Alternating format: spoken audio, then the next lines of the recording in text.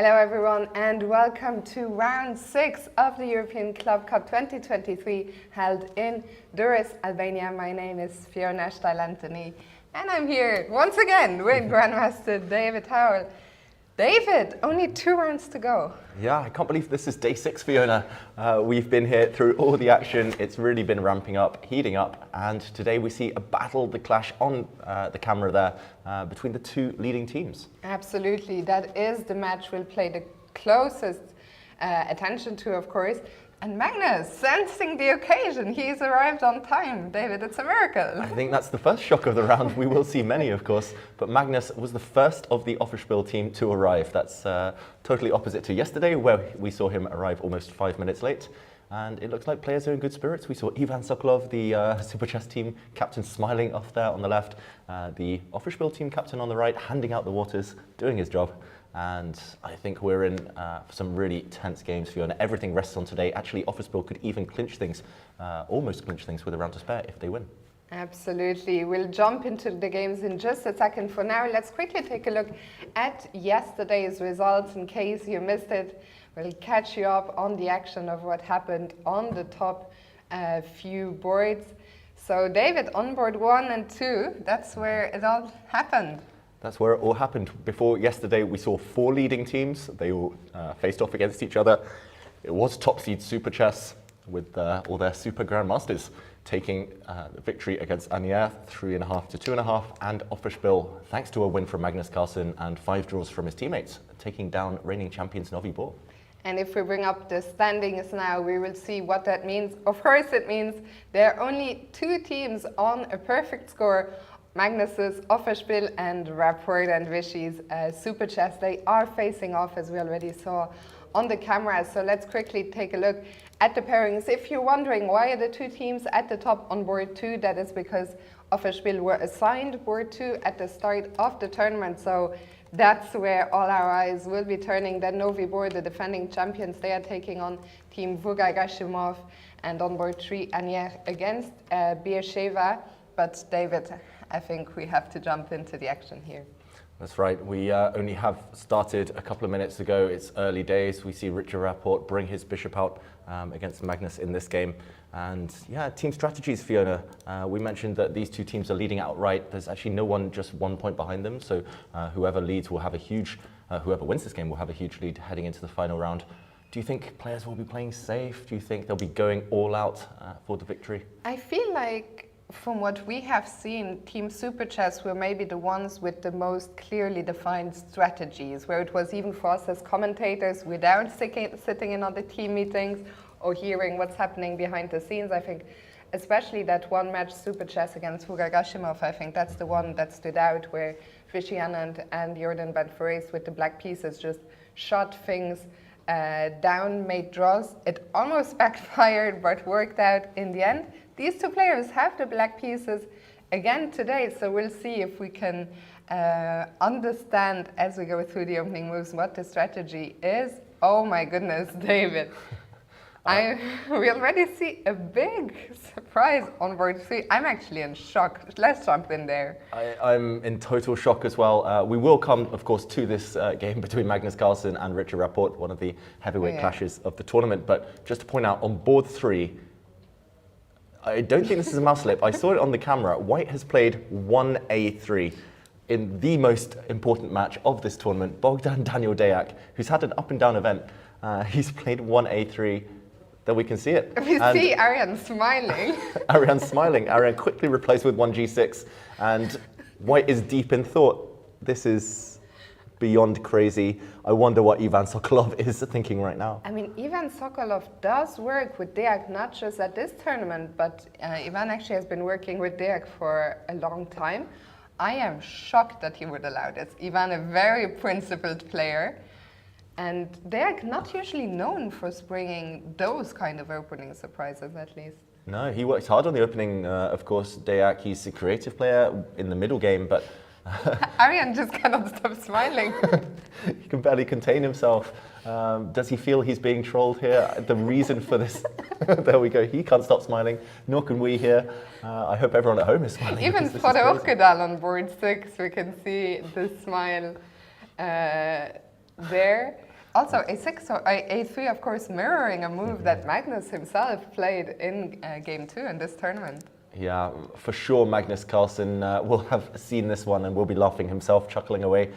This is chess humour. I think Bogdan Daniel Deac is making an in-joke here against Magnus Carlsen, but... What a day! What a day to do this with everything on the line. If this backfires, this opening, if White ends up worse or ends up even losing this game, then I don't think he'll be forgiven by his teammates. Jordan van Forest next to him there on the left doesn't want to look over at his teammates' board. The fact that he's played a3 and g6 is actually kind of known to be one of the most logical replies to that move. And now White thinks this is bizarre beyond words, Fiona. Yeah, I mean, I am in shock, to be honest. I can't believe what I'm seeing. If I saw it maybe on Richard's board, but still not in a team event. Yeah, and look at his body language here. He's played a3 and he looks like he's hating his life decisions, Bogdan Daniel Deac. If I didn't know any better, I'd think, he just had a brain slip and now he's coming, just woke up from a bad nightmare thinking, what the hell is going on? Why is my pawn on a3? Wow, he's in the midst of a nightmare right now. And this is crazy. Imagine sitting next to the great Vishy Anand as well. How do you think Anand is feeling right next to him? I think we can kind of see Anand's glasses there looking over. Yeah, he's looking over and Rich is probably thinking, what is this? Yeah, this is a very modern school of chess. If he followed it up at least with some, if he had prepared something and he blitzed out a few moves and showed us some kind of new idea, but no, d4, and we are probably going to transpose back to something normal-ish, but where a3 sometimes is useful, but yeah, very weird. Yeah, we'll delve into the nuances of 1a3. We'll look at some opening theory in this game a bit later, but let's just say it's been a shock for both players. That one is going to be a psychological battle a bit later. Magnus hasn't been distracted. Magnus looks pretty calm, focused on his own game right now, and I think, Fiona, that's where we will start the roundup of this match of the opening phase. Absolutely. Let's go to board 1, Rapport against Magnus. This one is one you talked about, match strategy. I'm very curious. We saw Super Chess sometimes keeping it very solid with black. Magnus is on 100%. Do you think Rapport might have been instructed to play very solidly as White today? I think that would have been good strategy. This is the only board that Offerspiel outrate their opponents. Everywhere else, Super Chess are quite significant favourites, or at least will kind of fancy themselves. So it would make sense to try and shut this game down, but luckily we're getting a full-blooded fight. Let's just go back to the start. We've had 8 moves here. It was a Sicilian defence, a sign that Magnus isn't happy to just keep things solid, keep things really kind of slow. He's basically saying to Richard, there's no way to force a draw against me here. And Richard says, okay, I'll play a quieter line, bishop to b5. This seems to be debated in a bunch of top-level games in every single tournament these days. g6, Magnus's repertoire here from the 2018 World Championship against Caruana. And after e5, we see an exchange, and White really slow playing it here, slightly ruining the black pawn structure, but at the cost of the bishop pair. White's knight might come out to c4. White will most likely play on the queen side maybe later on. But black is known to be very solid here. What are some of the black plans? Yeah, there's a few ways to set up as far as I know. I'm not a huge expert here. This black knight can be developed in a few ways. You can bring it to f6 and back to d7. If it sits on f6, it blocks the defense of the e5 pawn for a while. So there's also ways to develop it by pushing a pawn to f6 instead and bringing the knight back around from h6 to f7. Yeah, first you can start with moves like pawn to b6.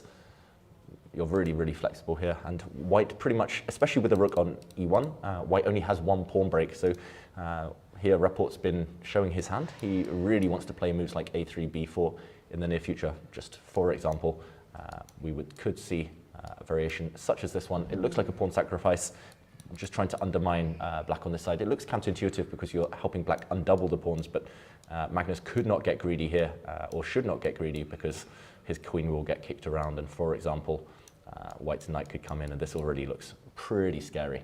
Yeah, with the king also stranded in the center. So that not a pawn that Magnus will want to take. If we just rewind to that position just a couple of moves ago, if you don't take the pawn a second time, has this exchange How has it affected the game? Yeah, essentially you're fighting for the dark squares. As white, you have a very simple plan, for example, of bringing your knight forward and bishop maybe to e3, just putting some pressure on this a7 pawn with your bishop, with your rook. It's not much, of course, here. Black's just really, really solid, but this is the kind of route I think the game might take.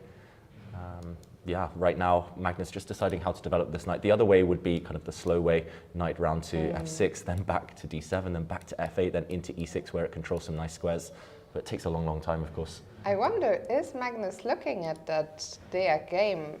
I doubt it, because from what we can see, not too much has actually happened there. I think Arjan was away from the board for a moment. We'll get to that soon, but for now, let's first go to board 2, Raunak Sadwani against Vishy Anand, the All-Indian clash. And for Raunak, this must be a very special day to be playing a classical games against someone who I'm sure must be his main chess hero. For sure. And talking of main chess heroes, I think he's a lot of players' heroes, Vishy Anand, and he's actually gained 5 minutes from the start of this game, showing how deeply prepared he is. I'm not sure he really enjoys playing his younger counterparts, his countryman Vishy, because there's a lot of pressure on him. They're all out to get him, all gunning for victory, taking down the king, of course, if they want to become the king themselves. The tiger. The tiger of Madras. And yeah, let's backtrack to the beginning, because we've had 14 moves here, Fiona. And it's the Spanish, not just the Spanish, but the open variation signaled by black munching on the e4 pawn. And still well-known stuff. White tries to open the center while black is behind in development. Black shuts things down now by giving the pawn back with d5, still mainline theory. And now pawn to c3 has really come into fashion lately. Knight bt2 used to be played by everyone, and actually Vishy had that variation earlier in the tournament against Supermanly himself, Suleimanli, Azerbaijan player, and that resulted in a very painless draw. So here we see more theory, and black striking in the center with d4. And after a bunch of exchanges, white sacrifices a pawn actually temporarily to hit this knight, and black defends. And the evaluation bar says it's quite significantly in white's favor. Of course, Vishy would have looked with stronger engines than we have here. And I have seen this position myself. I'm trying to remember, it was on the Champions Chess Tour, and there's just a bunch of theory here. I'm not an expert, Fiona. I was going to look it up, then I remembered about the 15-minute delay, so maybe later on I'll take a look and we can tell everyone. Now it is Raunak to move. He had given up that pawn temporarily. Is that a pawn you want to recapture on c3? Yeah, it makes sense to just take this pawn back, but I don't think this would necessarily refute black's opening. I'm assuming black will get the rook out of this pin. It feels really uncomfortable on this diagonal, so a move like rook to d8 would make a lot of sense. And just to mention, if the queens ever come off, then black should be pretty content here. Black will take back with the bishop to defend the knight. And white actually has a slightly inferior pawn structure. Isolated pawn, and kind of pawn that's been separated from the rest of its army, slight target on e5s. And I think all of those factors balance out black's slower development here. So this would be very much equal. I do vaguely remember a few, okay, I was going to say queen c2 and bishop g5 being the moves that I'm aware of there, both leaving a pawn en prise. And here I think, well, pawn takes pawn on b2 would probably be met by some tactics. I'm not seeing them at the moment. I guess white, it looks very dangerous to the naked eye. It looks extremely dangerous, but how do you take advantage? You're 2 pawns down, and black has a pawn on b2. Oof. I wonder whether you can get away with sacrificing this rook. I'm not sure whether you can. I really want to play a move like queen to c2, but I don't think it's possible. Let's say queen takes queen. Ooh, evaluation bar reacts. Black would recapture. And maybe just the fact that we can't, unfortunately, use the c-file due to this pawn on b2 saves black's position. Let's see if we can sacrifice the rook. They're not our pieces after all. Not our pieces, nope. Rook down. Why did we even consider this, Fiona? This is my bad. I thought... You tempted me. I was... Maybe bishop c4 is a problem here, shutting down the c-file. Yeah. Unfortunately, all these pieces just about clinging onto each other and saving the day. Therefore, it must be just moving the rook out the way. Wow. Just calmly giving up 2 pawns. Why not? And I know Raunak was very motivated to take down Anand here. It feels like he's done some deep preparation, and I think how quickly Anand reacts will be kind of a big telltale sign as to the future kind of fate of this game. Yeah, this game is shaping up very sharply. Very curious to see what is going to happen here. We'll leave Vishy to it. I think if we don't see a move in the relatively near future, that is very good news for Raunak Sadvani. Yeah, but of course we do see a move.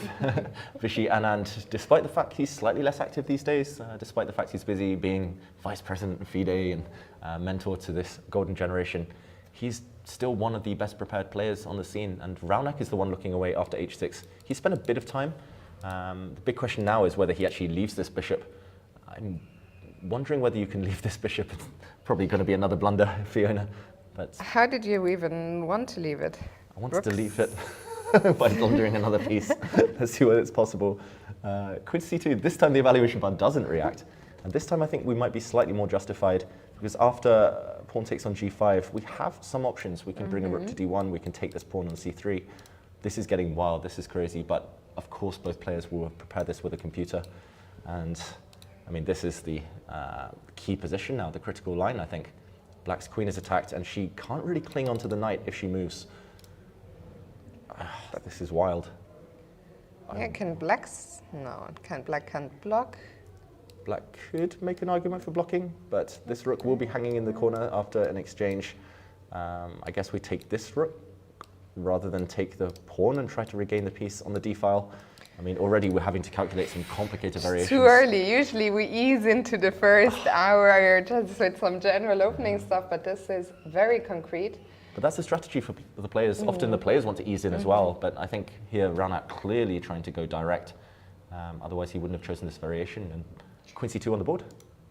Yeah, and actually I think we saw a bit of a reaction there by Vishy, who looked at his young opponent Raunak, and I wonder, was he surprised by Queen c2? Because I felt also there we see Vishy not really looking at the board for a sec, just closing his eyes and sort of going into the memory bank. There, of course, so many chess lines stored there, so just maybe trying to recall. Yeah, I think maybe we'll move on from here for now, but I have a feeling this is going to be a very important game for this match. Yeah, Vishy, he's locked away in his own mind right now, trying to recall, pull out those variations. I think he'll find the right moves, and obviously with modern chess, with computers, you don't play complicated lines like this unless you know that objectively they're fine and you survive. I think by process of elimination, he could probably work out something here as well, but it looks scary to the naked eye. It certainly does. So we'll come back here for now. Let's check in with this mystery game. 1a3 was Deak's opening choice. And after g6, he went into the tank for a bit, but eventually played d4. Yeah, I have some good friends who've played a3 in their careers. And funnily enough, I think you're talking about our good friend Vlad. Mutual friend. Who is playing here Grandmaster Vladimir. But he actually played it against a teammate of Deak. He played it against Richard Report. Do you remember what Richard with? 1h6. 1h6, wow. I was actually going to tell a kind of irrelevant story, but a funny story from my own playing career. I once played a Blitz tournament. It was a British Blitz tournament, a qualifier for the main kind of national championship. And I played two brothers. Round one, first brother played a3 against me. He just smiled at me and he was just kind of making eye contact. And I played g6, and after b4, bishop g7, he went rook a2 and continued laughing at me. I did punish him. I did win. 2 rounds later, I played his brother. His brother played a3 against me and continued laughing.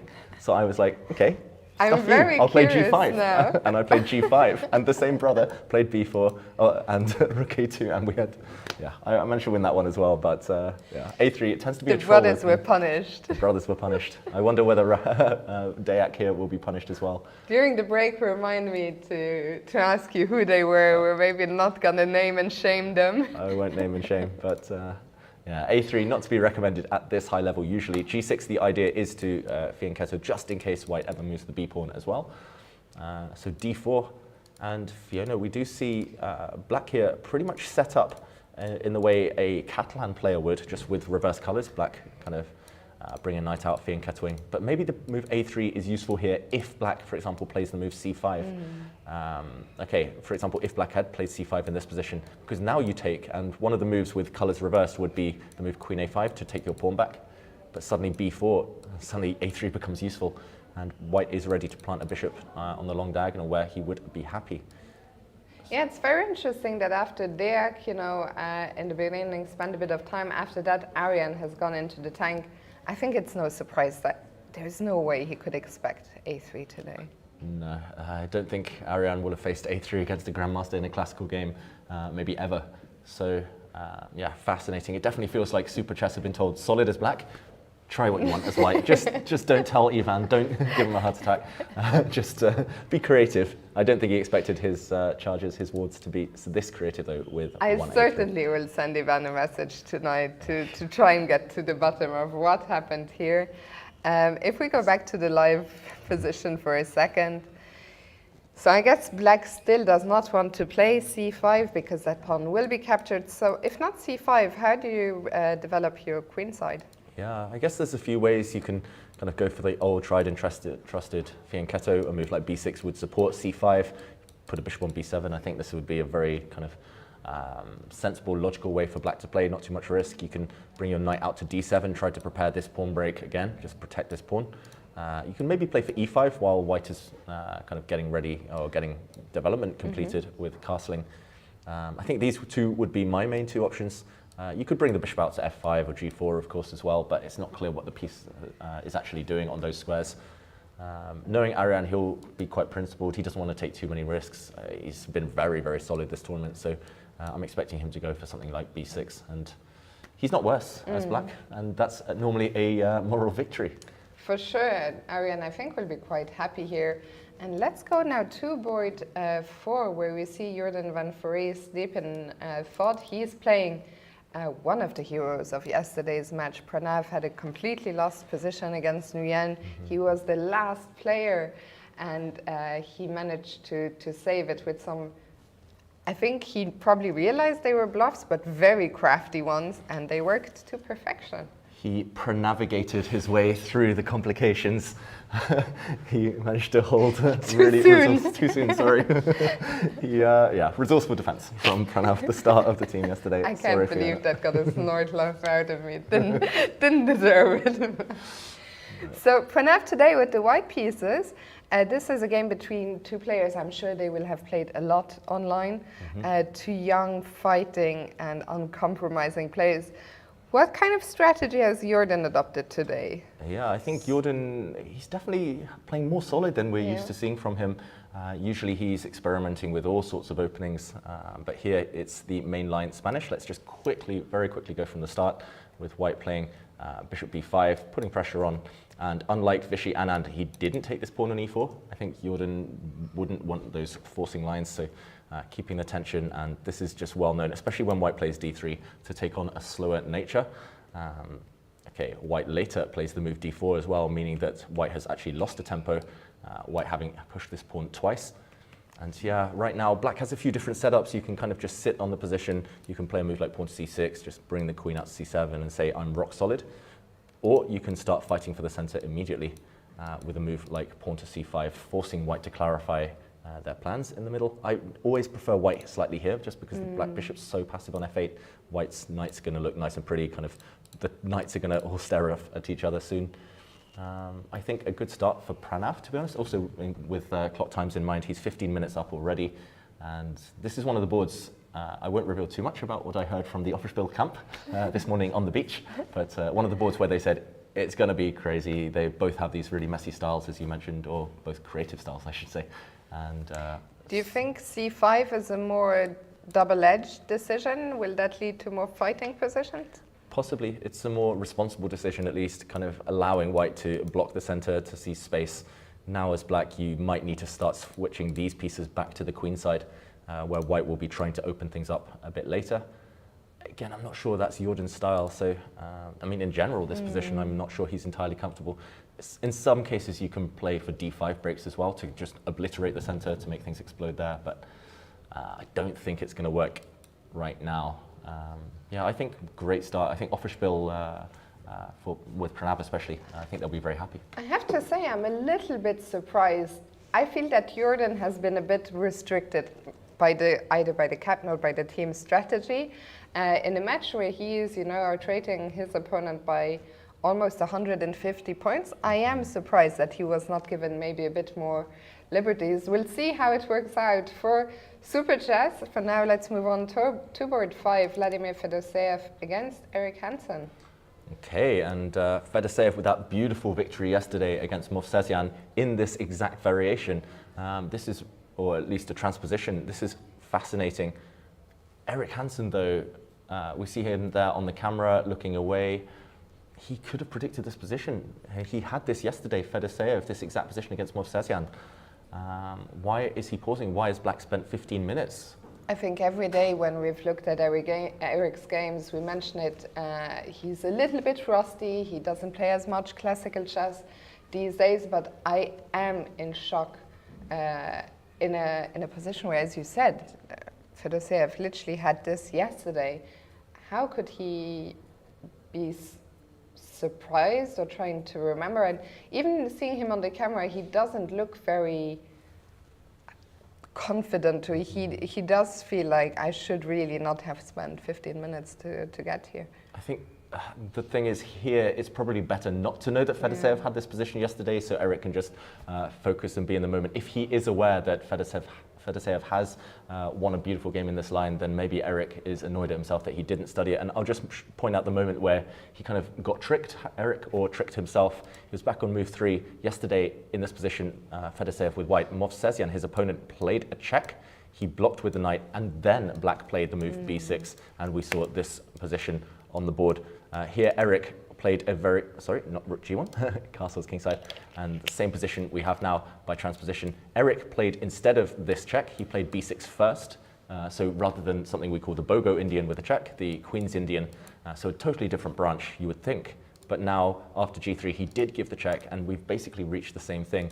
So I think probably he just forgot about that game or thought, I'm not playing that variation anyway, I won't look at the ins and outs, but forgetting that they do transpose into each other.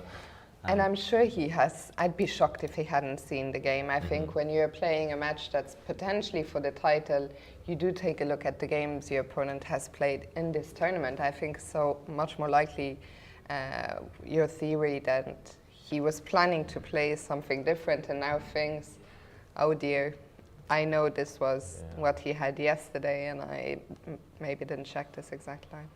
Yeah, and in this position, just to point out, Black's main move is pawn to d5, the most popular move, challenging in the center, and White has various ways of playing. The knight can come forward to e5, and yeah, there's a bunch of theory here with Black playing moves like queen c8 or knight to d7. And you need to know a little bit. Of course, you're not out of the woods as Black. You need to fight against White later, building a pawn center. But yeah, it does feel like the mind games have begun, and Eric, just a bit like yesterday, stuck in his own, stuck just kind of in this rut a bit, just having played not that much classical chess in the last 12 months, as you mentioned. He also probably has so much experience of playing Fedoseev online. Both of them play, thousands upon thousands of games. Daily. Daily. So we'll leave them for now and move down to board 6, but hopefully Eric can find his footing, because I think, speaking of match strategy, of course, you target especially the players with the black pieces. Who is Black on Team Official? Magnus Carlsen. It's not so easy to put the target on his back and say, okay, this is where I'm from. So I think Ariantari and Eric Hansen must feel like we are the big target. For sure. And Ariantari, despite being a target, faced he without having any wounds inflicted on him. Eric, however, yet to be seen. And this is the board 6 game now that we've just switched to, and wow, he's very well prepared in the opening. He's a very dangerous player, especially when he has white, and he's known to have quite a decent score against the King's Indian, a bit of an expert when he has the extra space. He loves his space, he loves kind of pushing on both sides of the board. He quite likes his closed centers, so I'm surprised that Shevchenko, especially if we're kind of assuming he's been told as a super chess as player with the black pieces to be solid, he's taken big risks here. Yeah, he's allowed White to build the pawn center. He hasn't challenged yet with Black as you would expect in a King's Indian defense. And white here is really flexible. White can castle, of course, but there are also ideas of pushing pawns forward against the black king if there's no fight back in the center yet.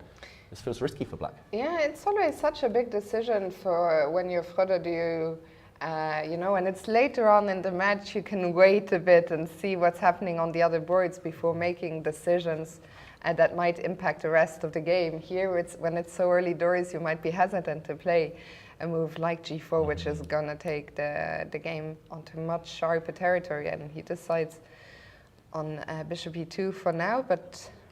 Yeah, it feels like Shevchenko's mixing and matching plans, just to show in this position, black usually fights for either c5 or e5.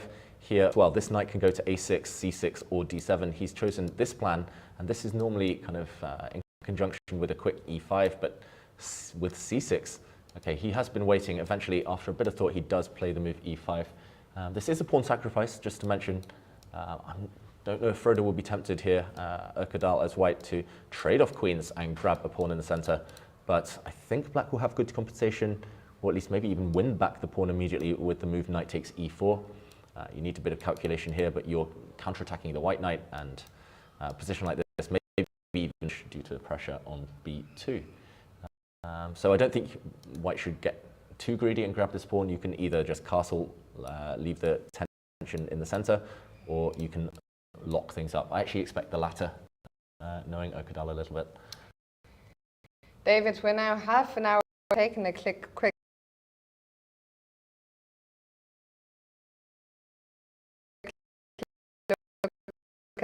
all the games.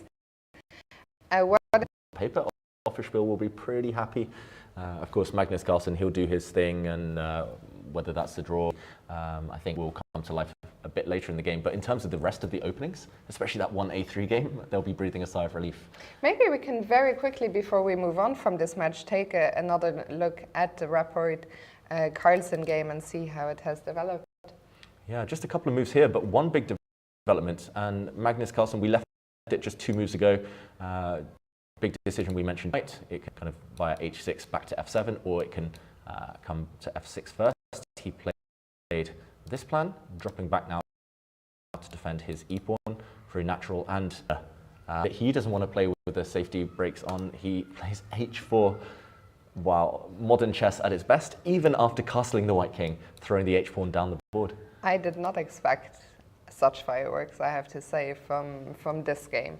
I thought we'd see something very tame, where Magnus might try to grind something in the later stages of the game, but h4, wow. h4 is a very common, as you said, pawn push against this fianchetto structure from black, but usually with the work on h1. And this is a middle game rich in possibilities. Absolutely. So yeah, we've seen what were you smiling at? I actually, I was not alert enough. I saw your face. I rewound what you said, and I got it. Thank you, Fiona. Those are good when you get them in so sneakily that. Either way, after h4, Magnus Carlsen has played knight to b6, and I think actually white has to be careful here. Of course, this trade of knights in the air, but bishop g4, a bit of a strategic threat for black, and then this h-pawn push would look, look foolish to say the least, look a bit too ambitious. So right now, key moment. I'm very excited about not just this game, but this whole matchup. I felt yesterday the top 2 matches were very quiet in the first hour or 2, but here it looks like action is pretty much on every board. Yeah, especially board 3, with 1a3 being played. Okay, should we put a pause on this one for now, Fiona? Let's do it. We're going to go to what is board 1, but should actually be board 2. So the clash between Novi Bor, the defending champions, and Fugao Gashimov. If they want to have any chance, I don't actually, now I should probably have asked this before we went live. Do you know what the first tiebreak is? Is it? I'm sure Sotir is will enlighten us very shortly, because it makes a big difference. Is it just board points? Is it direct encounter? I believe it's a form of book holds, but to do with board points. I'm not entirely sure. We'll need to get that verified. But all I know is that between these two leading teams, actually, Offerspiel and Super Chess, Offerspiel have a huge lead in the tiebreak. So they were actually saying last night, if they win, then they're pretty much guaranteed gold medals because their tiebreaks are so fantastic. For Super Chess, their tiebreak's less good. So if they win, there's still a chance they could get pegged back tomorrow, caught up with. But yeah, tiebreaks, we'll talk about those. In either case, if Novibor want to have any chance whatsoever to retain their title, they have to beat their opponents from Azerbaijan, Team Vuga Gashimov. And let's jump into board one, Vincent Keimer against Rauf Mamedov. Yeah, and Rauf Mamedov, I talked about this mishmash of opening setups for black, and he here has actually chosen exactly pretty much the same setup that Shevchenko chose on the other board with a black knight on a6, a pawn on c6. The kind of added spice here is that just a few moves ago, when the knight landed on a6, white did push h4, and here it seems far more justified than in the report game. There we see on the camera, right at the back of the picture on the right there, Vincent Keimer, and he's pushed h4. This advance with a rook behind it, a bit scary, so black blocked off the h-pawns, stepping forward again, and knight to f3, c6. Okay, just very tense, typical King's Indian, a bit of a guessing game. Where the white king castles now is a bit of a mystery. Castle and kingside looks a bit kind of inconsistent, at least with the h-pawn push. Castling queenside also looks scary. Yeah, castling queenside in the near future. It's a plan. It's definitely possible, but takes a few moves to put into action. Yeah, this game, it feels like both players are going for it, and both teams really need a win. Absolutely. We'll come back to this one, shaping up to be a very rich game. Let's go to board two now. Suleimanli against Grandelius. Super manly. Come on, Fiona. Got to buy into it. And right now, wow, a weird position. If I didn't know Nils Grandelius very well, then I would say that black's position looks a bit strange, looks a bit odd, allowing a white queen to sit on d6, but he is a famed theoretician, especially in this opening, the Spanish, having produced courses on this one and having worked with Magnus. Worked with Magnus, being I think one of his main kind of fortes is this opening, hence why he was hired by the Carlsen team a few years back. And Grandelius as black, playing this variation with bishop c5, which I was told the name of this line by our producer yesterday. Satyrus enlightened us about the difference. So, is it the neo? Fiona, help me out. I think it's the neo. This is very early. This is a bishop c5 on move 4. It's kind of the Muller, but Neo Muller. Thank you. I think. Do you want to sit up here with us, Jonathan? I'd love to. I mean, you're much better. No. I mean, when it comes to opening names, especially these rare sidelines in the Spanish, it's a bit of a struggle. But the Neo Muller, thank you. This does provoke white into pushing d4 very early. Bishop g5 as well, provoking f6. And Nils Grandelius, I mean, he's so versatile in these lines, but he has allowed pawn to d6, which is usually, in most openings, really favorable for white. I guess the justification here is that we see a trade of pieces, and actually this queen won't sit forever on the d6 square. There was a check. And yeah, rook b7 does hint that either the queen will get kicked back or it will be traded off. Fiona, this looks nice for white, though. I've got to say, I'm trying to talk myself into liking black's position, but yeah, I'm shocked that, okay, the evaluation, but of course we are not working with the strongest of engines, but the fact that it's dipping slightly in black's favor, I'm surprised. Yeah, I'm really surprised. Maybe it's just the fact that black actually has some threats. I just realized that pawn takes pawn would be a threat in some positions, just because the black rook has some targets, especially the bishop and the pawn on b2. And if you open things up, I think black might even be willing to take with the rook right now. Normally you always take with pawns towards the center, but suddenly pressure, and black's bishop will be really well placed. Yeah, maybe Nils Grandelius has caught Suleimanli a bit off guard here. We see Suleimanli on the left of the camera, and Nils Grandelius away from the board. I think he's won the opening battle as black. He's clearly looked at this with a computer, so he'll know more. Despite appearances, this is deceptive and black doing well. Yeah. Let's move on to board 3. David Navarra against Vugar Asadli. And David Navarra, nicest David in chess, that's for sure. He has just attacked this knight. And it came from another King's Indian. Fashionable opening today. I actually genuinely forgot your name for a second. I was like, oh, thanks. But It's only been 6 days sitting next to each other. And too many years of knowing one another. No, David Navarro, he's so nice. He just greeted me at lunch today. He always makes a point of greeting everyone in their language. He knows, he speaks a lot of languages and he has basic knowledge of a lot more. So he always greets me in Luxembourgish without fail. He's such a nice guy and really interesting and, of course, a very strong chess player. Sorry, I've never done that before. No, Fiona, never. I've never greeted you in Luxembourgish. Maybe you can compete for the nicest David when... I don't know, there's David Anton. Do you even know how to say hello in Luxembourgish? No. Teach me. Moyen. Moyen. Oh, I think I did know that. You knew. Moyen. The Moyen, fact everyone. that you forgot tells me everything I need to know. Yeah, but David Navarro, everyone's, one of the nicest, not just Exactly. David's around, but one of the nicest guys you'll ever meet. And yeah, what do we make of his position here? Yeah, this came from a King's Indian. Just to rewind a few moves back, we see a very familiar type of pawn structure. Black breaking with f5, which is typical in these setups. Black wants to push pawns, create a pawn storm against the white king. White had to eliminate this pawn. And usually black wants to recapture with a pawn, of course. Impossible here because there's a pawn sitting on g5. And now it is usually a battle, these types of positions, for the e4 square. And right now, white does not have the time to occupy it unless you trade off this knight. I'm wondering what he's even thinking here, David Navarro, whether he's got something sneaky in mind. The fact that he's paused means that, is he considering a bit of an odd move like queen to b1, queen to c2?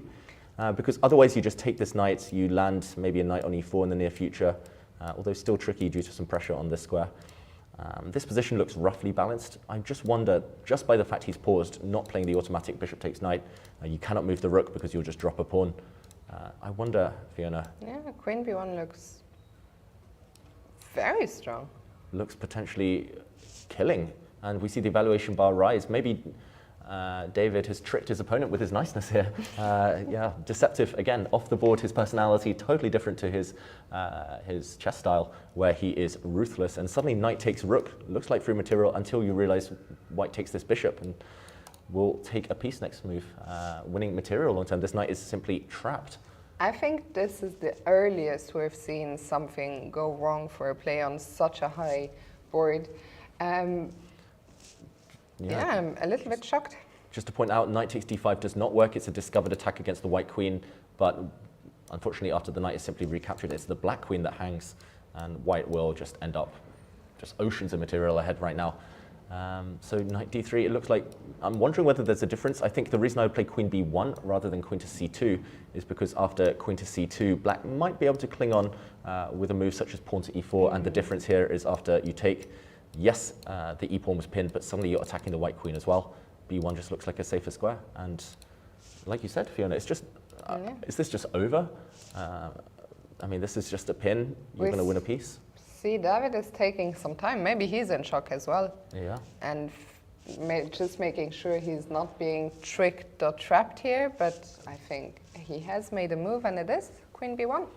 Yeah, and I think we will start to see a shaking of the head from Asadli on the left of your picture there. We see Niels on the right-hand side. I think Niels' face tells you everything you need to know about this game, giving Asadli a stare of, what are you doing? What's going on here? Pure disdain. Yeah. A grandiose stare from Grandelius there. Speaking of Grandelius, can we go there 1 second? We've received some more information about the Neo Müller, if we just put that move on the board very early.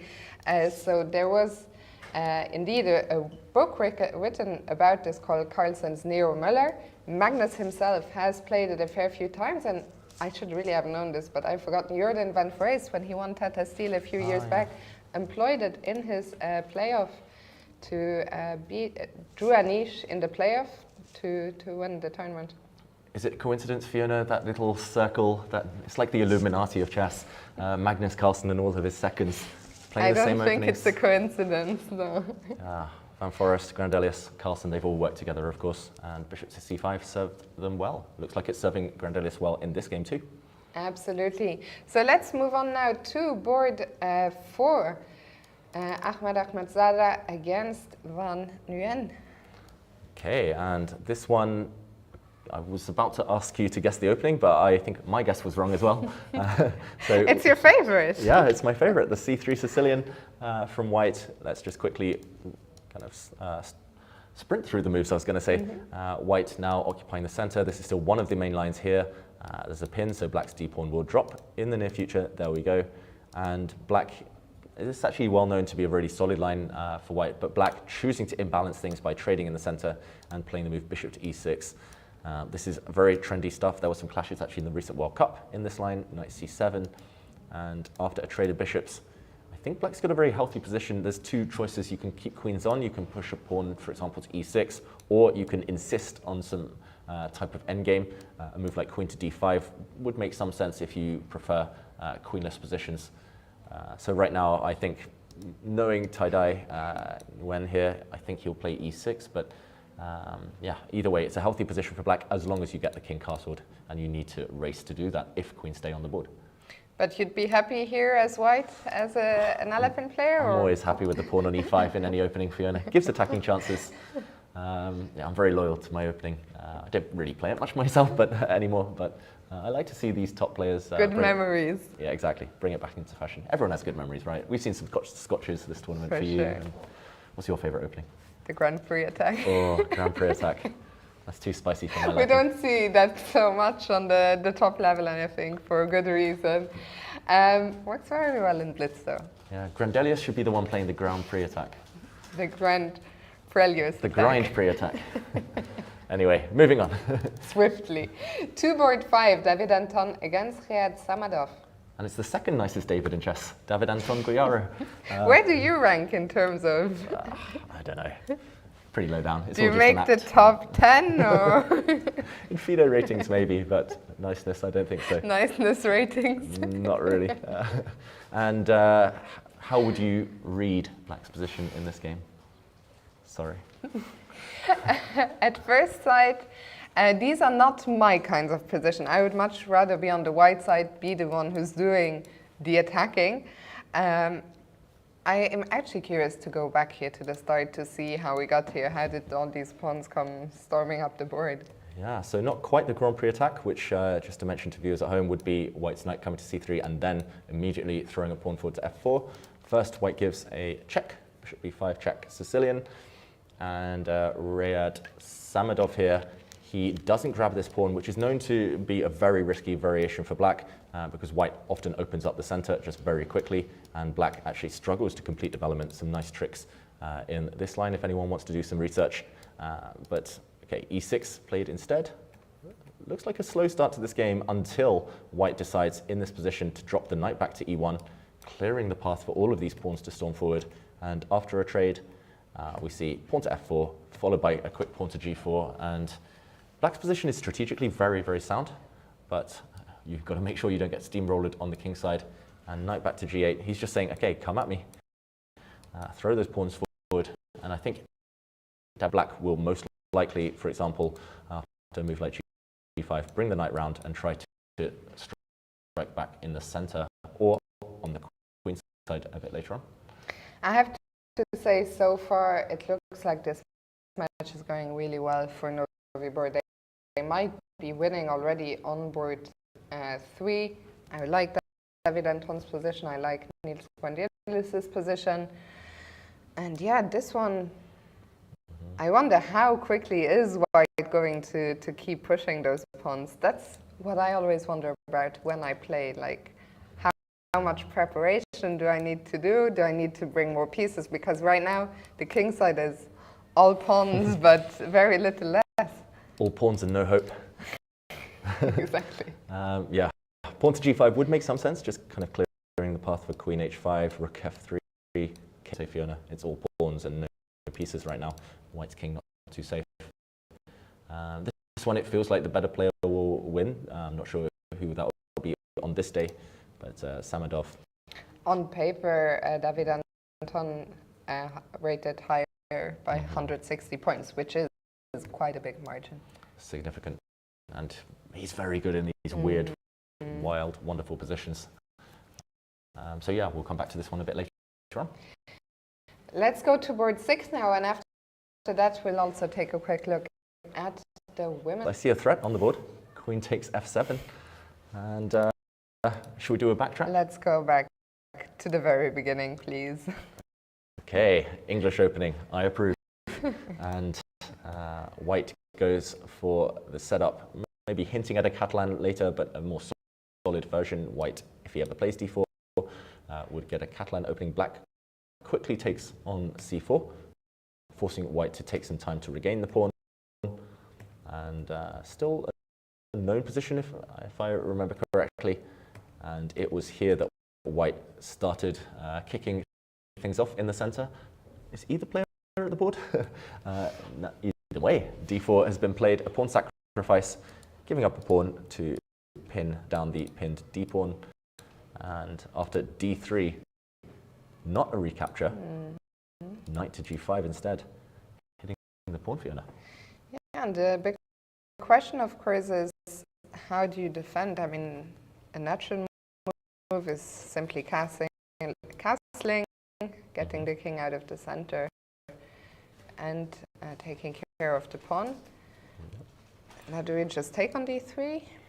It looks very natural to take the pawn back, and I'm guessing black wants to trade off queens as soon as possible, just to kind of prevent any potential attacking chances. I'm wondering whether queen g4 is the best, just forcing white, or at least trying to force white to take, because this knight is also attacked. Yeah, I was wondering if I g4, but I don't really believe I can get away with self-pinning. Which knight? Oh, I was thinking the g5, but... Yeah, I mean, it looks natural. You're self-pinning, but you can break the pin at will. But if black takes, I'll have to take with the queen, I guess. Probably. You could take with the bishop, maybe, but there's no f5, but bishop e6 will hit your queen. Very clumsy. You do have nice holes, nice jumping points for your pieces. Pieces are just kind of well positioned right now. White still struggles to develop this bishop, therefore the rook in a1 as well. But yeah, it looks balanced with best play. And actually, I think the moves we showed there are the most logical right now. Black will surely castle. Bartel's very creative, normally a very quick player as well. And he's getting ready to move. Yeah. Castles is on the board. I think we'll leave this game for now. And we're going to go and check in what is happening in the women's section. Unlike the Open, there are no more Seoul, all their matches before. So let's take a look at yesterday's results to see what happened on the top boards. So we saw in the big clash between who were the leaders. Typhoon was leading up until yesterday. They were beaten and overtaken by Gaz Ukraine with a big 3-1 victory for the Ukrainians. Unfortunately for the local team Toyota, they went down against Solingen, and we saw Super Chess, the second seeds, coming back with a victory, also a victory for Garuda and the top seeds Monte Carlo. I think still it's going to be very tough for the top seeds to still win this event, but let's see first the standings. What is going on in the standings? One team now at the top, and that is Gaz Ukraine. Yeah, Gaz Ukraine at the top there on match points, which of course is the first decider when it comes to the tournament standings. But also their tiebreak is incredible right now. We see the OSB, that's the first tiebreak. If teams are on level scores, that will separate them. And that means if they win one match of their remaining two and maybe draw the other, they're pretty much clinching it. So maybe 12 points, possibly even 11, will be the winning score. And then just 3 teams there behind them, 1 point behind. That's Garuda, Typhoon, and match that we see on board 2. Funny that today on both sections actually match 2 is where it's all happening. Gaz Ukraine playing against the second seeds.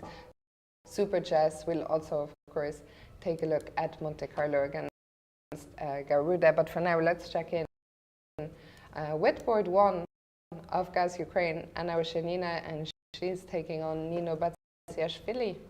This is the uttered shot of the pictures, the top board, I believe, at the other end of the picture. No, this is the top board actually on the picture, just hiding her head here, Shenina hiding her face. And this position is still relatively well known as far as I know. I'm really surprised the players have been spending that much time at this early stage. It's a branch of the Queen's Gambit declined. Let's just quickly go back from the start. We see the Queen's Gambit declined here, not accepting the capture on c4. And one of the ultimate main lines, and okay, taking on f6 right now. Feels like white is ahead actually here, Fiona. This is really strange because back in the day, back in my day, when I was... the good old days. The good old days. White used to play, for example, bishop to h4, and one of the main lines would be castles, knight to f3, and one of black's main moves is b6. And for example here, if white plays a move like rook c1, bishop b7, white would often spend another tempo with the bishop on h4 to capture on f6, making sure black cannot take on d5 with a knight. And after a trade of pawns, it would be white's move here. And if we compare this to what happened in the game, white immediately took on f6. And after a few moves, black played b6. Basically, we've got the same exact position, but white already has an extra tempo with bishop d3, I believe. Is this called the Tartakova variation? I need the opening experts here, let me know. I do think so, actually. It is. Thank you from our producer. And yeah, I just remember I occasionally played this as black myself, and I was like, wait, it's surely black's move right now, but white has an extra tempo. So despite spending 30 extra minutes on the clock here, Ushanina should be very happy. A move like b4 is possible to clamp down on black's pawn break. How important is the extra tempo? And if it's very important, do you think Nino went a bit astray by going for the same setup with b6, bishop b7? I think definitely. I'm not sure she's aware that she's playing a known opening, a tempo down, a full tempo down here. I don't think it's the most important, as you say, Fiona, because the center is blocked. Black will get a decent position either way. Black can just kind of slow play it, just can bring pieces out, develop. But either way, if either player is aware of this little transposition, the little tempo gain for white, then it could be huge psychologically later. Absolutely. We'll see what happens here. For now, a very solid start to the game, except for maybe a tiny mishap by black.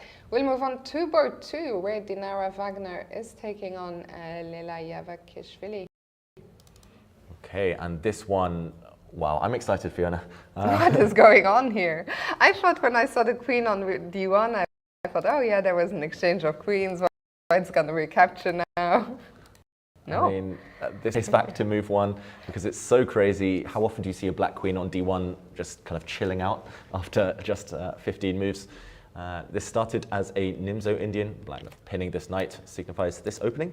And okay, very standard stuff. Here, white forces the black bishop to decide to commit, or does it? No, pawn takes pawn, counterattacking against white's bishop, and this allows a bit of a tactic. Dinara Wagner, very, very ambitious player, of course, rather than just play this sedate bishop takes pawn and transposing into mainline theory here, she goes for bishop takes h7. And I wonder whether this is over the board inspiration or preparation. She throws her bishop away, which was about to get captured, and now she takes black's bishop. So it's level material, black having a pawn on c4, but one less pawn on the king side on h7. And suddenly, I mean, black has full control over the light squares. This looks a bit scary for white. Given her time management, I'd be shocked if this was all preparation. It looks so risky, though, to kind of freestyle over the board if she wasn't aware of this. And okay, she allows a check. It's not the end of the world for white not castling in this position. You do have more central pawns. You have some cover for the king. But black now desperately trying to open up lines, met by b3. Of course, met by e5. I mean, at this point, I'm giving up guessing the moves. It must be preparation, surely, Fiona. Pawn to e5.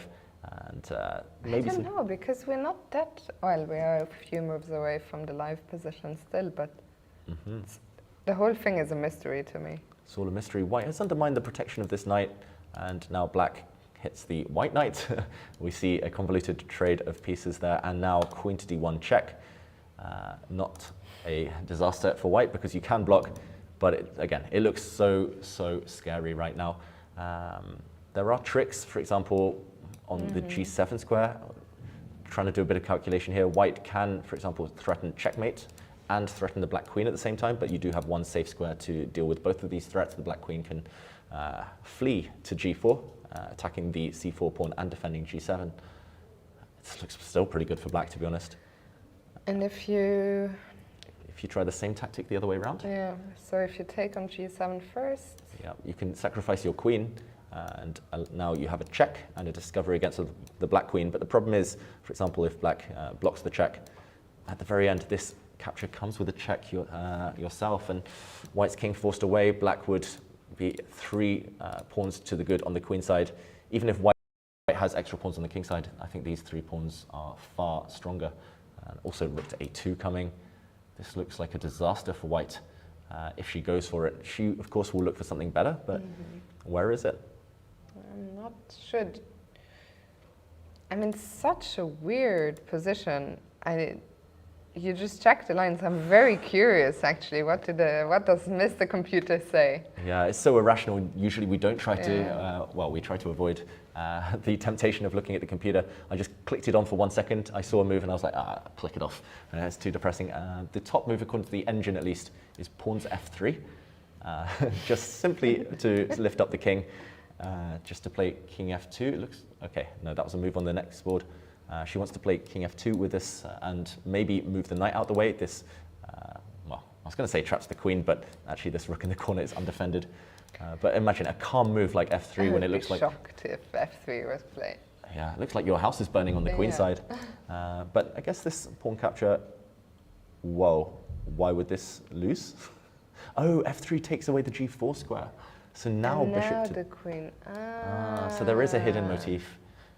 And that's now, clever. Suddenly f3 makes a lot more sense. Okay, far less mysterious than we originally thought.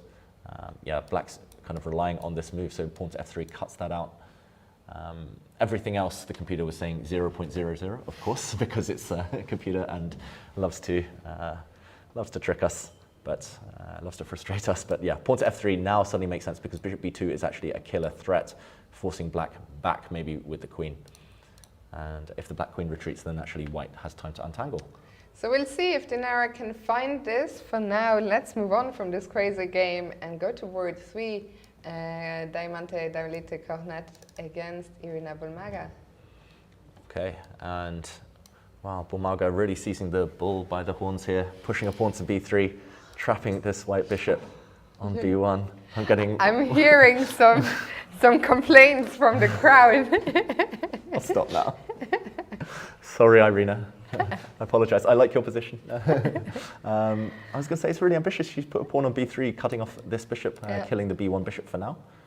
I quite like black's position. It's come from a Spanish opening, quite a recognizable variation. How does white break free? I want to break free. Knight to e3. I want to break free from your puns now. You've got to tolerate me 2 more days, Fiona, then you'll be free of the puns. Bishop on b1 is so sad. And the problem is the pressure here means you cannot ever push the d pawn. I think white's whole position relies on freeing this piece again. It's black's move. I'm trying to forget my terrible puns. Yeah, with black it's hard to know how to improve as well. I think it's a bit of a standoff right now, as white will try to organize the d4 break. White will most likely retreat the knight and then go d4. Black in the meantime maybe playing for the kind of opposite break with d5 herself. Just a very tense position, all pieces, pawns on the board. Irina spent a lot of time, but we like what she's done. I think we'll leave this one for now, still early doors. We're gonna go to board 4. Whoa, we'll wait before we go to board 4, Fiona, because tactics... Oh, wow. That came out of nowhere. Yeah, I wish I'd saved my pun now for knight takes e4. Really seizing the bull by the horns, knight takes e4, sacrificing a piece, but the evaluation bar shoots up. What is the plan here? Obviously, the idea is to overload this d3 pawn. If you take on e4, then the knight drops, you've won a pawn.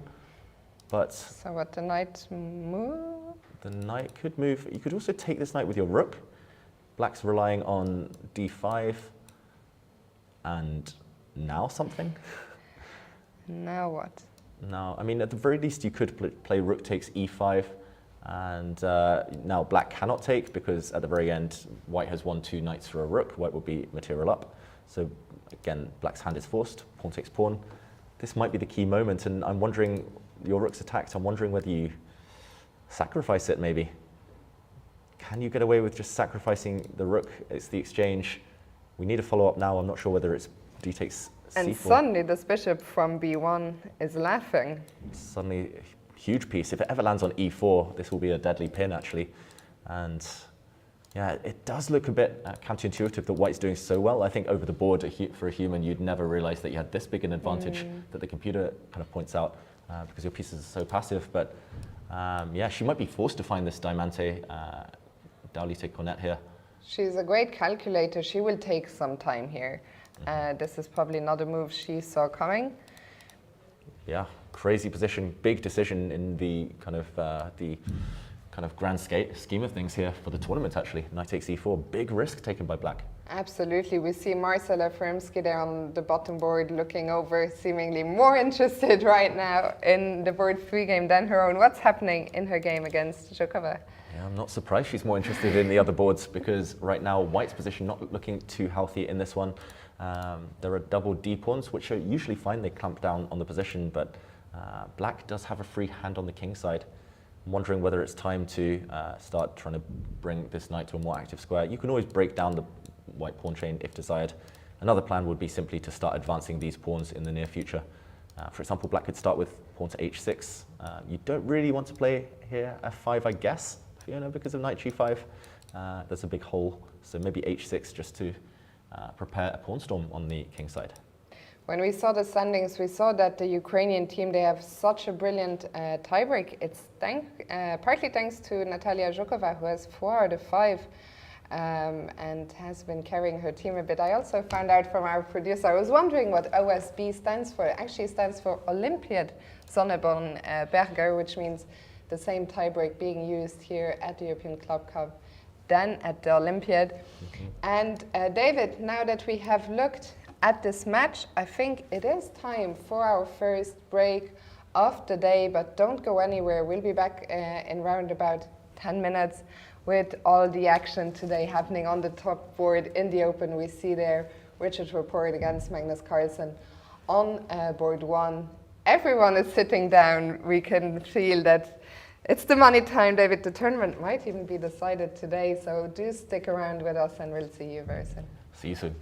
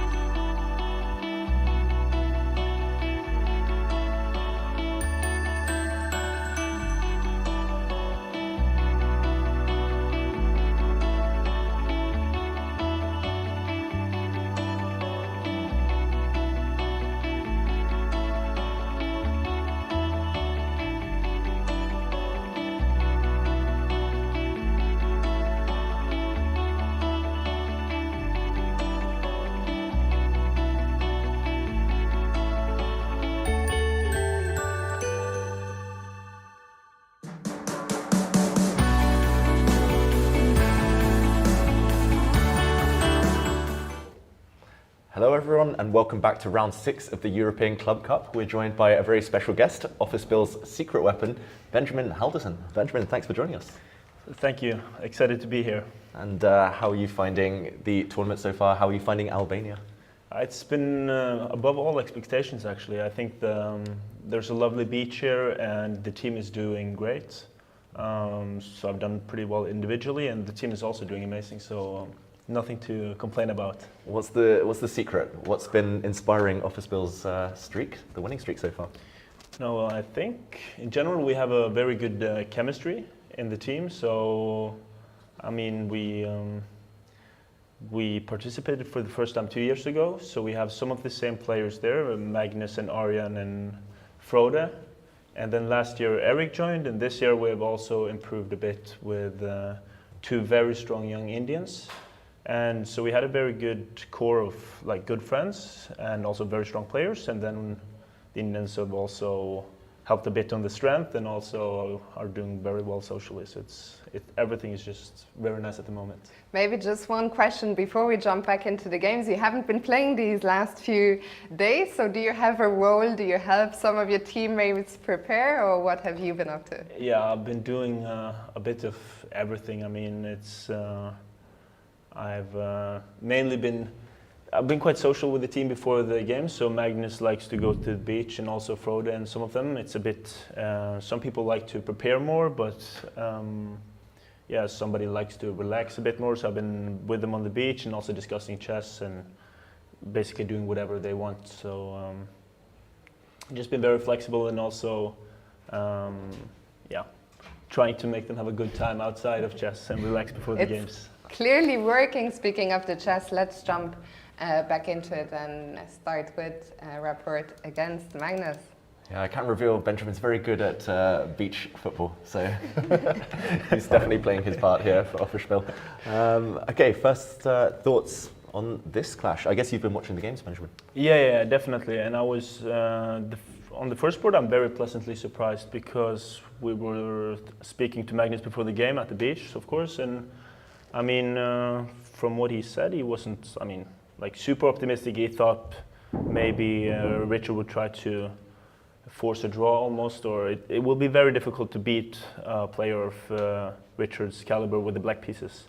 But to my eyes, it seems like Magnus got a fighting position, and I mean, there is also some imbalances, so I don't see why this should just be a draw. And obviously he's got to play very well to break down Richard, but I think this is a very good start, at least a nice opening, and he's also built up some time advantage, which is usually a pretty good sign for Magnus.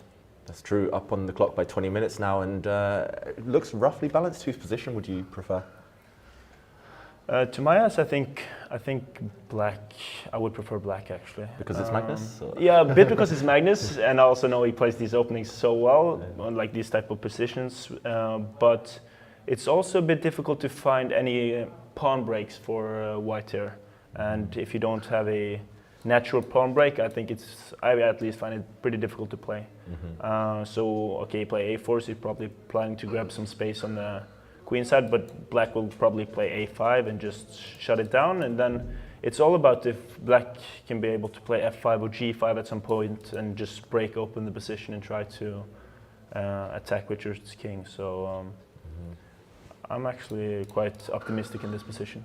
So you think a lot of maneuvering, long grind, and eventually maybe a pawn break? Yeah, that's what I would think. Otherwise, if a pawn break isn't able to go through, then it's probably not much to do, yeah?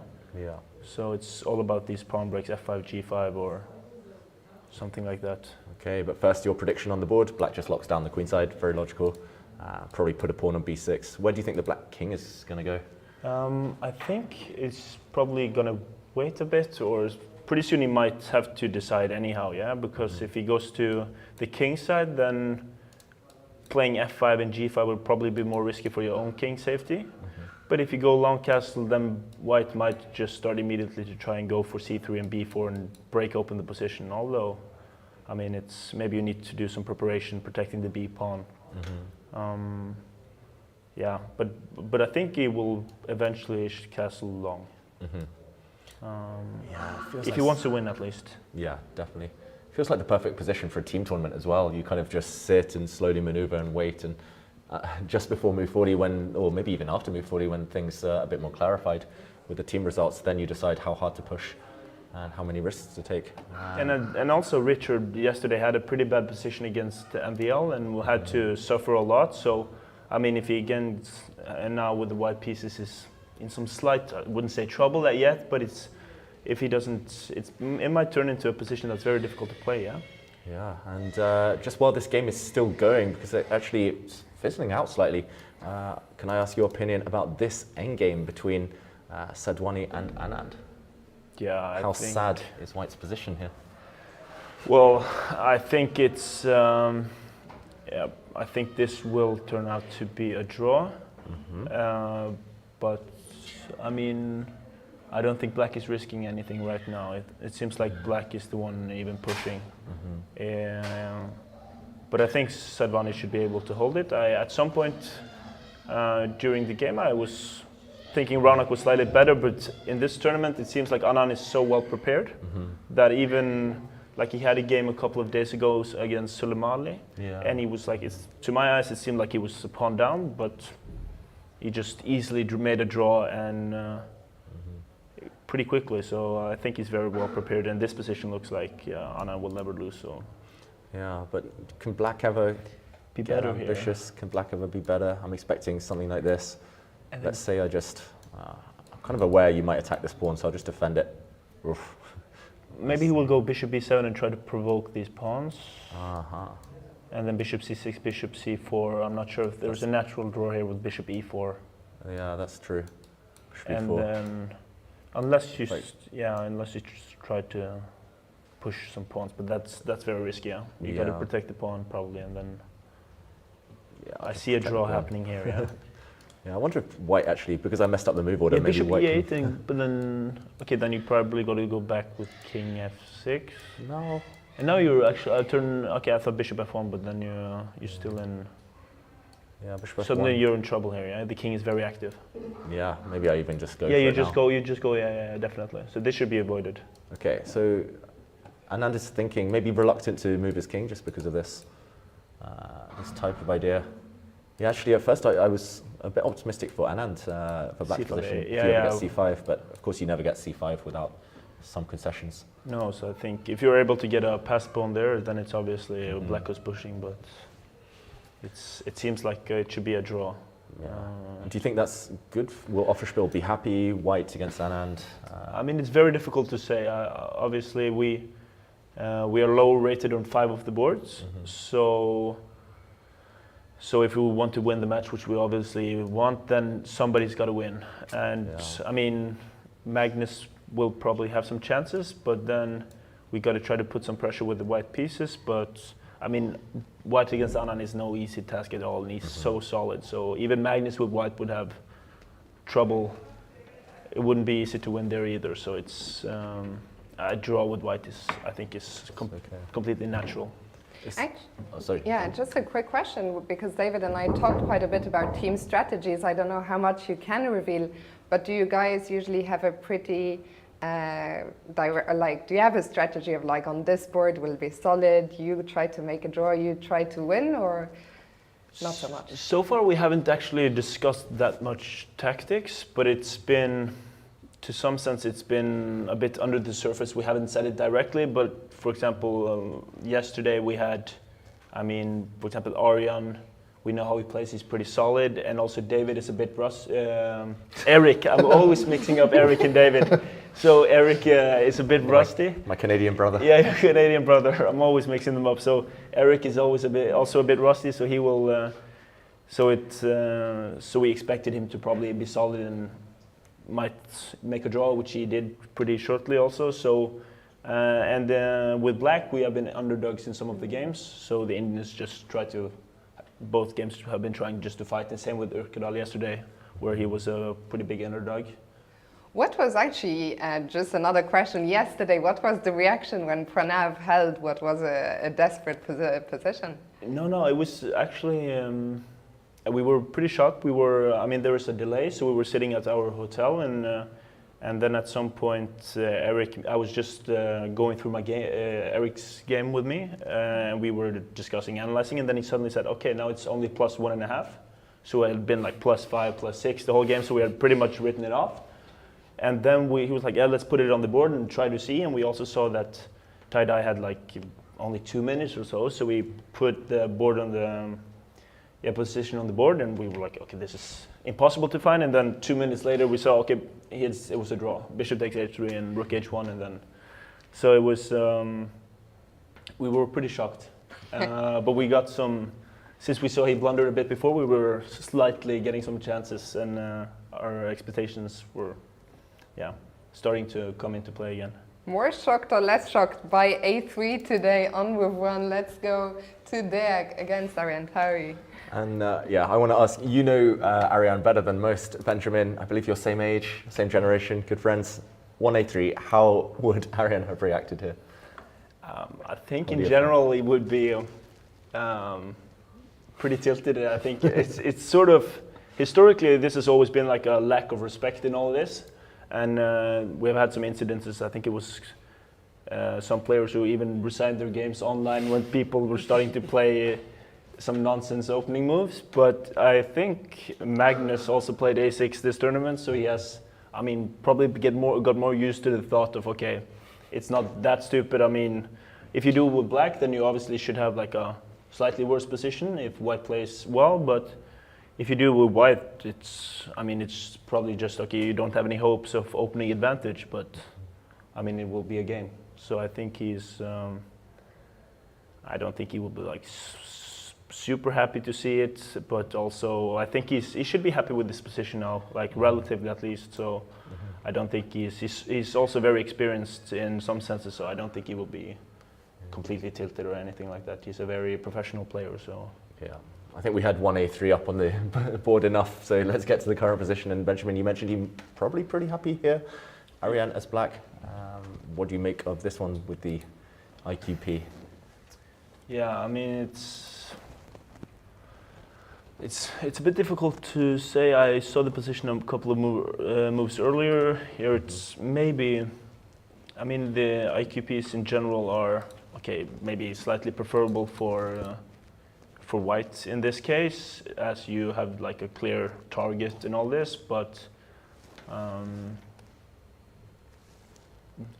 mean, it shouldn't be like a very bad position at least. But of course, maybe he's in for some torture here. I'm not super optimistic, unless he can do something concrete and maybe push d4, try to do something concretely. d4, c4 is a problem, yeah? Maybe c4, maybe bishop c4. Bishop c4 is also a problem, yeah? So, but something, okay, so if he tries maybe to go bishop e6 and try to, I mean, yeah. But then again, bishop e3 and white is probably slightly better. So he might be in for some defending, but Ariane is very solid.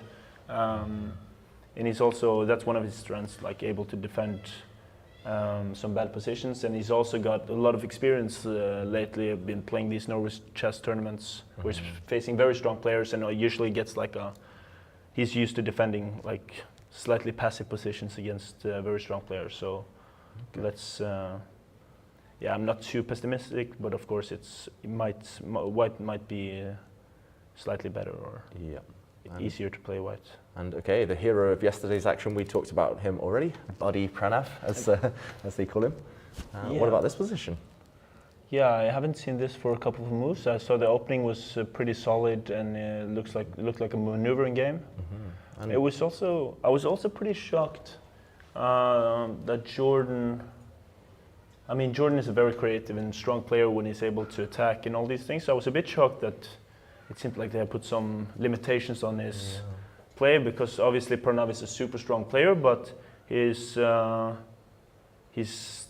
still like 150 points or a bit like 130 points lower rated than Jordan. So I would think that it could be like a good chance to play for a win, but so I was reasonably happy with just a slow position, but now it seems like it's heating up a bit. But you mentioned Jordan's style. Do you think if we backtrack just 3 moves, do you think he's getting restless here, maybe a bit cramped as black? He's chose really risky stuff like trading off here now, kind of backward a6 pawn, and now lashing out in the center. Yeah, he's definitely he doesn't like to wait and just sit still, so he tries to find concrete solutions. And here, if he's not able to liquidate things and also get some activity, he can maybe just be stuck with the weak pawn on a6 and all this stuff. So this position should be, I mean, I think Pranav should be reasonably happy here at least. Yeah, and I'm really surprised he went for this Jordan and now starts to think.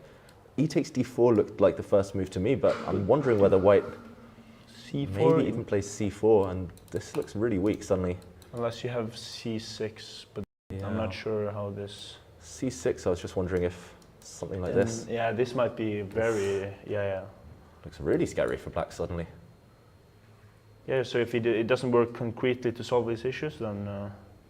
Yeah, e takes d5, unless he's going to just take back. Like, take with the queen and then rook a5. Oof, oops, I missed that one. Yeah. That was, actually, this just wins a pawn next move. Wow, I think Pranav is going to be really happy. No risk as well. For no risk white, as well. So this is so far been a very good start, and Pranav is also very tactical. I think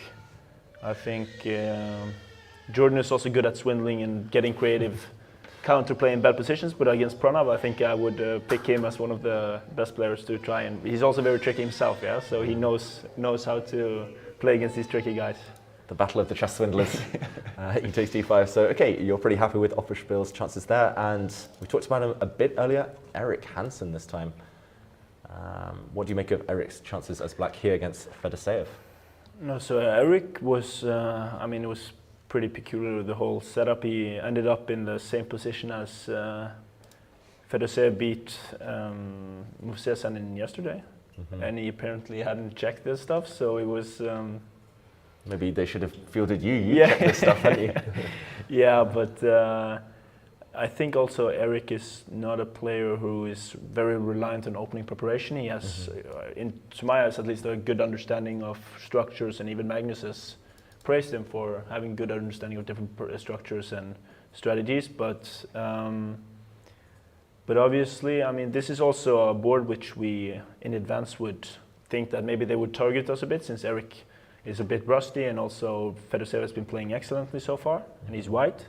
But to my eyes, it's too early to tell. Okay, as always, Erik is way behind on the clock, but he's also very good at playing with little time. We haven't got to see that yet, as he's been making sort of quick draws, but even with 30 seconds on the clock, he's usually able to find good moves. So we'll just have to see, but of course maybe white has some slight pull here. It's a typical Catalan-ish position. There we see him on the camera, Erik sitting back at the board. I just want to point out one moment where it looks like there was a bit of mind games. A few moves ago, white played bishop f4. Erik chased this bishop back. The bishop went back to c1, and so a silent draw offer from Erik, but this was rejected. White didn't continue to repeat. Knight to d2, and the game goes on. I don't think Erik was thinking that. I don't think he actually believed it would be a draw, but of course, just putting the mental pressure early from Fedoseev. He's a very professional player, so repeats once and then goes knight e2. And how about here? If white gets a couple more moves, white maybe has a small advantage. I'm just wondering whether b5 or c5 isn't that the normal moves in this? Feels like black needs to do something in pretty the next few quickly. moves. I was just wondering about b5. It looks like a pawn sacrifice, but queen b6 is a double hit, and if you defend, then I can take your knight next move. And get counterplay, yeah. And get counterplay, and also kind of locking down the center makes a lot of sense, just so this bishop on g2 isn't too happy. I mean, this is the first move I would want to play for black. I actually like it too. I think b5 should be b5, and going c5 is never. No, you can go e5 probably, yeah. Maybe e5 is black, and suddenly you're better, yeah. Yeah. So it's b5 probably looks very normal, but at the same time, if you compare it to some standard Catalan positions, I do think that black has gotten some extra tempers. Feels that way. So I don't think it's a bad position. Shouldn't be bad. Looks like white started with 1a3 and then played the Catalan, so it's lost a bit of time. Could have been on board 3 this with Okay, and finally that leads us to a game, another friend of yours, Urkadal against Shevchenko. What do you make of this position? It started as the King's Indian, but it's kind of changed somewhat. It looks like a Sicilian pawn structure now, if anything. This is just very unbalanced, I would say. I think all results are possible. In the opening phase, I was very happy to see that Kirill went for the King's Indian, because I think historically that's been one of Frode's best openings. I think I don't remember if he beat Ivanchuk there, but he has beaten some very strong players in this. I think maybe that was a Benko gambit, but still he's been with space advantage. He's usually been pretty good, but he's recently switched a bit also to playing more e4. So I'm not sure how well he's kept up his knowledge in the King's Indian. I don't think he has like a huge advantage here. At least practically, it looks very unclear. This could have been some kind of Sicilian also. Yeah. But I'm not too sure about the setup with the combined g3 h4 and also the slightly weak pawn on e4 with bishop b7, knight c5 maybe coming. So unless you can do something on the king side, it might turn a bit passive for white. But also you have the typical Maroczy bind with the e4 and c4. So I'll just have to wait and see for this one. Too early to tell. Yeah, let them play it out and then see how it goes. So what's in store for you for the rest of the day? Just nervously watching your teammates cheering them on? Yeah, I think we. Of course, we know that a big win today would be huge, but also we as a team haven't. I mean, we didn't come up with huge ambitions. Of course, we have a strong team, but we know we're underdogs. I mean, the team we are ranked as number 4, but it's also very heavily influenced by Magnus being super highly rated. So we're not expecting to win or anything like that. But of course, in this situation, we will get a bit nervous, and obviously I will be following the games and hoping that they are able to take it home. But we'll just have to see. You mentioned a win would be huge. Actually, David was saying depending on how other results go, you could potentially, with a big win today, win the tournament. Has someone on your team done the maths of what would need to happen, or you're just trying to do your best today? No, we have not done the math, but I spoke to Magnus yesterday and he started looking at the tie breaks and everything, and he saw that we had very good tie breaks so far. So he spoke like, okay, a win would probably almost guarantee first place. And also, I mean, even with the draw or a loss, we're in pretty good contention for medals.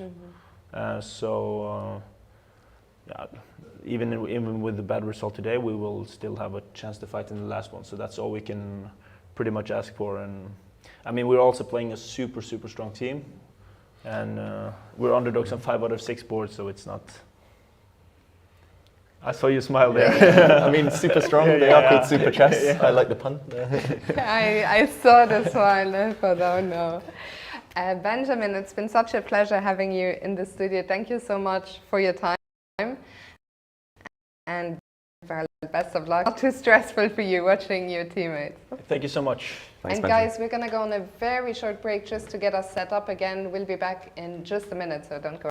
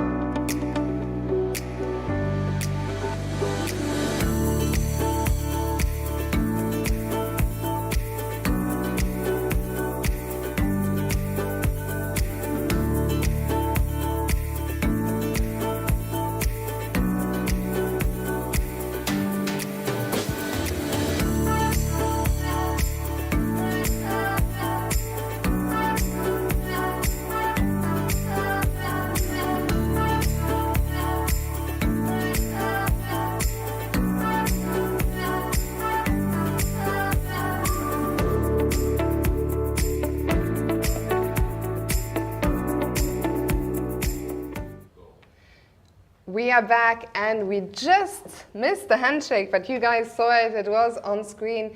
Board through to Vishy Anand on the black side against Steil-Antoni was agreed a draw, David. Yeah, and no surprises here. We did mention it was a very balanced endgame. Just to show how the players managed to make that draw, it was all the way back here that we left it. Benjamin was saying maybe some chances for white in the opening, but in the end, Anand just too well prepared, too solid, too strong, and no way through for white. The white king was coming here, but I think Anand found a really nice way to clinch the draw just before the white king comes too far.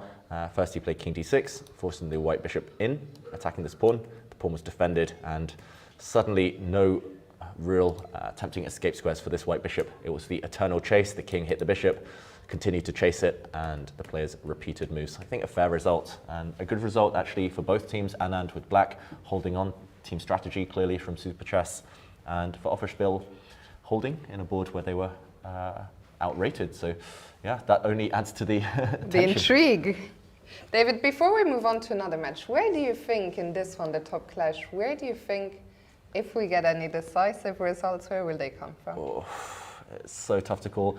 I actually really like Pranav's position against Van Forest. It does feel like Jordan there was a bit impatient, and Jordan has been thinking ever since we left that game about 10-15 minutes ago. I think that one quite promising. Of course, the rest still have a lot of life left. The Magnus game, I have a feeling, might drag on to move 40-50 because it's so blocked, so closed, and Magnus will have half an eye on his team's results.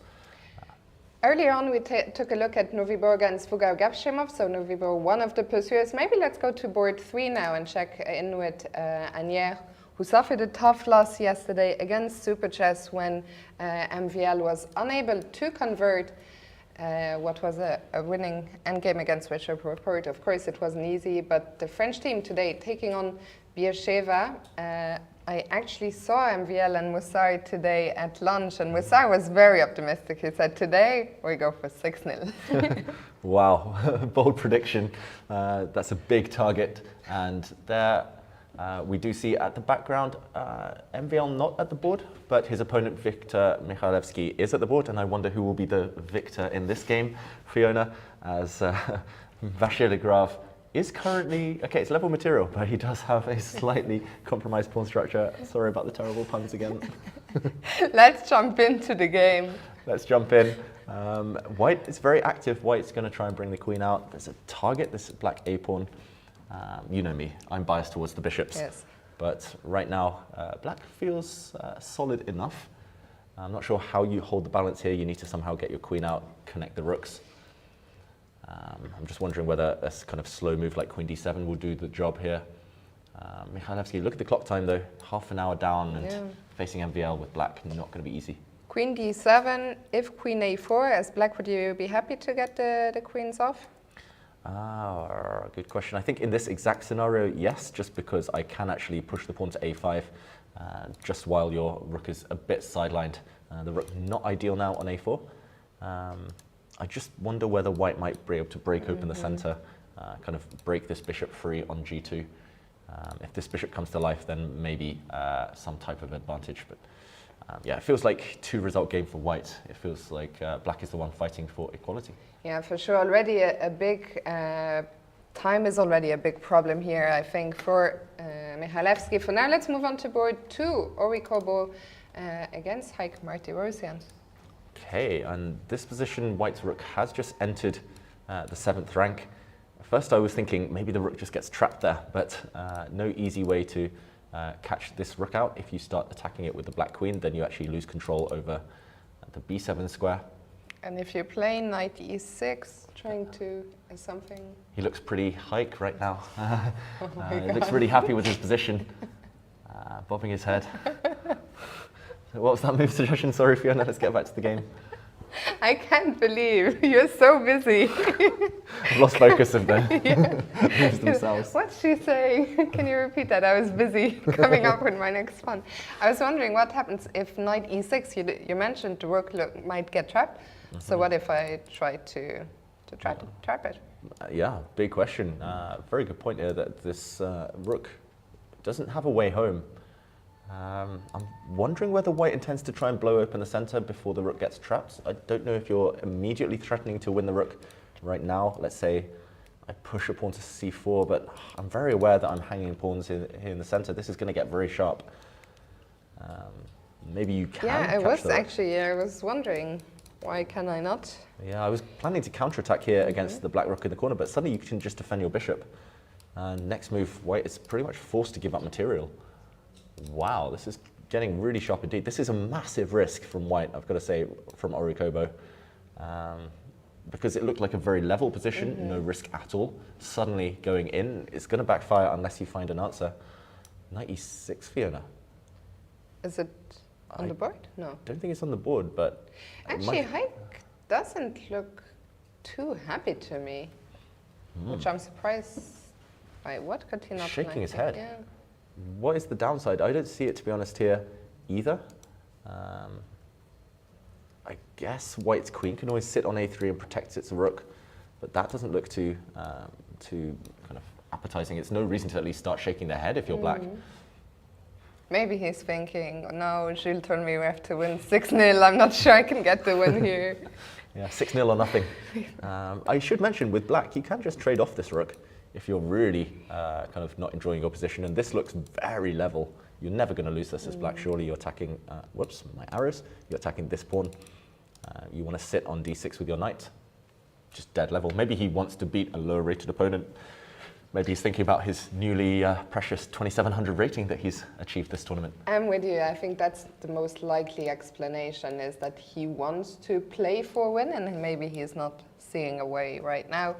Either way, let's leave them to it and move on to board 3, where the man is with the white pieces there on the right-hand side, kind of hiding. Jules Moussard taking on Nizza and Steinberg. Okay, and this position I don't think will be... well, Jules here won't be too thrilled about the prospect of 6-0 because queens are off, and I was just thinking about how to make a terrible pun, but I'm struggling in this one. But queens are off, black has the bishop pair again. You know who I choose here, Fiona. You do love the bishop pair. How do you activate it right now? Of course, those are not the dream bishops on e7, d7, or is it just a long-term prospect? I think it's the long-term prospect. If all rooks disappear, these bishops will start coming to life. Right now, white does have a bit of a strategic threat of landing a knight on c4 and coming into b6. So I'm very tempted as black to suggest the move pawn to d5. Okay, the evaluation bar hates it, of course. Maybe it's because white can lock the center and block positions, do favor knights over the bishops. So yeah, maybe I'm a bit too over-enthusiastic, but it doesn't feel like this is a deadly threat anyway. Yeah, but just in terms of winning this as white, you have to make so many things happen. You need a breakthrough. Even if you land a knight on this square, it's not going to be the end of the world for black. Black can always kind of trade that knight off once it lands on b6. I think we can move on from here. This game will be going on for a while. So let's go to board 4, Alan Greenfeld against Grigory Oparin. Okay, and here, first kind of thing that stands out is that white has a protected pass pawn. But we do see kind of a passive bishop, passive rook. Black has some access to squares. Again, looks very balanced. Black can easily blockade the d pawn if desired. So I don't think Greenfeld here will be too kind of optimistic about white's chances immediately. He needs to somehow unravel these pieces. That's the only way he can look for an advantage. Which bishop pair do you prefer? Which side would you rather play? This position, this pawn structure usually arises actually from the Greenfeld defense. From the you sensed my pun before I even made it, Fiona. The Greenfeld defense. One more day, Fiona, stay strong. But here, black hasn't fianchetted the bishop with the pawn on g6 and bishop on g7. But yeah, so I was about to say I'm more familiar with these types of positions from the black side, but that being said, you talked about the bishop pair and this bishop on b7. Not loving life right now. So I think I would take white just slightly, but that's not because it's winning, that's not because it's necessarily kind of overwhelming right now. It's just a strategic thing. Protect pass pawn on d5, and if white gets mobilized, black's a bit of a weakness, a bit of the b6 pawn a bit tender, and white could actually start pushing pawns later on the other flank. This match so far quite in the balance. I think we cannot stress enough how important this round is. of course, our main focus is on the top match between Super Chess and Offerspiel, but for all the other teams who are hoping for medals, who are hoping maybe to contend for the title, if you lose today, round 6, apart from if you're one of the two leaders, your dreams are pretty much crushed.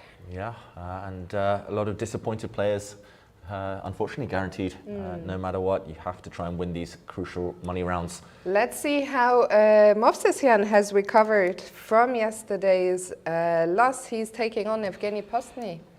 Okay, and right now White has the worst pawn structure due to the doubled A pawns, but White has a beautiful bishop. Black's king uncastled after 18 moves, and I'm expecting a check. What could be more natural? Just forcing the Black king to decide to make a decision. To me, it looks relatively balanced here, Fiona. It feels like at some point Black might have to make some concessions. Maybe you have to kind of put your king on some strange squares. But White is super active, compensating for the worst pawn structure.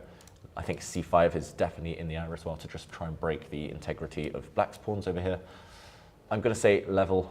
Two very, very experienced players, of course. We see them there on the camera, not at the front of our picture, the second board in. And Movsesian, okay, he does push his pawn to c5. And yeah, to me, it feels like things will start to fizzle out. Pawns, pieces will start to disappear soon. Speaking of experience, two incredibly experienced players as well on the bottom board, Alexander Huzman against Alexander Delchev. And whose position do you favour here, Fiona? The bar is a bit of a giveaway in this one. I'll take White, I think. Yeah, and this knight is attacked. White is a pawn down, that's why I was actually asking the question, and I guess the knight can simply retreat. Knight back to d3. Ooh, maybe there's something even stronger actually in the position. Can we go forward? Go forward. Into c6. Yeah, nice. I was slightly reluctant to trade because the Black knight was so passive, but actually concretely here, maybe you're just winning your pawn back. And the B pawn is a big pawn. It's the one that's standing in between the A pawn and the C pawn. So not only would you drop a pawn, but suddenly find yourself with the two isolated pawns. Yeah, I don't see how you stop the threat, the simple threat. Knight takes bishop, and then snacking on the b5 pawn. Actually, this could just be deadly. And Huzman, he's so good in these types of positions. I've played him several times, and these days, at least, he loves to kind of grind away, and great chess understanding. It's reminiscent of Boris Garfand, who he, of course, has been training for years. Okay, well, this match actually looking very far from Jules Moussard's desired 6-0 result. David, I was going to take you actually to match 5, where Turkish Airlines are playing against Rishon Lezion. And to the bottom board, we had him in the studio yesterday, young Edis Gurel. He's currently on 5 out of 5. He told us his next goal is the GM title, then 2600, then 2700. For a 14-year-old kid, he had very clearly defined goals. Big dreams and big skills on the chessboard. Right now, it's a crazy position as well.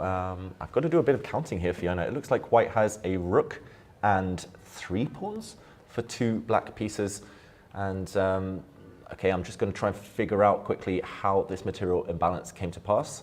This is now move 26. If we go, okay, I'm going to have to trace it all the way back to the start to find this. But it was a crazy opening coming from actually the slow Slav defense. And okay, let's just talk about the current position. 2 pieces or rook, which one would you favor here?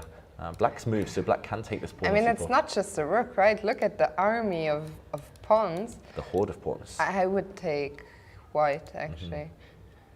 Yeah, normally I'm very biased towards pieces, but here it's just the fact that White's pawns are so scary. If White ever gets e4, e5... the Black king also is quite open. It's missing some protection from the pawns, actually. We'll need to hide eventually on g8, but that will cost a whole move, a whole tempo. But there is Gurel. I mean, he's incredibly resourceful. So we'll see. I think this one is interesting. We'll keep an eye on it. You were going to say something else about the position. Oh no, I was just going to say, if you want more pawns, you can get greedy. Take on b7 and maybe even take on a7. Black's running out of pawns, but this one's very strong. Yeah, I can't wait to see the outcome of this game. Ed is such an impressive player. Absolutely. Shall we go back to the top clash in the women's section, and then we'll come back to Offerspiel. So let's check in with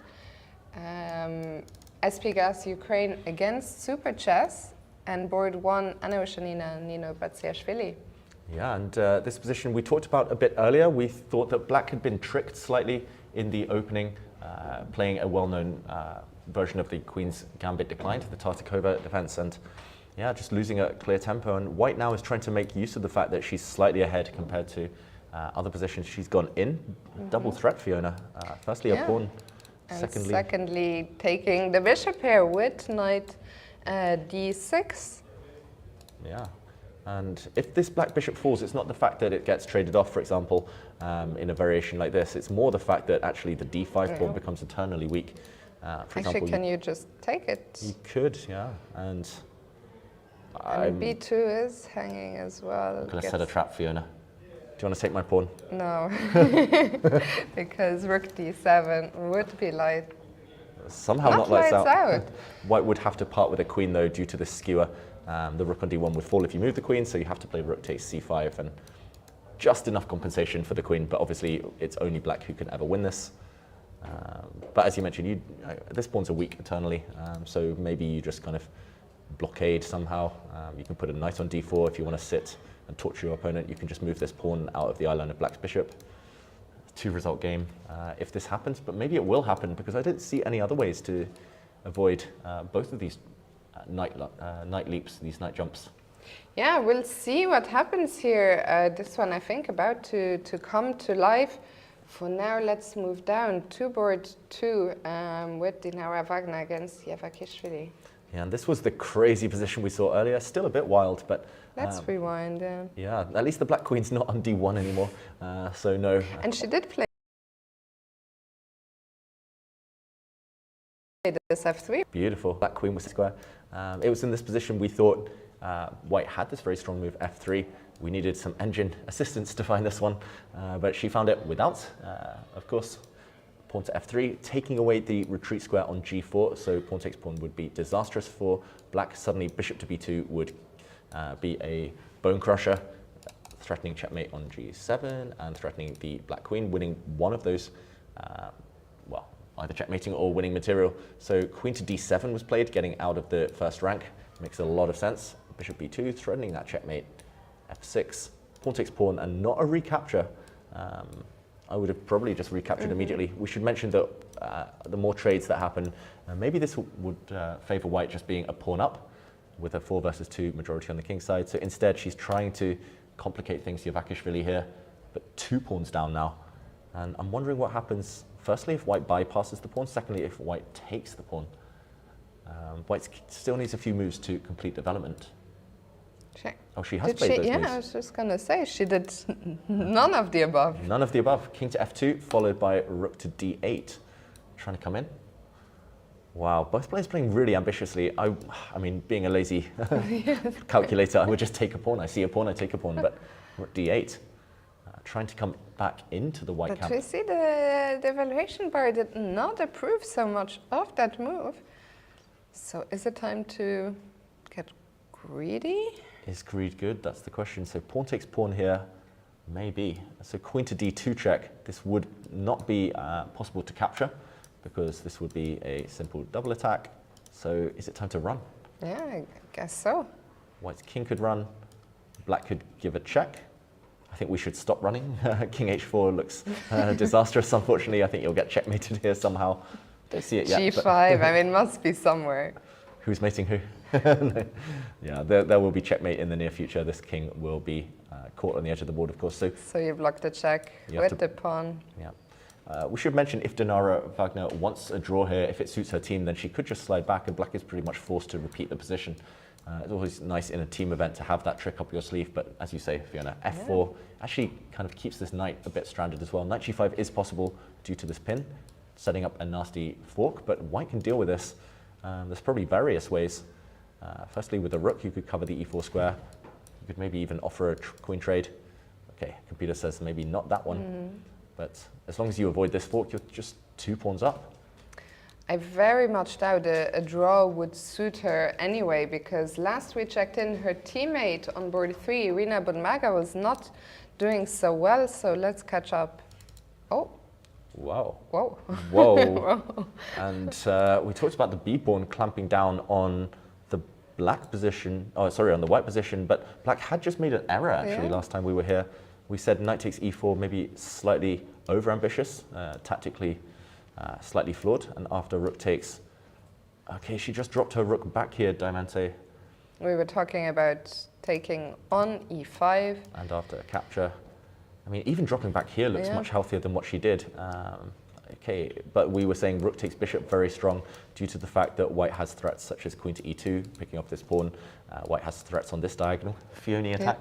The Fiona looks very, very powerful here, actually. Yeah, and the bishop landing on e4 would be a deadly pin. So just light square domination actually here for white, despite appearances of passive pieces. But after rook e1 instead. After rook e1 instead, the knight was captured, so back to material equality after this move. But actually, black is a pawn up temporarily, and that was resolved with queen to h5. And this was apparently an error. She just needed to take the knight back, and maybe black has a small advantage due to these passive pieces. But queen h5, f5 blocking the checkmate on h7. And why has black got such a big advantage? Pawn to g6. Yeah, maybe it's just the fact that this bishop is dead. And if this bishop is dead, the rook in the corner is dead. Yeah. The white queen's attacked. Where does she even run to? Queen doesn't have that many squares. No, I mean, if you go to d1, you're going to be hit by rook d8 immediately. There are also maybe some back rank problems. I mean, there is this traffic jam on the queen side. How do you get these pieces out this looks disastrous. quickly enough? Yeah. I'm not sure which square's safe. You mentioned d1. There's only 2 or 3 other safe squares, h3 and h6 come to mind. I don't really want to trade queens here. Maybe showing this would kind of illustrate black's dominance. Even if the queens come off, black will just save this bishop now somehow. And there might even be at some point some bishop c3. You always have to watch out for bishop c3 as well. And pushing the b-pawn. It's awful. But yeah, I mean, I'm not trying to make the most ambitious moves. I'm just showing that actually this bishop is dead, staring at a wall of pawns. And if it can't move, maybe the rook at least can activate via a4. Maybe a nice move actually would be something like bishop to b5, keeping this rook caged, and suddenly 2 dead pieces make a position bad. Horrible for white, but good news for Super Chess. Absolutely, and let's go to the bottom board now. Marcela Frymsky against Natalia Zhukova. Okay, Fiona. Here it looks like good news for Team Ukraine. It's the bishop pair again. And this was a position we said was slightly better for black earlier, but it definitely looks like the advantage is growing. White's bishop looking kind of particularly terrible here. But there is a pin, so how does black try to push or try to increase the advantage? Okay, a natural move, I guess, would be to defend the bishop, maybe rook c8. Natural and strong. Threatening pawn takes pawn now, hitting the white queen. Let's say, I have to take maybe. I take with the bishop. I feel I have some attacking prospects maybe, or at least.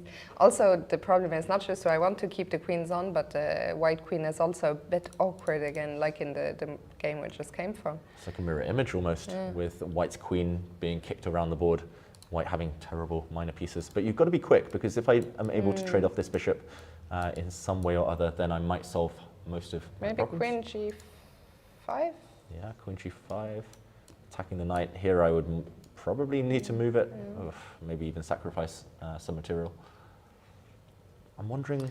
Yeah, they must be stronger. Let's go back a move. I'm wondering if there is stronger. Again, it's the type of advantage both players will know black has the upper hand, but within 2 or 3 moves it could totally disappear if black isn't accurate or energetic. I'm wondering as well, maybe coming this direction with the black queen. It feels like it's there's something in the air, but maybe this one.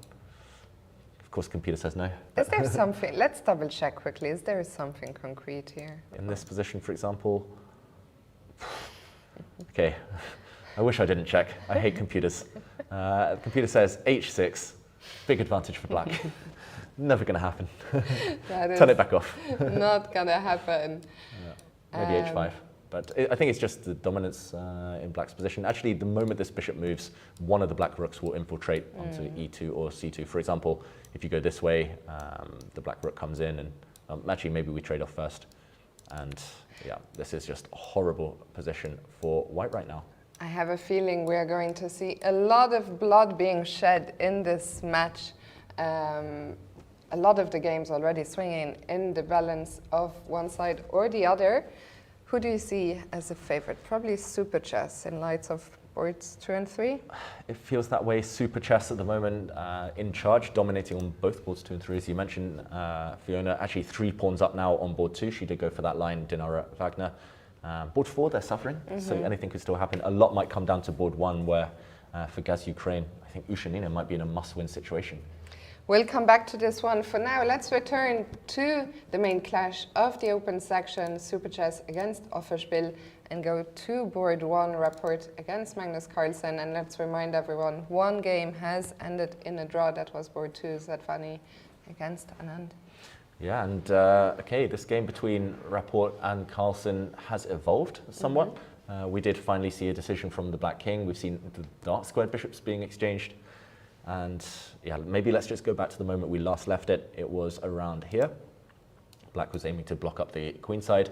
Actually, not just to stop white gaining space, but also to secure the queen side for Black's king later on, as we will shortly see. Knight c4, allowing a hit on the white queen. An exchange of bishops. Who do you think the exchange... Oh, actually, where did we leave this one off? I'll give you a moment, David. Thank you. We saw the bishop. Where did we leave this one off, actually? Sorry. We left this just at the moment of move 15. So who do you think who will be happier to see the dark squared bishops come off? Usually I would say white would be happier because black has had the bishop pair, but the center is so blocked and will remain blocked, I think, pretty much long term, at least for the foreseeable future, that actually it's knights that are easier to maneuver. So I totally understand Magnus's decision to trade pieces off. Also, black was maybe slightly the more cramped side of the two. When you're cramped, struggling, it makes sense to trade off minor pieces. So yeah, unclear who this favors. b6. And notice that black did eventually castle queenside and secure his king on b7. He's essentially arguing that white will never have time to blow open that flank. For an attack. And okay, king h1, mysterious, but white wants to set up some kind of defense on this flank. Maybe shall we go for a quick maybe break, or do you think you'll be okay, or we take a 5-minute break? I think your choice, Fiona. I think it might be time. We're gonna go on a very quick 5-minute break, and we'll be right back with all the action from this match. My bad. See you soon, everyone.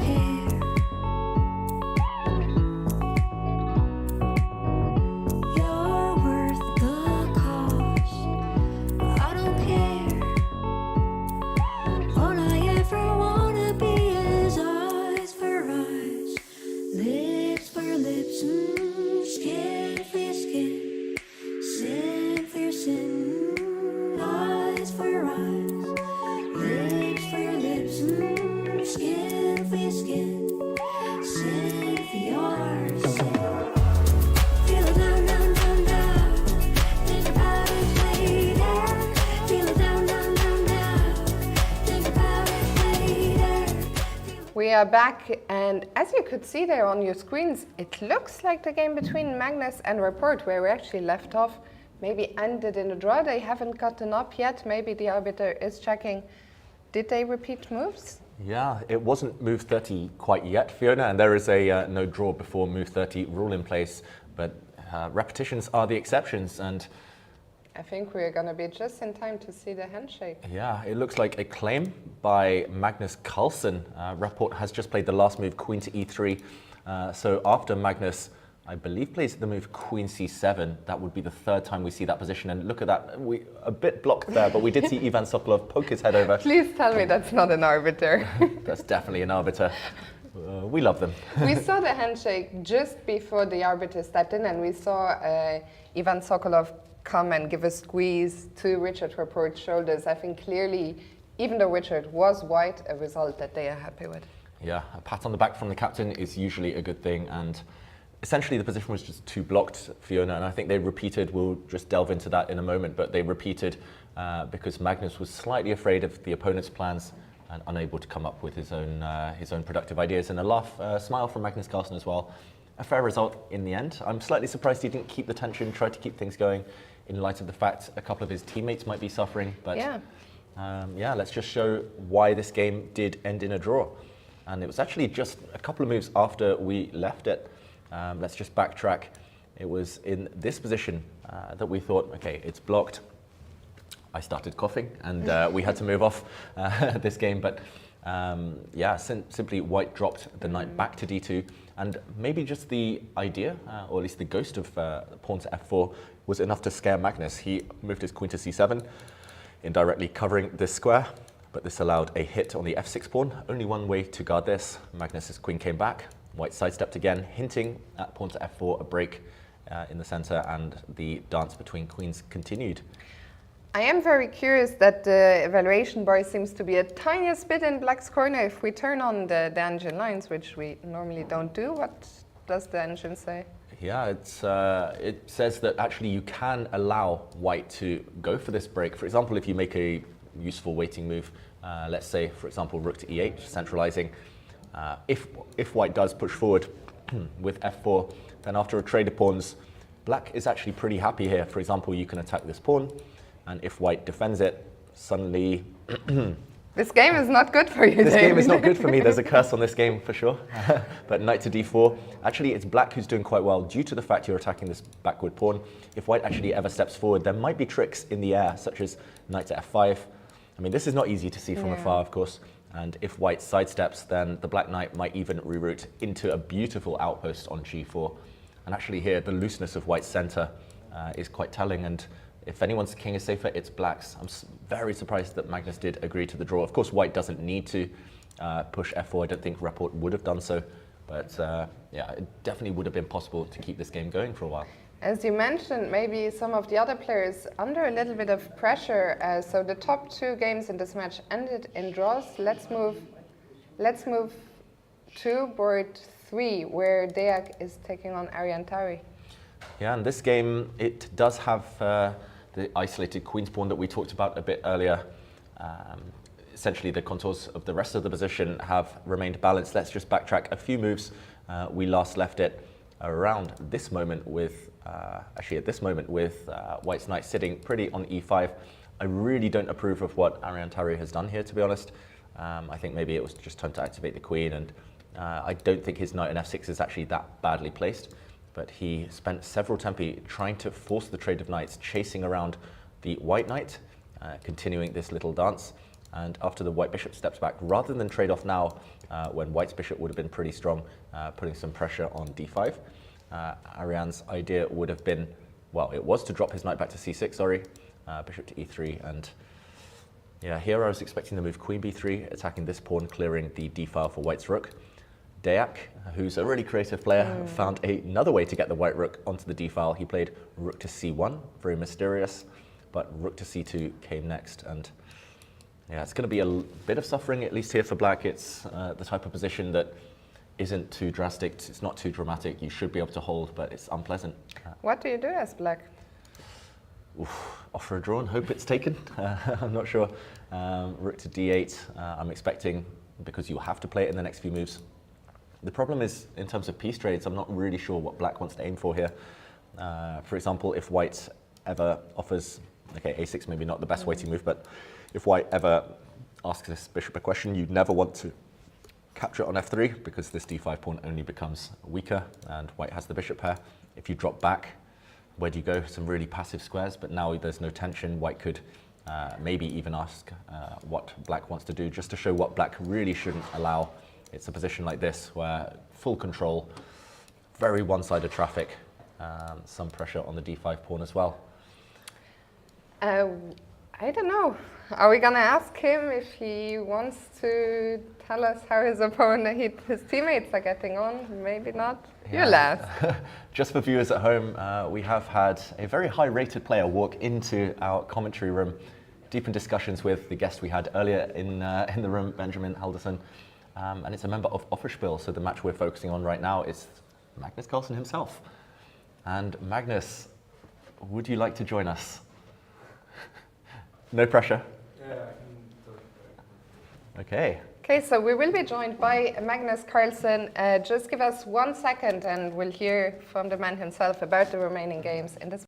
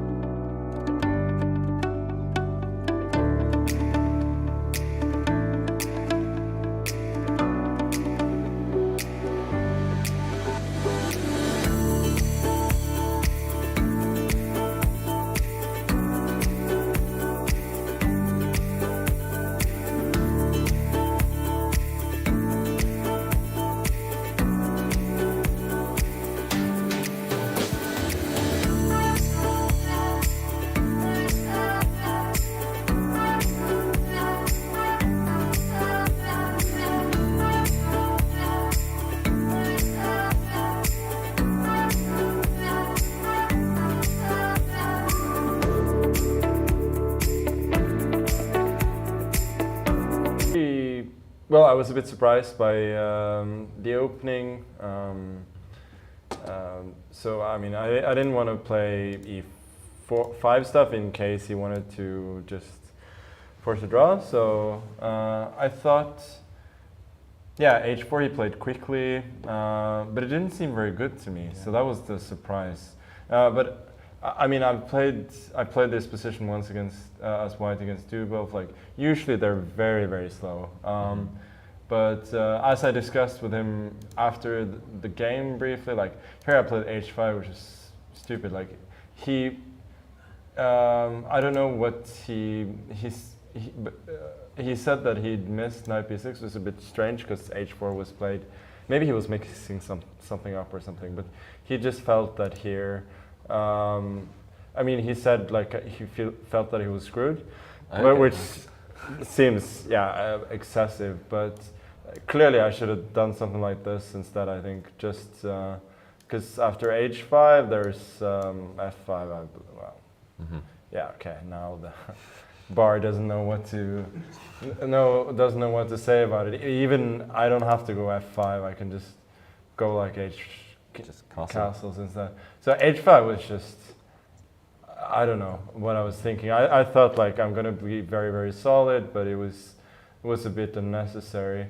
I mean, in the subsequent play, I think he could be slightly better, but it isn't really much at all. And he said like he'd missed Bishop H6 as well, which just I think takes away like any remaining chances he might have. I mean, I could have even traded on c4 first, because these structures, I think I bring the knight around after trading the bishop, and you know, there's nothing much for white to do. Like, he does control the only pawn break really, but I'm also like, he also has to look out for g5 at some point. So I think there was nothing much there, but I was getting like very, very slightly ambitious here. But I think in terms of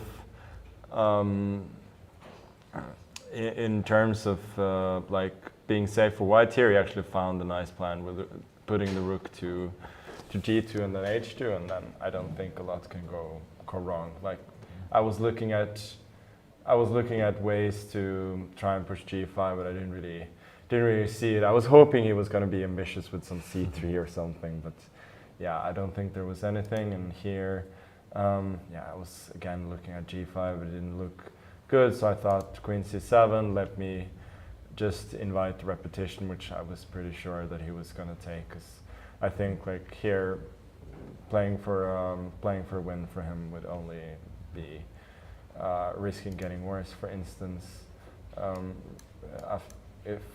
if he'd gone rook to f1, hinting at f4, then probably rook e8, and I think f4 would already be a bit of a mistake here, because I'm bringing the knight around, and then probably to here as well. So yeah, and now the bar is dropping a bit as well. So it seems that only black is better in such a situation, and if you cannot play f4, then there's nothing much you can do. Like c3 is never realistic, and I also have my own stuff. So were you tempted at all to keep the game going? You mentioned that you were.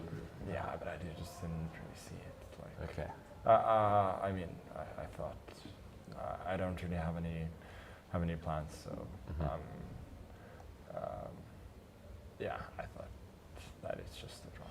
Was your decision to take the draw to repeat influenced by the other games that are still ongoing? Yeah, a little bit. I thought, well, I mean, there was a slight misevaluation there, I have to say, because I thought when I decided to make the draw, I thought Frode's position was good. Now I'm not so sure anymore. Maybe I thought that that Arjen's position was a bit more solid than I was, but Pranav is much better to winning. So I thought that it should be a good result for us. Okay, and maybe we can take a quick look at some of the other games, get some of your evaluations. Okay, we saw a draw on board 2 between Anand and Sadwani, and okay, first of all, board 3, the clash between Bogdan Daniel Deak and Arjan Tari. What do you make of the current position? Yeah, it's pretty miserable for black. What did you make of 1a3 from Deak? No, I thought that was. I mean, obviously it was a huge surprise, and I thought like, if they want an extra black, then that's fine, you know. Fair enough.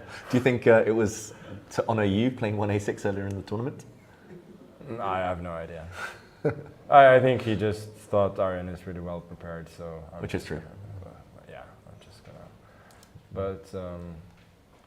Yeah, you mentioned in the break that you didn't approve of some of. Yeah, CD4 is, I think, like, to put it bluntly, I think it's just a positional mistake. So, like usually, unless there's a concrete justification, like in Catalan positions, like you never take on d4, really, unless black is going to be e6. So I think like a better version, for instance, like knight d7 is a pretty normal move. Maybe b3, then quite often you take, and you simply put the knight back. Because b3 has weakened this square, so that always makes it playable. Or I mean, usually white, or in this case black, is the one who's fighting for an edge. And with CD4, you just give up any attempts to try and punish white at all. I mean, there were also moves like C4, even knight E4 was an option. It's just the Catalan with reverse colors, right? Yeah, I mean, with the imagine black has gone knight BD7, but I mean, to be fair, A3 or A6 in black's case is extremely useful, especially if black goes for some queen C7, then you obviously take, or to be fair, he didn't take in this instance. Maybe he was, this is interesting actually. 94, 94. Yeah, I was thinking about this and I thought that it's probably good for white, but who knows? Yeah, a bit surprising this didn't happen, but will you be having words with Arian afterwards for this decision? No. Okay. I'm not really. I think he knows it. Okay, so in the current position you mentioned it's a lot of suffering for black. Yeah, I mean, I don't know what he intends to do. Yeah, I here. don't know what rook e8 was all about. Is there some trick with d4? Oh, this has to be his intention, no? Yeah, but what if white takes? Knight d4 or what? Knight takes d4? Yeah, knight takes d4, bishop d4. I think this is his trick. And Oh, but c takes d4? Still worse. Pawn down, no? Otherwise, rook e8 makes no sense. Because maybe rook d8 would have been played on the last move. Maybe it's a transmission error, who knows? Doesn't look that way. Arian still thinking, okay, 20 minutes each with 20 moves to go before the time control. Do you see some twists and turns ahead, or is it just grim defense now? I think it's not so good. Okay. Yeah, this is Should we look at more exciting positions? unfortunate. Yeah, let's look at Buddy. Okay, so Buddy Pranav here, you really liked his chances, but this game has got a bit crazy. Oh, bishop b4. Bishop takes b4 has been the last move. Yeah, that was evidently missed. We left it, just to show the viewers, we left it around here, knight takes d5. Yeah, so knight takes, I mean, it was pretty clear that Jordan realized that this, I mean, probably a take on e8 takes, I mean, that he realized that he's just busted here, yeah? Probably some queen d3. I thought maybe just knight takes d4. Maybe just knight takes d4. A knight instead of queen d3? Or what? after c6, knight takes d4? Maybe? Knight takes d4 and c5, so... yeah, but then bishop c5. Okay, so maybe he doesn't okay. trade Maybe on not e8. taking, yeah. Maybe not trade on e8 at all. Just go like this, yeah? Yeah, and unless there are tactics for black, he's just lost. Yeah. I mean, this bishop is dead and the pawns are too strong, so... yeah, so, I mean, this obviously does not give sufficient compensation, and I think that Buddy was playing pretty well. Bishop c1. I don't know. Yeah. I don't know. I'll just Bishop b4 is a typical Buddy trick. typical Jordan trick in this case. Yeah. And what do you think here? It just looks like pure calculation. Do you think Buddy missed this though? Yeah, I think so. Okay, so queen takes b4, c5 is the idea for black. No, I think cb4 still looks pretty good. Takes queen king h2, knight f4 runs into rook e4, and so the black pieces are pushed back. I mean, still white is much better. Yeah, rook e4, big threat, knight f5. Yeah, but okay, so optimistic about this one? yeah, for sure. Okay, and yeah, I'll just point out there was a cute trick actually. It wasn't me who found it, don't worry. Bishop takes h6 apparently was possible, just with this idea, attacking the black queen, and now knight h5. Yeah, I was looking at this stuff, and bishop g7, rook a5, Yeah, and now c5 isn't covered, so white wins material. But okay, live position, you quite like Offerspill's chances if... yeah, just c takes b4, sorry. cb4 and... cb looks strong, and okay, how about board 5? Yeah, I mean, it's a bit sad, and the time situation is not good, but I don't think there's anything really wrong with black's position. Like, bishop on b2 is not amazing for the moment. So I think he will just. Are you confident in Eric's chances of holding only 7 minutes to make 14 moves? He's used to time trouble. I mean, it's not great, but I don't think it's a disaster either. Let me see. Oh, he played a4 later. I was wondering why the knight was not here, but yeah, of course. Play that later. Let me just look at Frode as well. Okay, so if we go to the board 6 game, this potentially could be decisive for the match. I don't like what he's done on the last few moves at all. I think h5 is a massive positional mistake. Do you think White should have been aiming to castle quicker? Yeah, so all of this looks normal.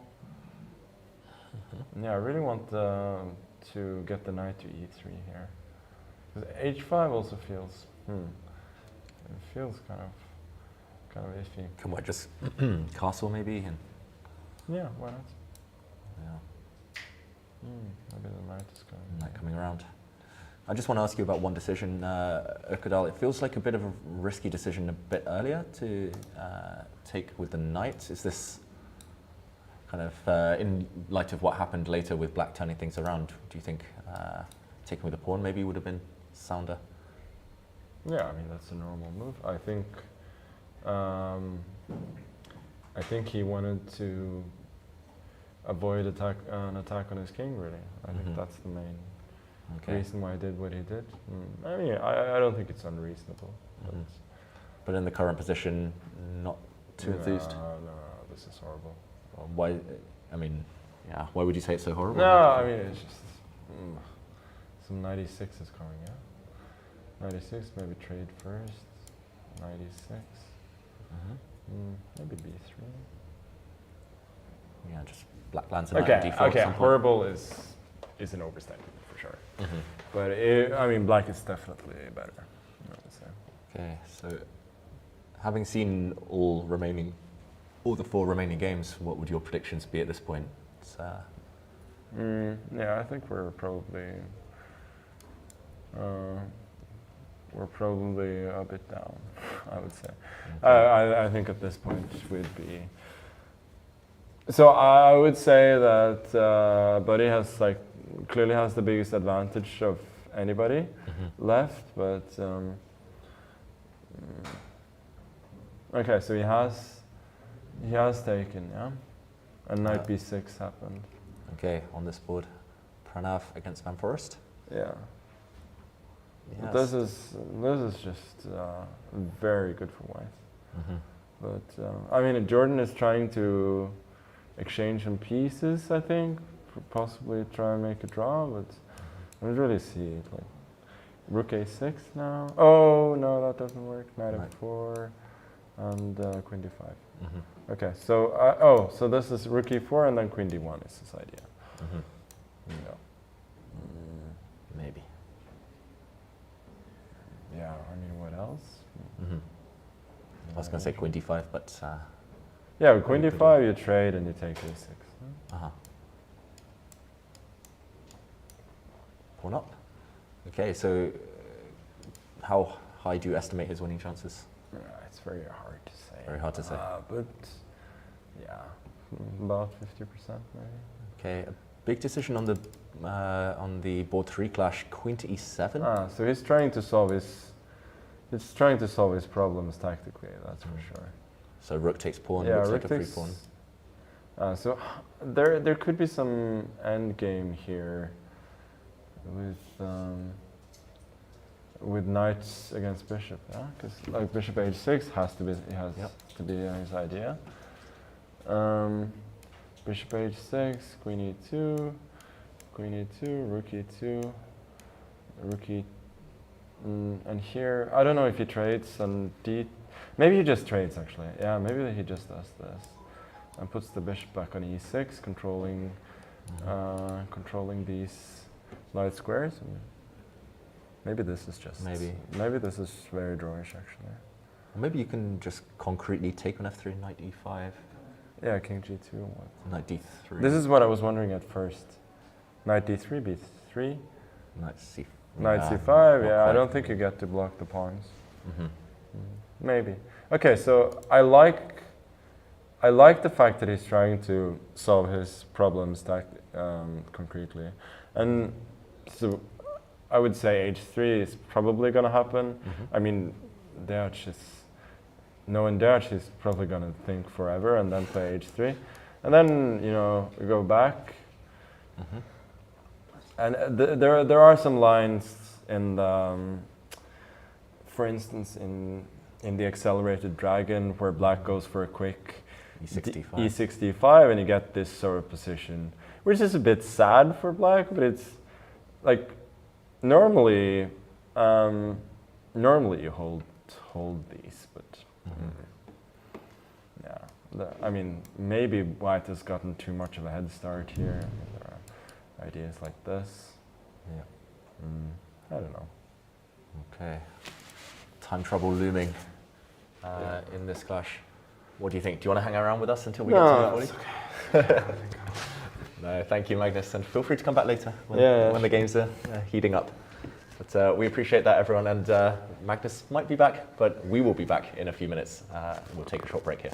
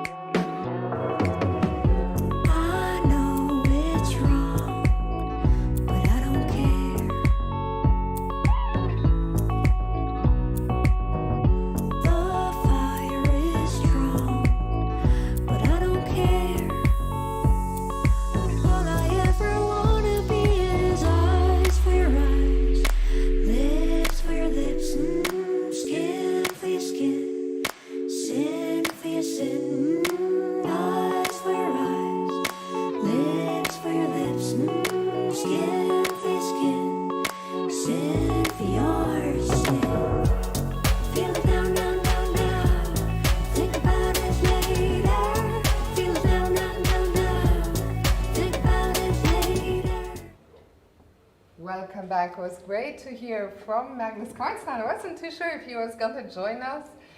Maybe a little bit disappointed at first, but when he left the studio, he was, I feel, a lot happier than when he arrived. Yeah, we have to thank Magnus for his offer to spill the beans on the office bill team. But yeah, it definitely looks like it's in the balance there. Magnus was optimistic, maybe 3-3, his prediction. Sorry, Fiona, couldn't resist. Well, as we talked about much earlier, office will have a very nice tie break. Oh, I'm not mic'd up. That is a problem. Hopefully they can hear you. I'll take the take the word there. Yeah, they have a beautiful tiebreak offer spill. So if a 3-3 draw does occur, they will be favourites to win the title. So I think some pressure on Super Chess here to win this individual encounter. That's the only way to keep their fate in their own hands, and in team tournaments, that's the main thing. You want to be in charge of your destiny, and Bogdan Daniel Deac, I think, maybe the man with pressure on him, hence the head in hands right now as he aims to take down Arian Tari. Big strategic advantage, according to Magnus, maybe holdable though with accurate defense. And Fiona, I think we've done a deep dive into most of these games. Shall we come back a bit later? Absolutely. Let's jump to the women's section. We are, I think, for the next 40 minutes, mostly going to focus on the top match in the Open and in the women's, as we could potentially have at least a decision in terms of medals, who's going to be fighting for what tomorrow during tomorrow's last round. But let's go to the top match, Gals Ukraine against Super Chess. Yeah, and things are really heating up here. We have potentially some decisive games incoming very shortly. But first we start with board one, the clash closest to the cameras with Ushanina there on the left, former world women's champion. And Nino Batsiashvili has just been able to pounce with some tactics though. I'm just going to trace back to around here where things looked quite quiet. White maybe with a small strategic advantage with the knight on d4, but dynamically Black doing very well. We saw this pawn on c4 defended. White's queen tried to create some pressure on the queen side, but leaving her king bare, allowing Black's knight to jump forward. And Fiona after h3, bang, knight takes e3. Just undermining this knight in the center. If the knight is captured, check, and the knight on d4 will fall. I like that the bar just didn't move at all. Just, yeah, whatever. Whatever, you win a pawn, take my pawn, and I'll simply retreat my queen all the way back where it came from with a nice little pin here. But this pin can be broken, and it was broken by Batsiashvili. She drops her knight back. And the question is who this favors. She cannot trade queens right now, at least not yet, because Black will save the material and simply be a pawn up in the queenless middle game here. After knight to f5, White has to take this knight, either with your own knight or with this bishop on f1, b1, sorry. What seems more into, did we? Haven't seen a move. I think we see lots of hands being extended as players make moves on other boards, but knight f5 right now has been played, and I'm expecting the bishop to capture just because you want to end up with a knight on this square. So for example, bishop takes f5 also gains time against this black rook. And if, okay, Black has to trade queens right now. If you take back this bishop, at least White can win the material back. Some fork ideas, some kind of double attacks with the knight. At the very least, you eliminate the bishop, the very strong dark squared bishop. Feels like White is relatively safe here, but only 2 minutes on the clock. Yeah, 2 minutes on the clock, and we're only on move, what, 24, 23, 24? Mm-hmm. And the players look tense. I mean, as we mentioned, this is round 6. There was only one round left after this. Any individual loss even can be fatal today. Yeah, catastrophic if you lose here, especially with White. I think she has to play bishop takes knight as she ticks down under 2 minutes. The lucky thing for Ushanina is that resulting position looks relatively simple. Queen's off the board. You can bail out by trading off a lot of pieces. But if she doesn't play this, I really fear for her chances. The black bishops will be too strong, the black central pawns. I think we'll keep the camera as it is, and we'll move down to board 2. That way we'll see what Ushanina plays. But let's check in for now with Dinara Wagner and Leila Yavakishvili. Yeah, and board 2 and 3 is where the action is really happening. Ushianina was about to make a move, but yeah, this is where things are really lively. Wow, this has really changed since we left it off. Crazy position right now. We actually left it not that long ago. I'll quickly backtrack because it's such an exciting position. And there we see bishop f5 on the board as expected. As expected. So board 1 looking in the balance right now. Board 2, however, we left it here. Black gave a check, white's king hid. And after a little kind of tickle, a little dance between the king and black queen with all of these checks, we saw a repetition first of all, and then the white king eventually blocking the checks. My computer's frozen. I'm just going to quickly reboot. Yeah, we'll bring the position back in a second. As we see the queens come off here on the board 1 between Ushianina, and I think we can bring the board back up. Yeah, let's bring this board back. And just to highlight what's been going on board 2, this check was blocked, actually not repeating the position now. She repeated twice Dinara Wagner of Super Chess, but now she's playing for a win, blocking this check. And we actually left it here with a nasty fork. I mentioned that queen d4 is the most natural move. The computer not quite approving, but blocking any potential checks. And let's catch up with the current position because this was swinging back and forth. Yeah, it's that type of position, right, Fiona? It's just wild, it's chaotic. There's a king sitting on g3, white is 3 pawns up. Anything could happen. But under a minute, and this was only move 20. I mean, still so many moves to go. Yeah. An offer, and here, yeah, she took on c5. Yeah, relying on this tactic, queen takes queen now would drop a piece due to this fork, and wherever the white king ends up sitting, black has an extra bishop. White does have 4 pawns, however, so maybe in the balance. Instead, she took this black knight off the board, and I mean, this position, you need nerves of steel to play with the king on g3. The evaluation bar just dropped dramatically. It went from almost in the balance to completely winning for white right now. And I wonder, Fiona, why that is. White's queen has been attacked. Okay, she actually played the move queen to f4. And the bar did not move. Yeah, black hitting the queen. And where does the queen go? How is this game over? Yeah, I mean, you have to be really careful here as white. If you put the queen on a bad square, then suddenly it will be black who is the one winning. We would see a total 360 turnaround. Nowhere safe for this white king to hide. This white king and will we be... see Dinara bringing the queen all the way forward to c7. You can see the stress on her face. She must know she has a winning advantage, but to play this, still 8 moves to make after this one with under a minute is incredibly stressful. Yeah, I'm not sure she knows she has a winning advantage. I think she might actually be panicking. Yes, she is 4 pawns up, but the white king is so out in the open. But this last move, I think, was the only way to keep the advantage. The key now is that you can stop this really important check on e5 by dropping your queen back. Oh, not even to a5. Wow. I was going to say queen a5 stops this check, but it does allow this check on b8. Oh and my suddenly goodness. Is this just a perpetual, or why is the bar just saying? I mean, we need some help here. This looks terrifying for white, allowing a queen check. I think you're right. Luckily for white, there's no checks. The c2 square is covered by the knight, the d2 square is covered by the rook, so we would see actually a dance between the queen and king again. Not even that one. I give up. Okay, maybe here the king just gets mated or what after rook. Maybe you're right. Rook d2. Nope. Oh. One of those positions, rook d5. Maybe kicks the queen away, and this queen almost trapped. Is it not? No, it's not fully trapped. Queen a3. Have some squares, but suddenly this is just deadly. So, I mean, we saw it there with the swinging bar as we kind of pointed out some natural moves. What is the riposte? What is the reply? And it's actually a 3-result game. Yeah, it's a 3-result game. And actually, I think after rook to c8, there's no other logical moves in this position. I mean, the most natural, I pointed out queen a5, and we saw the bar drop. The only winning move here, Fiona, is? It's so hard to find. I think it might be rook to a5. Oh my goodness.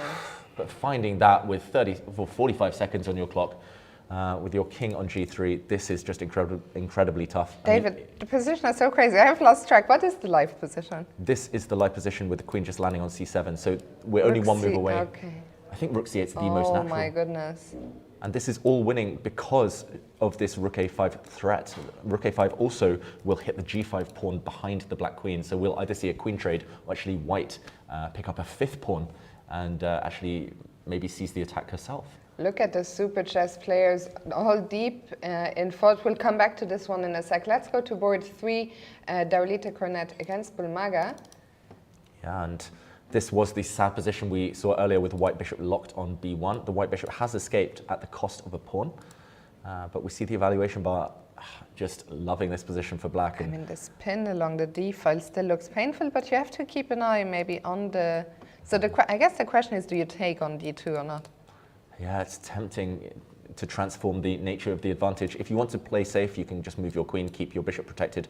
But like you said, Fiona, critical move is queen takes bishop.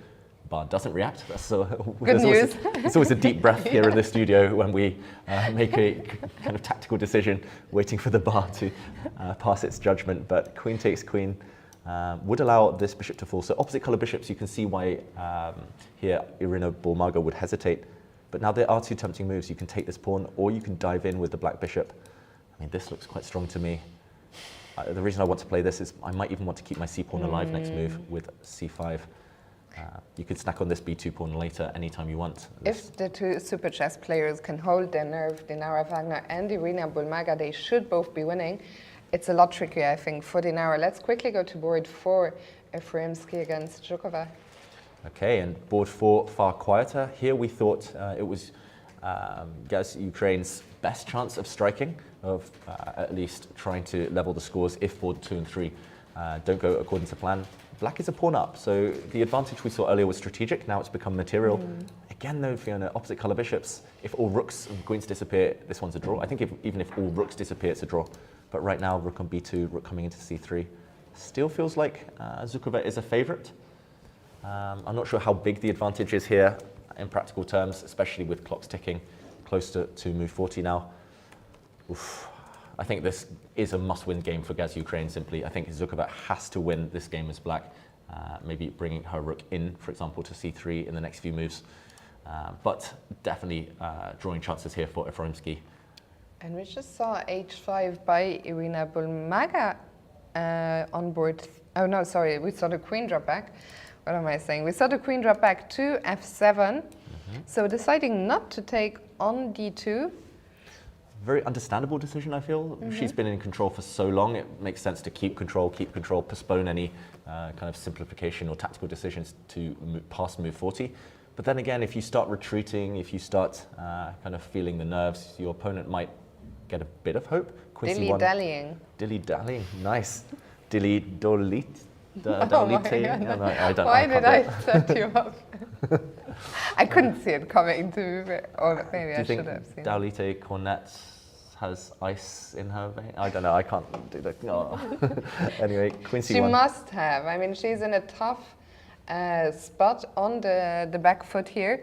She just played, actually, watch it, queen c1, and the fast move by Irina. Dropped the bishop back to a safe square. Okay, rook b4 would look like the most natural move.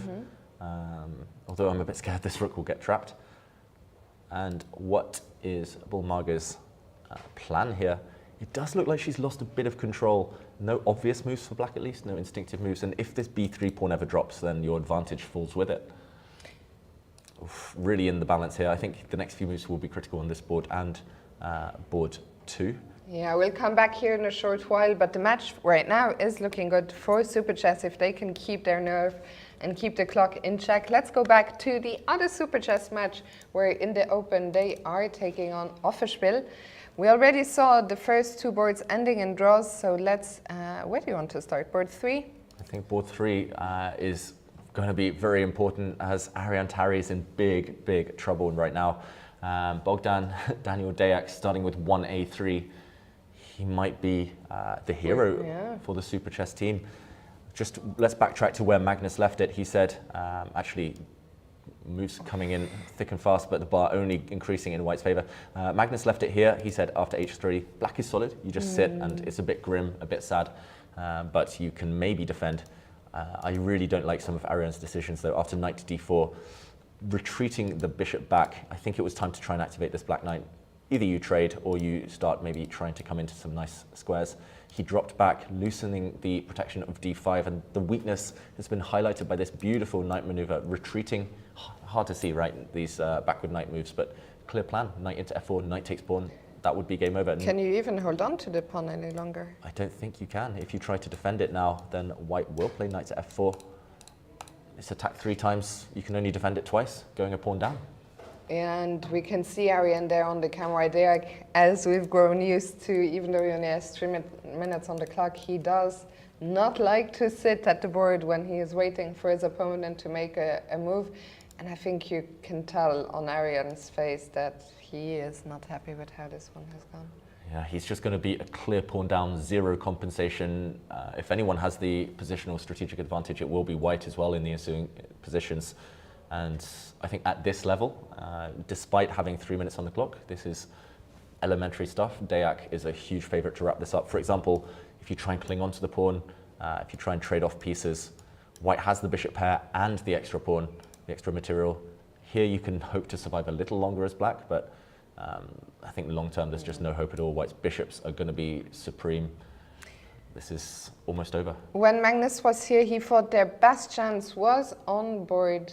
Oh no, on board 4, where Pranav is playing white against Jordan van Foreest. This one's still looking good for Pranav. Still looking very good for white. Let's backtrack to the moment where Magnus was with us.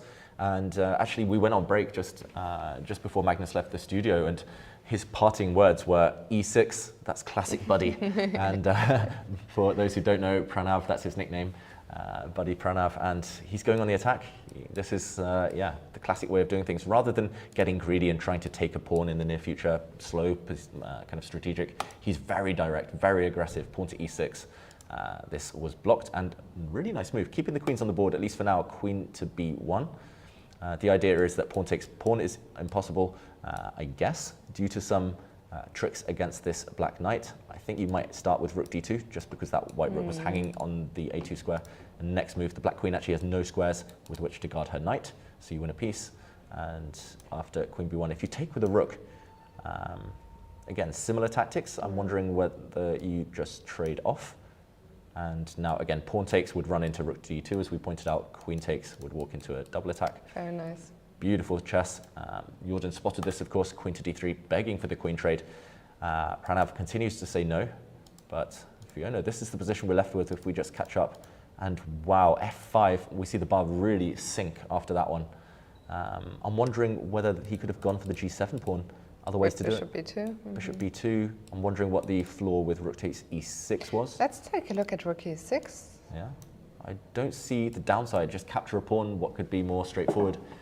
f5 feels like it's attempting to be a bit too sophisticated. A little too much trickery. Yeah, and trickery is good, especially when the clocks are ticking down. But Pranav, he's the one lower on time, and after e takes f5, kind of calling the bluff. Black is 2 pawns up, so you need to pretty much deliver checkmate or win material as white. I guess his idea will still revolve around that g7 point. Yeah, this is the only weak spot in black's camp. Is it bishop b2, knight h5? I think it might be knight h5 now that the 5th rank has been closed. That's the only feasible reason for giving up white's f-pawn. Still looks pretty scary, to be honest, as black.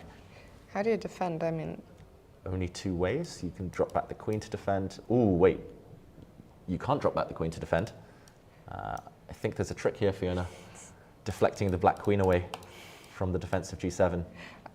Rook d1. Rook d1. Yeah, beautiful. You basically win material, or if the black queen ever drops away, then queen takes g7 is checkmate. So rook d7 forced. Will be forced. Yeah. Whoa, and here I was thinking, okay, some tricks with bishop takes h6, but we don't need to analyze this because it's on the bishop takes h6 anyway from Pranav. He's going all in. Wow. Same idea. I think he's just trying to open up squares lines first, because now knight to h5 would be deadly due to checkmate on g7. Again, queen d7 runs into a deflection tactic. Oh, also runs into a fork on f6. And rook d7, the only other move, would walk into, at the very minimum, a fork. I think Jordan will be very happy here to have 15 minutes on the clock, because this one is really messy. Let's go back to the live position. So this bishop is poisoned. We've worked that out. But now we would need to work out how black defends. How on earth do you defend this? If not, pawn takes bishop. Still mate on the board. Threatened. I mean, this is where I hate evaluation bars. It just looks so dangerous. So at rook It must be rook d7. D7? No. Process of elimination. Just like we mentioned, queen d7 runs into the same trick, this recurring theme of rook to d1. So rook d7, it's a miracle if black is surviving this. It looks like he'll be forced to find the best move, Jordan van Forest. And if I play knight Knight h5? Knight h5 again, trying to crash through on g7. We have a very high-rated player re-enter the commentary room here. He looks happy as he walks in, but I don't know if... Yeah, that's not a good... This is crazy, this position. We're trying to work out right now how black is surviving this attack. And we're coming up short. I think f5 maybe f4? the move that was too much by Pranav. Maybe I mean, this is crazy. f4 attacking the knight. I'm just trying to find ways to stay alive as black. It looks terrifying. Without knowing what the evaluation bar says here, I would think that this is just a crushing attack for white. But I guess after knight takes pawn, maybe the black king can try and trap this bishop. This is just wild. But just before move 40, Jordan has enough time to work his way through this mess. Rook d7, as we worked out, process of elimination. Only I was move. just going to say, maybe it helps Jordan that rook d7 is the only move. He has plenty of time on the clock, and this f5 shot by Pranav, I think maybe wanting a bit too much. Yeah, definitely just asking too much of the position. Just to show what just transpired, pawn to f5 was played when I think you could have had an attack for free with rook takes e6. In the foreground there, we did see Deac win a pawn, go up a pawn against Ariantari with a very promising position. Pranav has to strike in this game. f5 was played, objectively a mistake, but a very natural move, very tricky move. And okay, this position is on the board after bishop takes h6 still. I think Jordan is going to take a little bit of time, so let's go to board 5, Fedoseev against Hansen.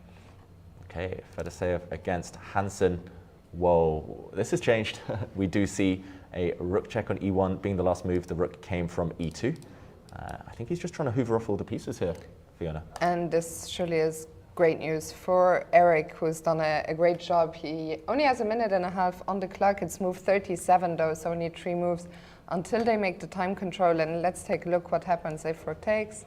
Yeah, if all the rooks disappear from the board, white has to be a bit careful. This is a check, and f2 is vulnerable, so you have to block with the bishop. But black can simply drop the queen back and regain the pawn. It's currently a pawn up for white, but this looks like it's going to fizzle out to a draw very, very shortly. Eric is on the brink of safety here, which is a great result for Opperspiel. Absolutely. Let's go to board 6, Urkedal against Shevchenko. Okay, and I'll just work some magic to get that game up. There we go. Urkedal against Shevchenko. And okay, queens are off the board. I would say small strategic advantage to black, just because you have a nice hole on d4. Maybe you can push pawns, g5, h4. It's going to be an uphill struggle. White has a terrible bishop on g2, but at least he's dodged the immediate bullets. Yeah, I mean, I think it's very likely the match is going to hinge on Pranav needing to beat Jordan. Has Jordan made a move? Did we get some action there? I must say I'm shocked Jordan hasn't played the move rook d7 yet. There's literally no other way to guard against queen takes g7. And we've worked out, as we showed earlier, pawn takes bishop right now immediately loses. It just loses on the spot to knight coming to h5. So Jordan van Forest, he's got a bit more time than his opponent. Yeah, he needs to play rook d7. At some point, you just play it because it's the only possible move. But maybe he's just trying to calculate, see into the future right now in that line that we were mentioning. Yeah, Jordan must be feeling the tension as well. We can see him there on the camera. He must see to his right, Deac is doing well. Let's go back there and just see how Deac picked up the pawn. Yeah, we mentioned, let's go to the live position. We mentioned that white was winning a pawn, this beautiful maneuver with knight e4, e2 to f4, taking on d5. Suddenly it's 2 pawns, Fiona. Yeah, what happened to the a7 pawn? Let's go back. Yeah, we left it after knight f4. We thought this is just going to be a clear pawn and a strategic advantage. Ariantari speculating here, trying to gamble, going in with queen h4, trying to maybe create the hint of a threat against the white king. I don't really see the plan, see the idea here. White kick the queen back, creating some holes, some squares, and bishop takes a7, so not actually the pawn we were expecting to fall on d5. There were some tricks if white had taken this immediately. But now Arian, he's banking on some tricks. Knight f3 check, though, is just one check. And unfortunately, your queen is hit, the knight is hit. Black would lose material. Okay, he has just played the move queen to e6. Let's zoom out a bit. The only potential saving grace here for Arian is that it's only move 29. They are under a minute. 11 moves to make, David. 11 moves to make, that's a lot of moves. And we have seen it happen before. Between moves 35 and 40, we've seen some mistakes from Deac in previous games. Okay, he's reaching out to make a move. Let's try and zoom out a little bit so that we can actually see the board and try to anticipate the move. So knight c7, the move made. Has just landed. Arian Tari immediately replies with queen c6, setting up some checks, setting up knight to f3 check. And the big question now is, can black get greedy and take this rook on e8? We have some telephones going off here in the studio. I lost my focus for a second. Okay, we see... Let's just take a look, actually. Yeah, knight takes e8 would be met by a check. And I think at the very least, white could even just give up the queen here.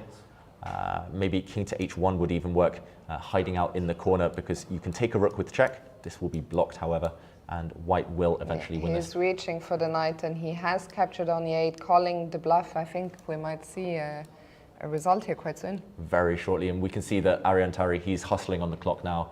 He's playing every move instantly, and white even does give up the queen, as I mentioned.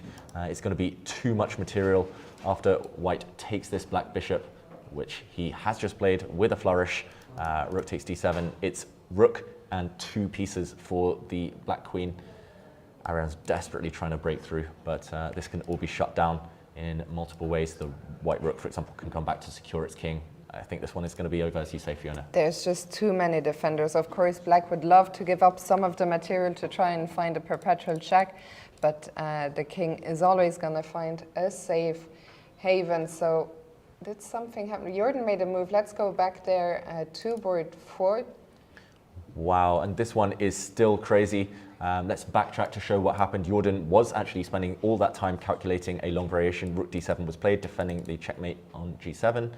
As expected, knight h5, and okay, a move we didn't spot. I was expecting maybe f4, just desperate times, but queen takes pawn, and after white took on g7, I mean, it still looks terrifying with a knight check coming in. A check from black first, and knight d5 covers this square.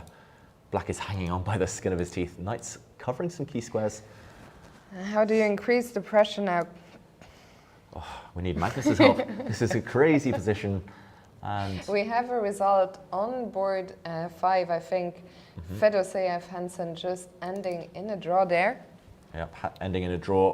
White just took the black queen and this position. Opposite color bishops, total symmetry. A draw and a good result. I think Eric will be very happy to have saved this one. In the end, it was looking a bit dodgy at some stages, but let's go back to Pranav's game.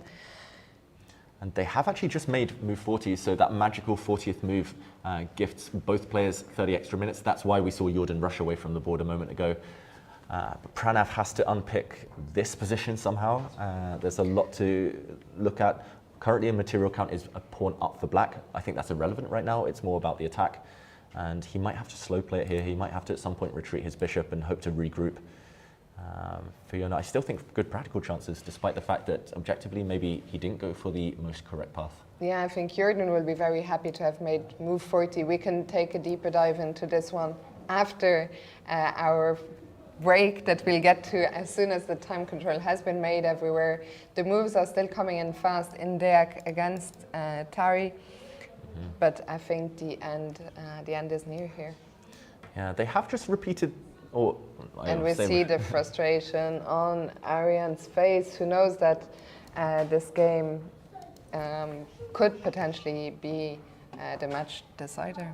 Yeah, I was going to say they've repeated the position, but white's rook has landed on d8, and I'm expecting, for example, the white knight to move with the check now. The white knight can actually head back to defend its king, and yeah, devastation for Tari. It looks like Super Chess will take the lead in this match.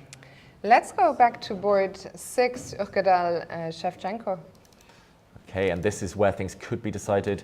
Yeah, for sure, Offerspiel at this moment need to strike on one of the remaining boards. But things have turned for the better here for Offerspiel. Okay, Let's rewind a few moves. Yes, let's go back. And it was here we left it. Black played the move a5, forcing the knight to commit, maybe hoping the white knight would retreat to a more passive square. We saw a check. The knight was captured, and big moment here. I think he took the right way here, Ökkedal. If he takes with the pawn or with the rook, then black's knight will have a beautiful square for the rest of the game on d4. E takes means that the knight has no access to this square, because rook takes d4 would win a piece due to the pin on the e file. So instead, knight to g5, not the circuit you would want. And b4, really nice move. He's playing for the win here. I think Ökkedal might be aware. We see him in the back of the camera kind of bobbing his head. He might be aware of the team situation where they are kind of in desperate shape right now. b4, trying to open lines for the white rook, Fiona. I'm just glad that Magnus has left the room commentating on those games with Magnus listening in. It's a lot of pressure. But this game, we've sort of neglected it a little bit, but suddenly it could become incredibly important. And also here we are only on move 34, so 6 moves to go, and Shevchenko under a minute. Wow, and I think this is a key moment, Fiona. Under a minute, as you say, for black, but white has 2 pawn breaks to choose from. There's some pressure on the c-pawn. You cannot go passive. If you lose momentum here, for example, if you drop your bishop back, you'll never have the advantage in this game. You have to break, and I was actually looking at pawn to f4, the most natural break maybe, using this pin again, forcing the black knight back. And I was just wondering, I mean, c5, is this possible? You have to, if you want to play for a win at least. I think Frode understands he must play for a win. There are not too many games. There's only 2 games he needs to check out. He will see that they are then lost on Arian's board. So let's try and figure this one out. What happens if b takes? Yeah, if b takes, I was wondering whether you take this way, because now you have created a pass pawn. Knights are notoriously bad at stopping these a-pawns. And it promotes on a light square. I know the bishop's connection is broken right now, but there might be tricks. For example, the first trick that I spotted was rook a8. And here, one thing that he has to calculate accurately if he wants to go for this is that pawn takes pawn, knight takes, loses for black because of rook takes knight, and d6 check. Very nice tactics. Clearance sacrifice, and this actually might be decisive. I think if he plays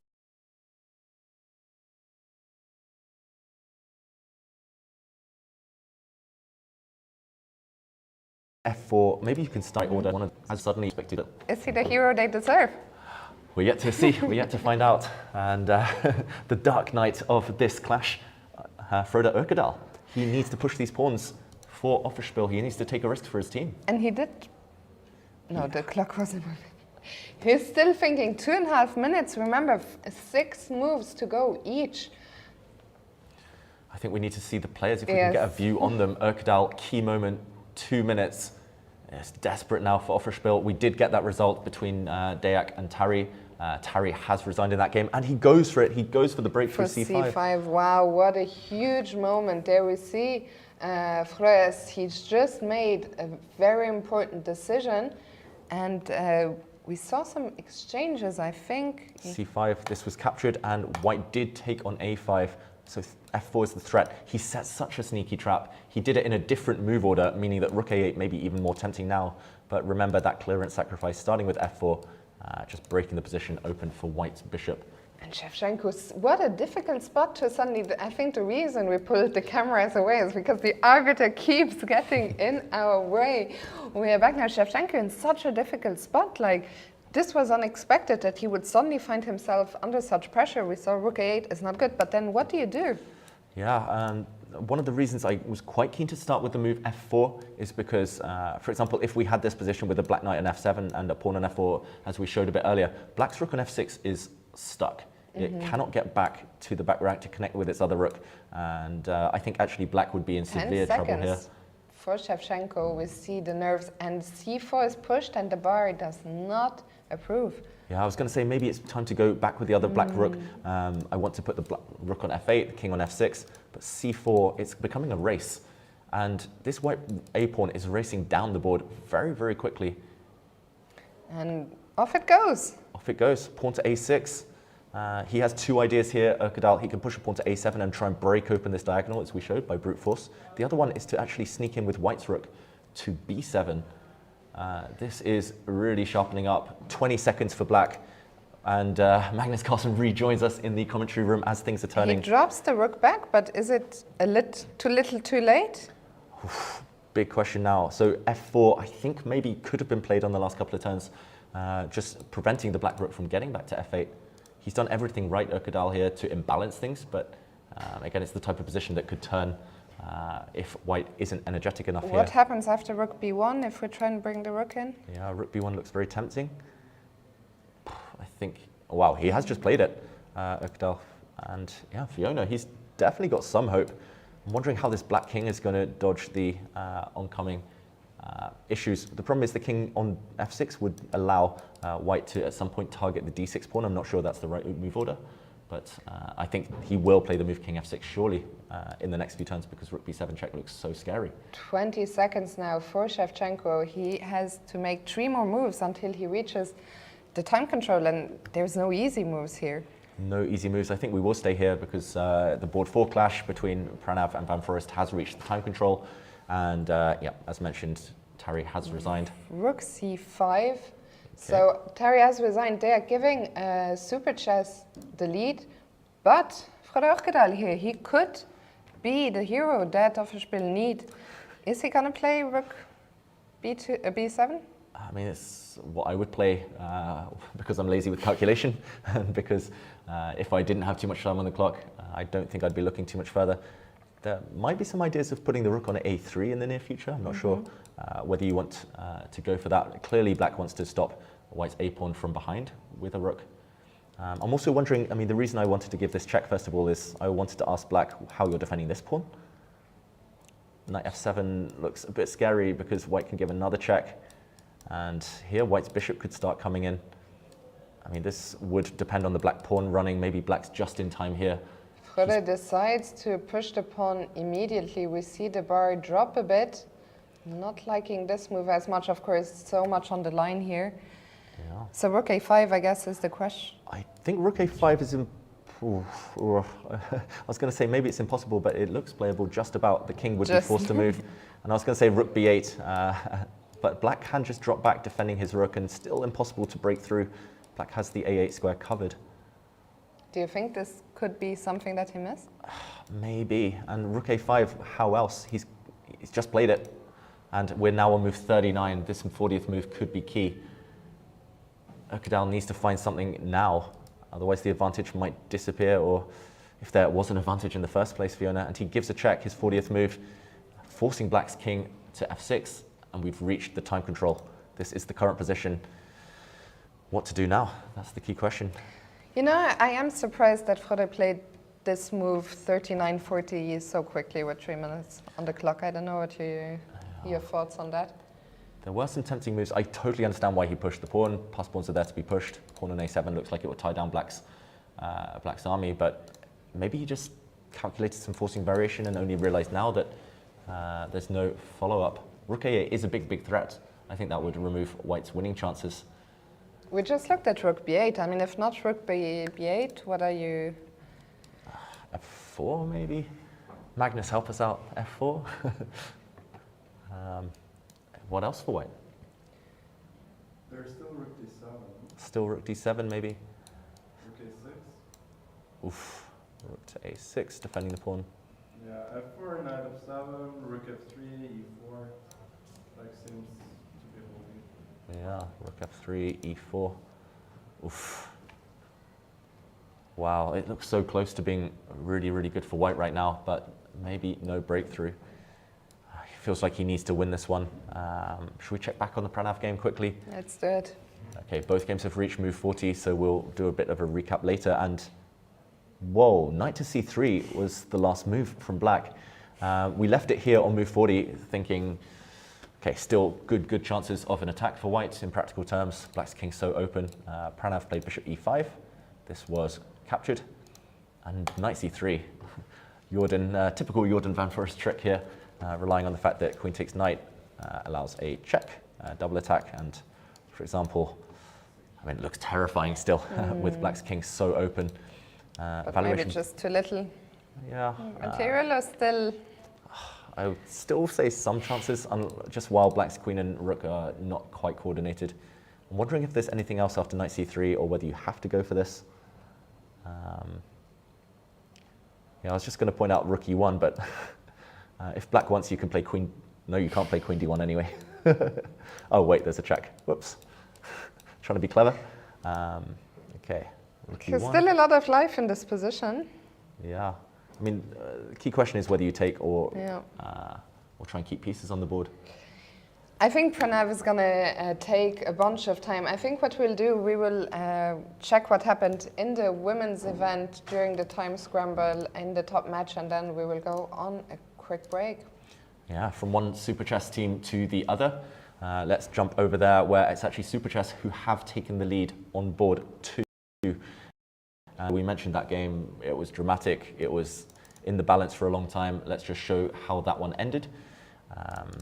It was the clash between Dinara Wagner and Leila Yavakishvili. And there were a lot of pawns for white. The only question was her king going to remain safe? Yeah, it did. And actually, I just want to point out again, the star move was queen to c7, relying on the fact that rook c8, only one move for white to survive, but it also is sufficient to win. Due to the fact you have 4 extra pawns, rook to a5 would have been the counter-attack, due to the fact the queen is hit and the g5 pawn would drop with check. So maybe spotting this, Yavakishvili decided to play rook e8, but this allowed white's knight to rejoin the action, and yes, as you mentioned, too many pawns here, and white's king looks safe as houses. Yeah, white very happy to see some pieces come off the board, and if anything, white suddenly the one going for the opponent's king. Let's just see the final few moves. She traded off queens here, and after the queen exchange, yeah, I think 2 pawns would have been enough. 3 is more than sufficient, and rook check ends the game with checkmate coming. Super Chess were also doing very well on board 3. Let's go to Irina Bulmaga. Okay, this is the moment we last left it. Let's just catch up with the current position. They've just made move 40, and some of the advantage, maybe most of the advantage has disappeared. Black's still a pawn up, but this pawn is well blockaded. And the b3 pawn a bit loose as well, overextended. Let's see what happened here after we left off. Yeah, we left it actually back here. White, okay, didn't play rook b4. White retreated rook back to a1. Bishop to d4. And yeah, I think just that big opportunity you mentioned earlier, Fiona, to transform the advantage, to trade off pieces and go into that rook and opposite color bishop endgame, 2 pawns up. That would have been a clincher. But now, yeah, we see how this position arose. And yeah, I really don't think the momentum change is going to allow Bulmaga to win this game anymore. I think psychologically it's going to be very tough. White's position, she can just sit there. I'm expecting white to give her king some luft in the near future. Black's king's quite open. Yeah, maybe some good news for Team Super Chess on board 1, which was... Wow, what happened there? Let's go there. Whoa, how are these pawns still alive? We thought they were about to disappear when we were last here. Well, we were actually at this game a long, long time ago, so we won't go the whole way back. We'll just mention that after bishop takes f5, the queens came off the board, and here I thought she would just start trading things off and maybe capture this bishop, take a pawn, and she should be relatively safe. She actually allowed these pawns to advance in the near future, starting with knight c3, pawn to d4, and things started to turn in black's favor. We won't go through everything, but let's catch up with the current position. The current position looking pretty dire for white. Yeah, it looks like a plan of How are you rook takes. going to stop these pawns? They'll cost white at least a knight if white can even get back in time to sacrifice. What am I missing? Rook takes b3. I think you're not missing anything. I think this one is just very close to being over, and that will be a huge win, of course, for Super Chess with the black pieces on board 1. The match looking great for them. Let's quickly go to board 4, and then we'll go on a quick break. Board 4 looks like it should end in a draw. White a pawn down, as she was when we last left this game. Not too much has changed apart from queens and rooks disappearing. Luckily for white, it's opposite color bishops, and the fact that the black kingside pawns are on light squares means that the black king cannot journey too far away. I wonder whether black can ever try a push with g5, but just to try and create a second pass pawn. But yeah, this one should, with best play, be a draw. Should just be a blockade. We'll come back here maybe just before we go on the draw. Let's see what is happening in the open section. Can you tell us which games have ended in the Noviborov-Gagashimov match and Anier Beersheva? Yeah, on board one, technically board one, but board two according to the standings. Novi Bor have clinched a victory. They're currently leading 4-1 against Vugar Gashimov, the Vugar Gashimov team. Nils Grandelius, David Navarra, and Matus Bartel taking wins in that one. And you mentioned... And yeah, Jules Moussard wanted to win 6-0. That's not going to happen any longer, but they are leading 2-1. And on board one, it was Vacher Le Grave who was the victor against Mikhailevsky. And we also saw, okay, it's actually just one victory so far, 2 draws in that match. So Ania lead 2-1 against Beersheva. When we come back, we will take a look at what's happening there, as well as, of course, in the top match between Super Chess and Offerspiel, where the Norwegians are currently trailing. But maybe some hope with the remaining 2 games. We'll dive into that after the break, so stay tuned. See you soon.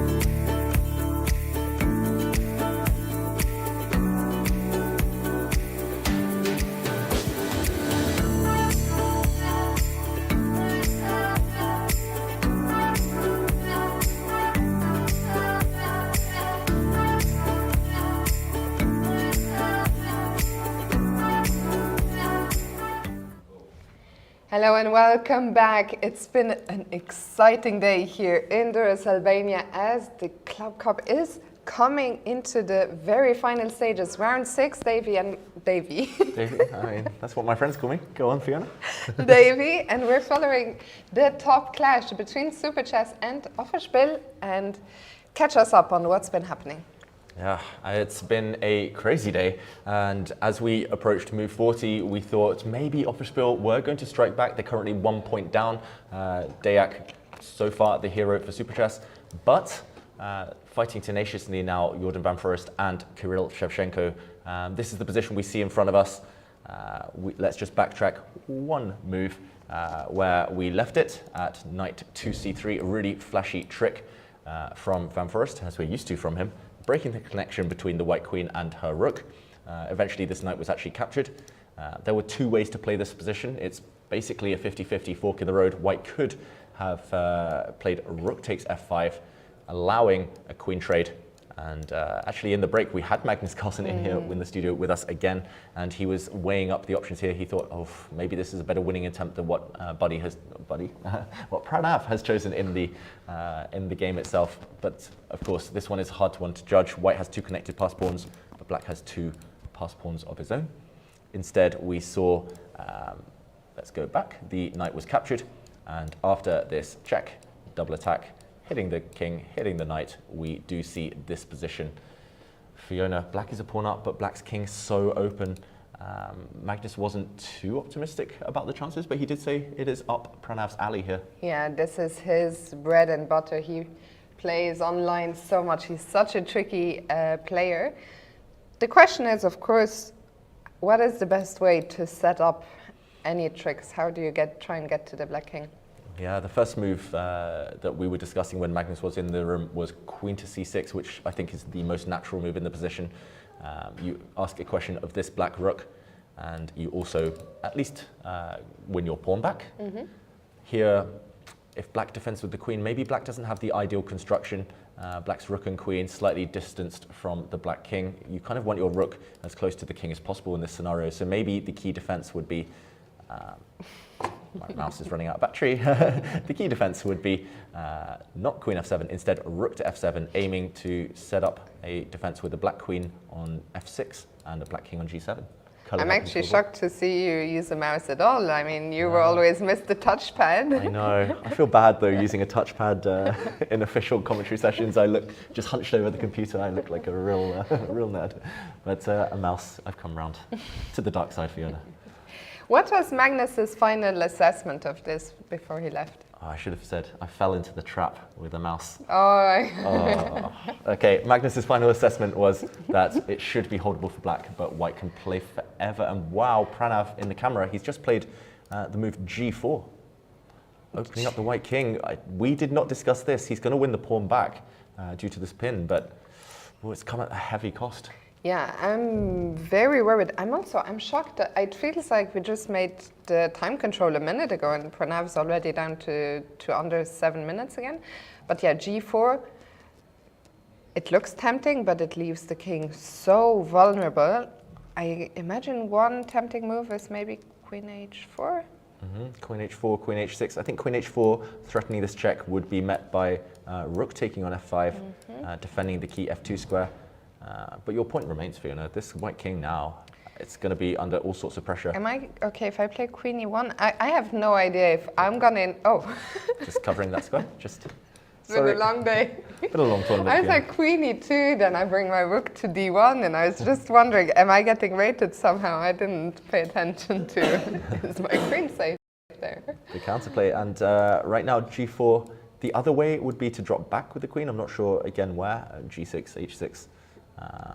As long as there are no checks, maybe Pranav is banking on some checks here, but for example, if he takes this pawn, there's an argument for Black potentially even coming in with a queen exchange, and that one has to be weighed up really carefully. White has connected past pawns, so actually I think maybe this isn't the moment to trade queens, even if the computer thinks this is a draw. White with all the chances here due to these past pawns, and actually it's impossible to advance Black's pawns. I'm really surprised the engine. Me too. I was just going to say that. Yeah. So this is what I keep calling him Buddy now. Pranav is banking on. So after g4, he will play rook takes f5 next. He's getting ready for the endgame potentially by pushing his pawns so far forward. Again, it's typical kind of youthful energy, positivity, really high confidence chess. Yeah. An older man like me. He does look incredibly confident, Pranav.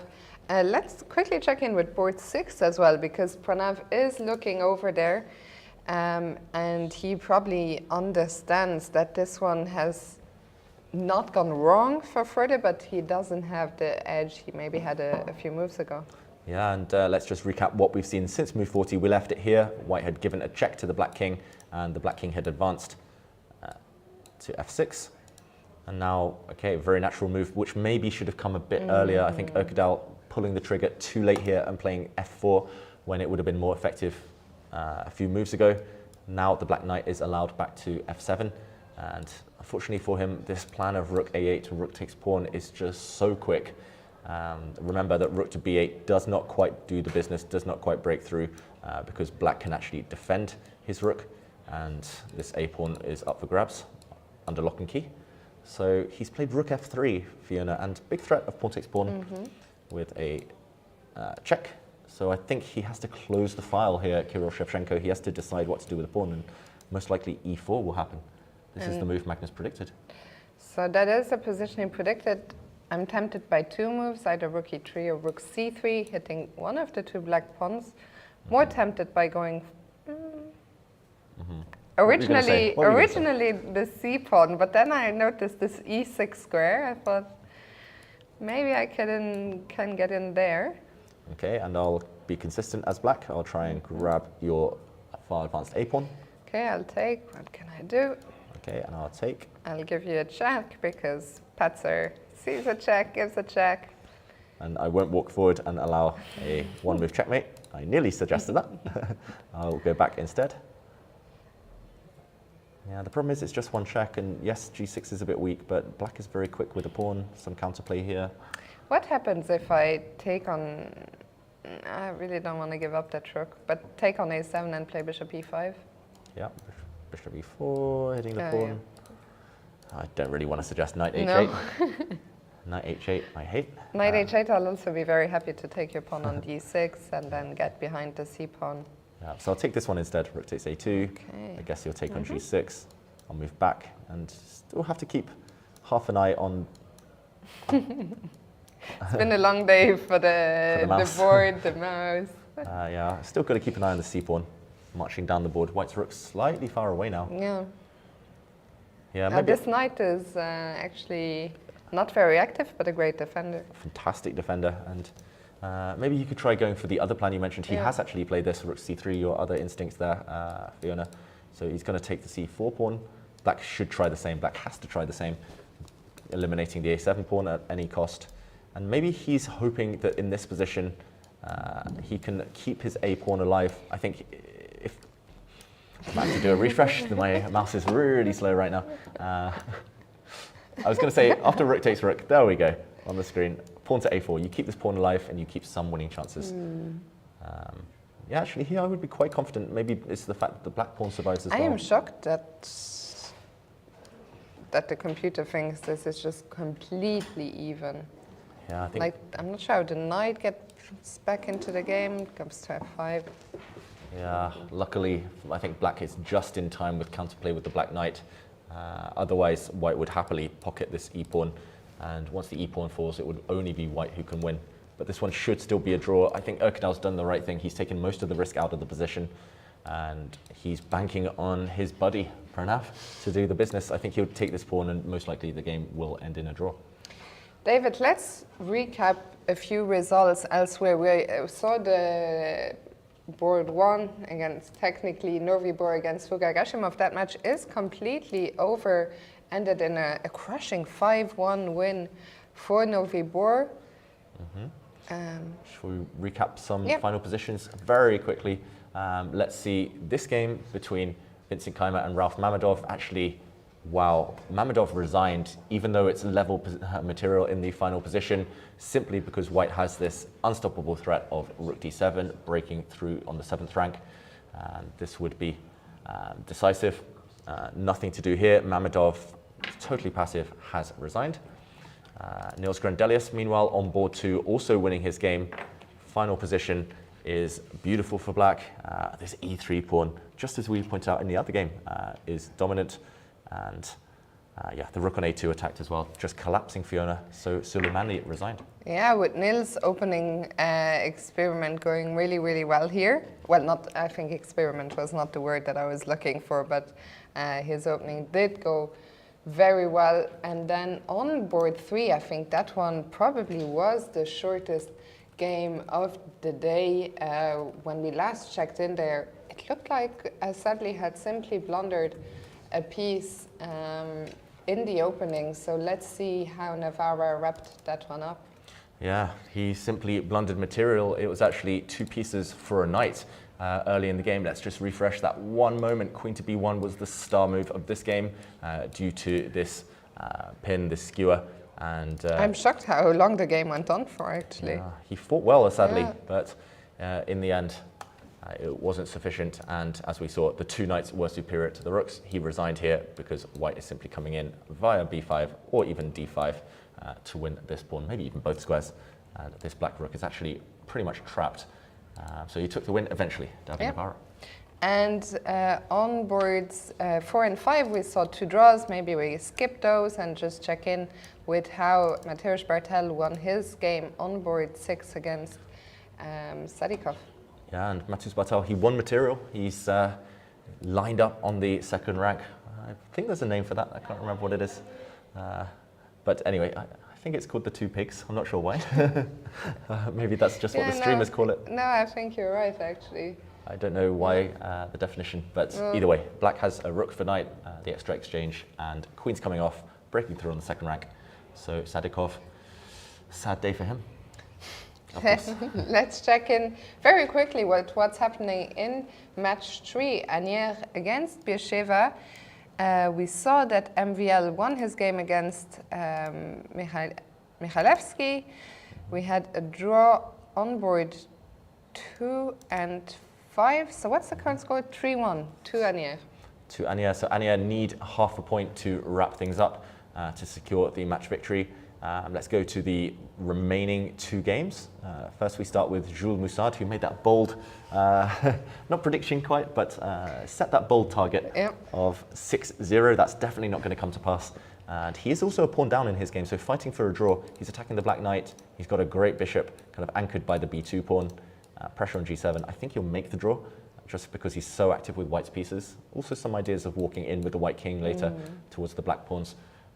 But yeah, some work to do to secure the desired half point for Jules Moussard. So the half point, it has to come either from this board or from, I'm so confused. Yeah, How from does board 6. There's 2 games remaining. Sorry, And my math let me down there for a second. So on board 6, actually, we liked Huisman's position when we left it off, and he's just increased his advantage further. Usually, you mentioned usually you like the 2 pieces, but here it's a rook and 2 pawns. And the problem is the pawns on both sides, the white king also very close to infiltrating the black position. yeah, the problem here for Delchev is the black knight is just utterly paralyzed, utterly immobilized, covering the g5 square. If white's king ever sneaks into g5, g6, this would simply be go over, as you mentioned, Fiona. The one issue here for white is how to push your a pawn forward. Knights are so bad at stopping these rook pawns. At the moment, the bishop keeps the a4 square under lock and key, but the very moment that white is able to start pushing this pawn, I think that will signal the end of this game. 2 pieces often struggle against a rook, actually, when the 2 pieces are not accompanied by their own rook. This is one of those cases. Yeah, it looks like Jules Moussard, he will have to hold in order for Anier to win this match at all. Let's go quickly to the women's section before we return to the top clash between Super Chess and Offerspiel. We were following the match Gas Ukraine against Super Chess. It was looking good for the Romanians. What's been happening here? Yeah, it looks like Super Chess have been playing some Super Chess today. And right now they are in the lead, 1 point up, thanks to that win that we saw earlier from Dinara Wagner. And on the remaining boards, it looks like they're doing pretty well too. Right now, this game, I'm surprised it's still going, Fiona. Me too.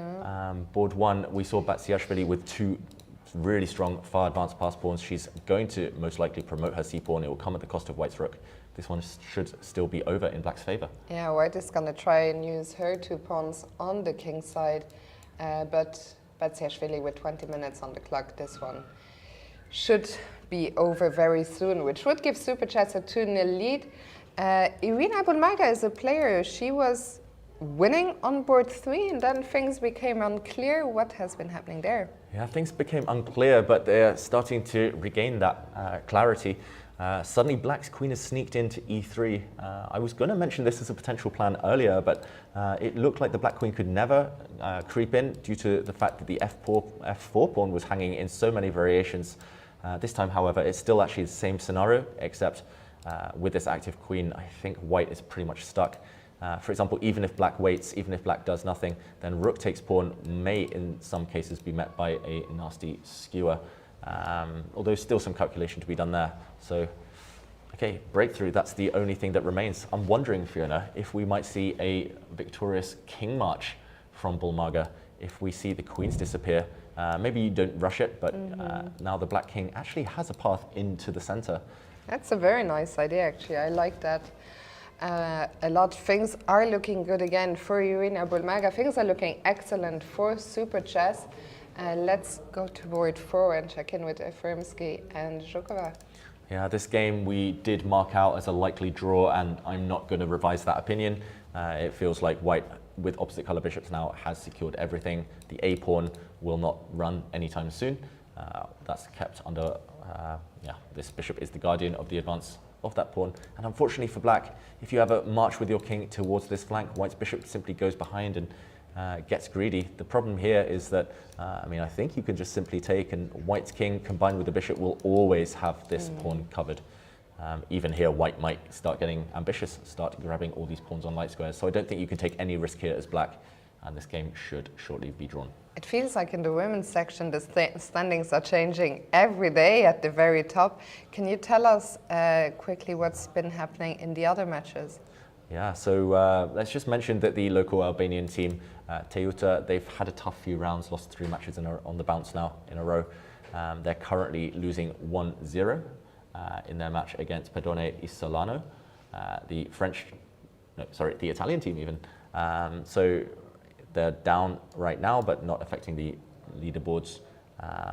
Then on board 3, Monte Carlo against Garuda. That is currently tied, so maybe we can check in there with the remaining game. Jokagal against Elizabeth Pates. Actually, that one has ended in a draw. The bottom 3 boards have ended in a draw. It's former Women's World Champion Maria Muzichuk against Bella Kotenishvili on top board for the top seeds. Monte Carlo against Aika Garuda. And right now, this is the position. It's taking me a while to wrap my head around this one. The evaluation bar says slightly in black's favor, I think because black's king is the safer of the 2. And an extra pawn. Oh, good counting. I missed that one. I thought it was level material, but extra pawn for black. And a big question, how to defend this knight. First of all, how to defend the f pawn behind it. Here, actually, in light of the extra pawn, Fiona, I'm surprised that the evaluation bar is not more enthusiastic about black's position. Yeah, it is white to move, but the black king looks incredibly safe. I don't know how we can possibly get to that.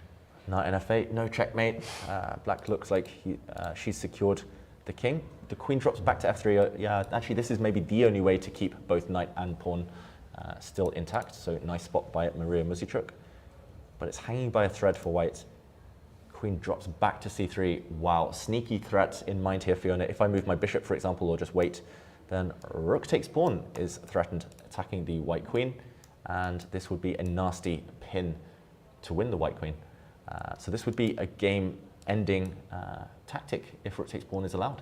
Yeah, so all the pressure in that match, it's not a match that you see on the camera, but lies on the shoulders of Bella Kotenishvili.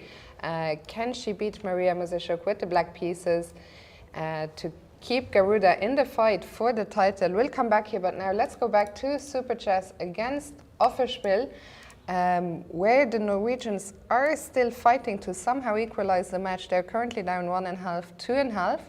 What's happening, Pranav against Van Forest? Wow, and this one has completely changed. We see Van Forest there deep in thought. Somehow queens are off the board. And let's rewind a bit. yeah, we have to go back. We've seen 5-6 moves since we last left this position. Just after the time control, we were shocked, or at least surprised, that Pranav, I keep wanting to call him buddy, Pranav played the move g4, opening up white's king. Maybe it was in view of a incoming rook endgame. He knew that the queens were likely to be traded, and actually we went down the line that we predicted. Fiona, black dropped the queen back. The pawn was recaptured on f5. After a check, the queens disappeared, and rook d8 from Jordan Van Forest, a really good endgame strategy here. Rooks belong behind passed pawns, so he's going to use his rook on either c8 or a8 to propel one of the 2 pawns forward. And okay, this was blocked off by Pranav. The white king started coming, but now the question is, how does black hold this game? While the white forces are distracted, is it time to start running towards these white pawns? Yeah, we can see, of course, that the bar hasn't moved at all for the last few moves, so it seems convinced. I would be stressed if I was black. Okay, what happens after, I guess, king f6 or king h6? Yeah, or king g6. Or king g6. Or king h7. I think what Pranav is relying upon here is that rook h8, trying to win this pawn. G-pawn alone will never be enough to win this game. White can just about defend and cling on, and then the white king will be the one snacking on pawns. The problem is I think this is a draw anyway. For example, if the black king marches forward, even if the a-pawn didn't exist, I think this is still a draw. So that's one downside for Pranav. But let's say he goes with the more natural approach. Jordan Van Forest here.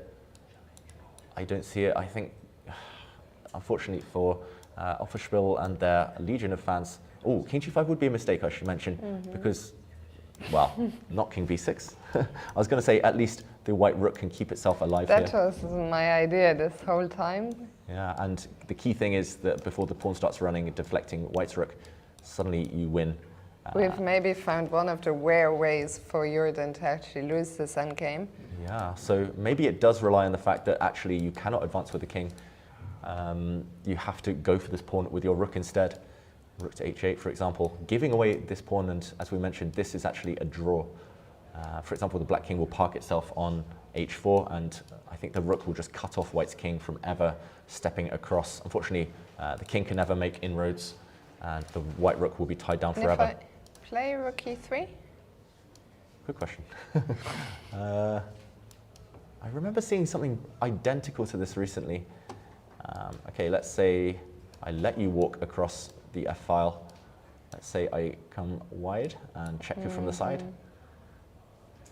I think unfortunately there's just no way to make progress. No. As soon as you ever march forward, I'll just give you endless evaluation. Okay, but now I bar. have king g6 now, yeah. and I blocked the checks. You block the checks. Okay, so if we backtrack, not rook check from the side. I think it might from be the front. another endgame where we're being misled by the bar. Yes, it's a Yeah. draw, but it might not be that easy. I think that's the case with the players as well. Yeah. They'll know it's a draw, but working out the details, exactly where black should put the king and rook, that should, that will decide whether Jordan Van Forest can hold this, and he'll need to hold this for Super Chess to have a chance of winning this match.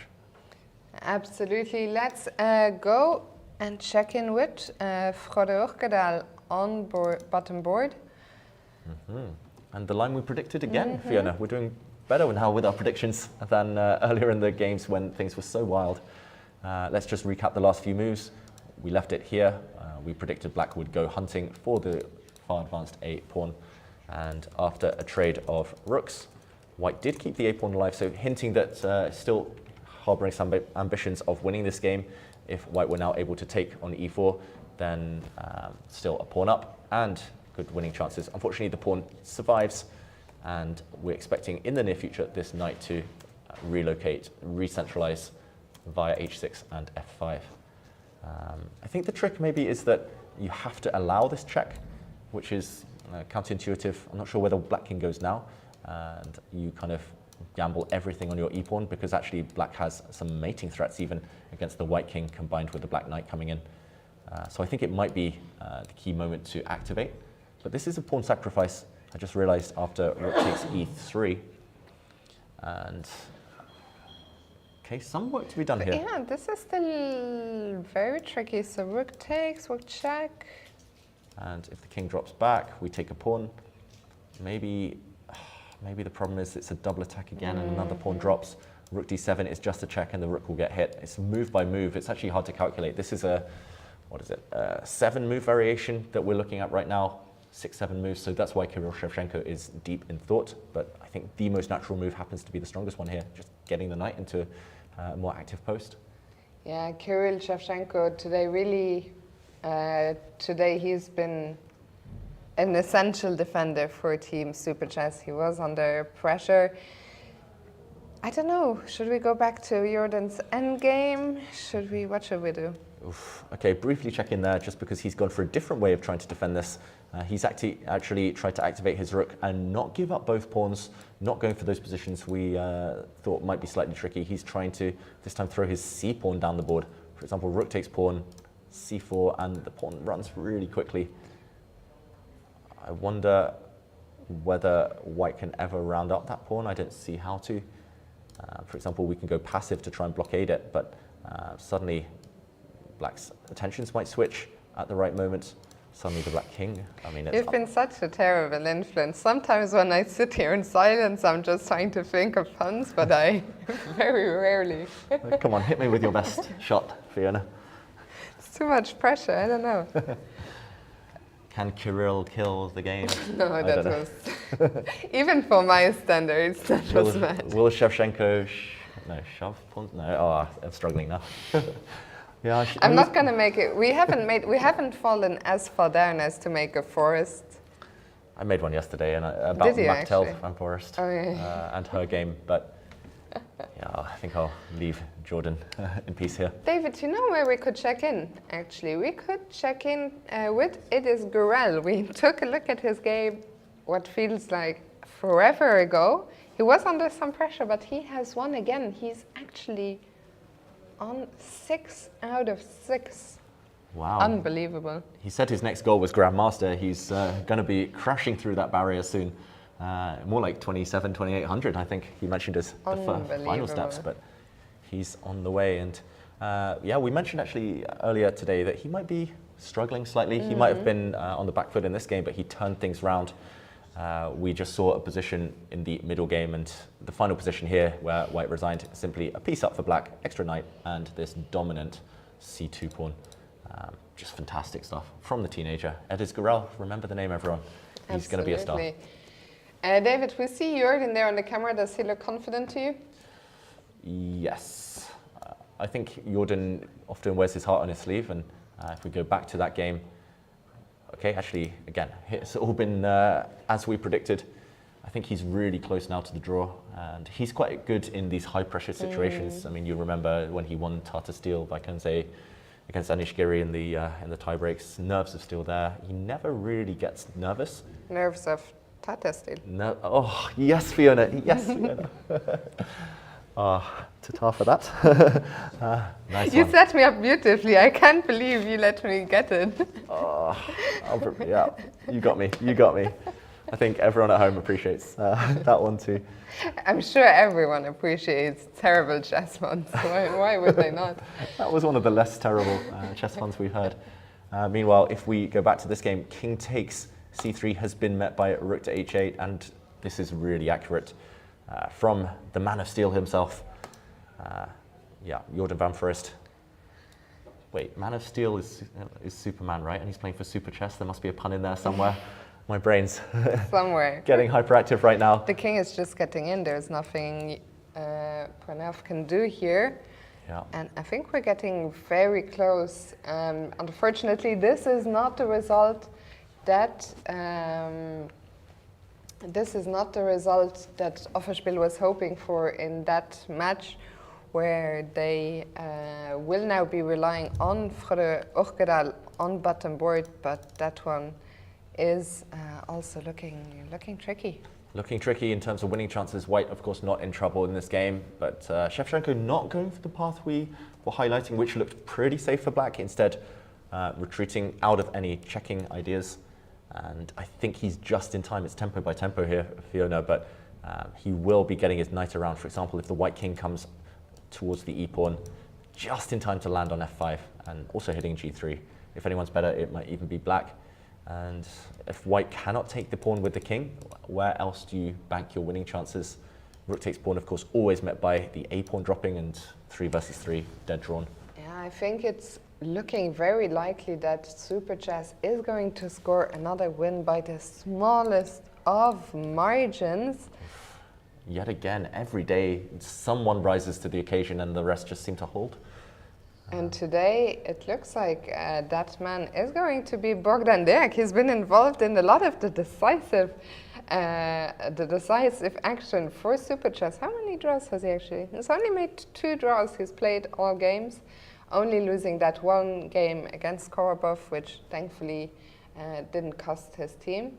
But he's been decisive against Gashimov, and he probably will be decisive again today.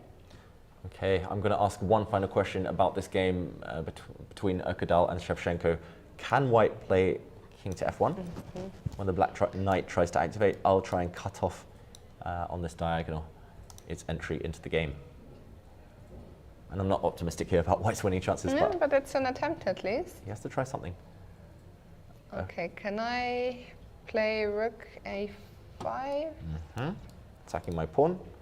I will say, do I want to say take it? I'll say take it, please. I'll move my king. Okay, I will take it. Now I'll use my rook to take, just so I can get behind. Can I play knight f5 now? Ooh, knight f5. I can't believe the bar hasn't dropped on my head all the way yet. No, it's holding. I'll take. I'll take with the rook. I'll go behind, And I'll go in front.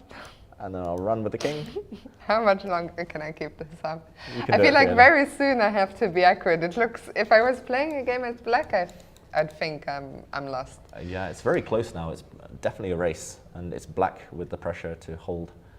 I have no idea. King f6 makes sense. 6, I'll come. but King f5 Yeah, I think you might be in time. to take the pawns, you mean? I mean, now I'm not sure exactly what move order you go for, but Yeah. h4. h4. Ooh, Oh. the bar is correcting itself. I think you take everything, and unfortunately for white, yeah, you can at some point, at the right moment, you delay it as long as possible, of course, but you give up your rook for this pawn, and by then black's g-pawn will be racing down the board. So some calculation to be done. I think But Ökadal's this only is chance. terrible news for Ökadal. If I could hold it, then surely Shevchenko should be able to. Yeah, Shevchenko. One of my favorite strikers back in the day, I will say. He won't strike in this game, but he will hold the draw. Yeah, and we see for Frodo, of course, this is terrible news. Let's bring back the Jordan game. Did we already see a handshake? I think if we bring them up on the camera very soon now, that game should be over, especially. Jordan is still thinking. What's he thinking about? Yeah, I'm confused. I mean, King f4 looks so logical. Maybe he's just wondering whether he even has to calculate, whether he even has to come in with the black king. He's got a bunch of time on his clock here, Van Forest. I guess he doesn't want to rush and kind of risk anything at all for his team here. But as we mentioned earlier, King f4, not only do you shoulder off the white king with the opposition here, just preventing it from recentralizing, you also threaten king to g3, winning the I'm pawn not back. even sure how to. Maybe rook to h1, just getting out of the way. And now if you go in, suddenly... Okay, you still need to be a bit careful. Yeah, just to mention, you cannot take this pawn because white's pawn will run. And the other move that would actually pick up the material or regain some of the deficit here, king to g2, I think now white's rook would happily run away, and black's king has gone in the wrong direction. White's g-pawn will actually decide this game. So I think maybe that's making him pause. He's looking for something after rook to h1. But It's a good thing we're not playing. Oh no, what am I saying? I was gonna say it's a good thing we're not playing a drinking game about how often Deak blocks our camera, and then I realized Deak's left ages ago, so I'm not sure who that was. Or is it Deak? you never know. Some of the players stay in the Zoom hall. out for a second. Some of the players Who stay was in the you hall know too. who I meant? Yeah. It was Victor Havik, maybe, the captain, the Aha. office bill. If it's- Anyway, I digress. I got sidetracked. Oh, there's another Victor joke in there somewhere, but I won't make it. Victor Too Havik. many Victor jokes today. Yeah, the captain of Offerspiel, he's definitely lingering somewhere behind Pranav right now, nervously cheering on his player. But I think here, yeah, maybe this idea, just trying to kick away the white king further is the way to clinch it. But Pranav, he's done the right thing. He's played on and on and on. I do think maybe earlier there was just one slip from him in an almost perfect game where he could have... Maybe let's show it. Yeah, he could have got a decisive advantage without any risk at all. But this urge to be flashy really came back to bite him. It was actually in this position. I actually mentioned this to Magnus. I said, why didn't white just take this pawn? It's a free pawn and you're going on the attack. And he said, yeah, Pranav trying to be too spectacular. The problem is here for black, this knight is a key defender. You cannot, for example, move it away because white will kind of penetrate, infiltrate the 7th rank. Queen takes g7 guaranteed now, checkmate. So black has to trade off rooks. Maybe it's this position he was unsure about the evaluation, but white can just centralize. White will line up the bishop and queen. G7 is still a weakness. At the very minimum, a line that Magnus himself pointed out after knight to c4, white can actually deflect the black queen and win the valuable a pawn. That's very nice. Yeah, and with the a pawn, I think black's hopes of saving this game disappear. This would have been the maybe professional way of doing it, the clinical way. Instead, he played a flashy move, f5, but this allowed Jordan to defend really kind of resolutely and to kind of be forced to find the best moves. Queen takes b4, giving a check, and maybe the move that Pranav had missed just before knight f6 lands, just in time, black is able to cover this key square. And later we saw all the trades and a drawn endgame. The question is, any final tricks? Bamboozle his opponent here. Yeah, I think Jordan is doing the right thing. He has so much time on the clock, so this is the moment to use it. He knows that if he's accurate here, this will be a draw. So there is absolutely no need to rush right now. Let's check in with match 4. We haven't been there at all, but they are the 5th seeds, Schachclub Fiona. How that match is actually over. Wow, and a big upset there with Fienheim going down to Göktürk Chess Sport Club. So congratulations to the Turkish team. On board 5 we had another Turkish team, Turkish Airlines Sports Club, also winning their match against Rishon LeZion. So Turkish chess flourishing. On the rise, taking flight like Turkish Airlines. And yeah, fantastic play. Full of young players, young prospects. And okay, what's caught the attention of these two players? Have we seen some drama on board 6? The answer is no. Or at least maybe an kind of surprising move here.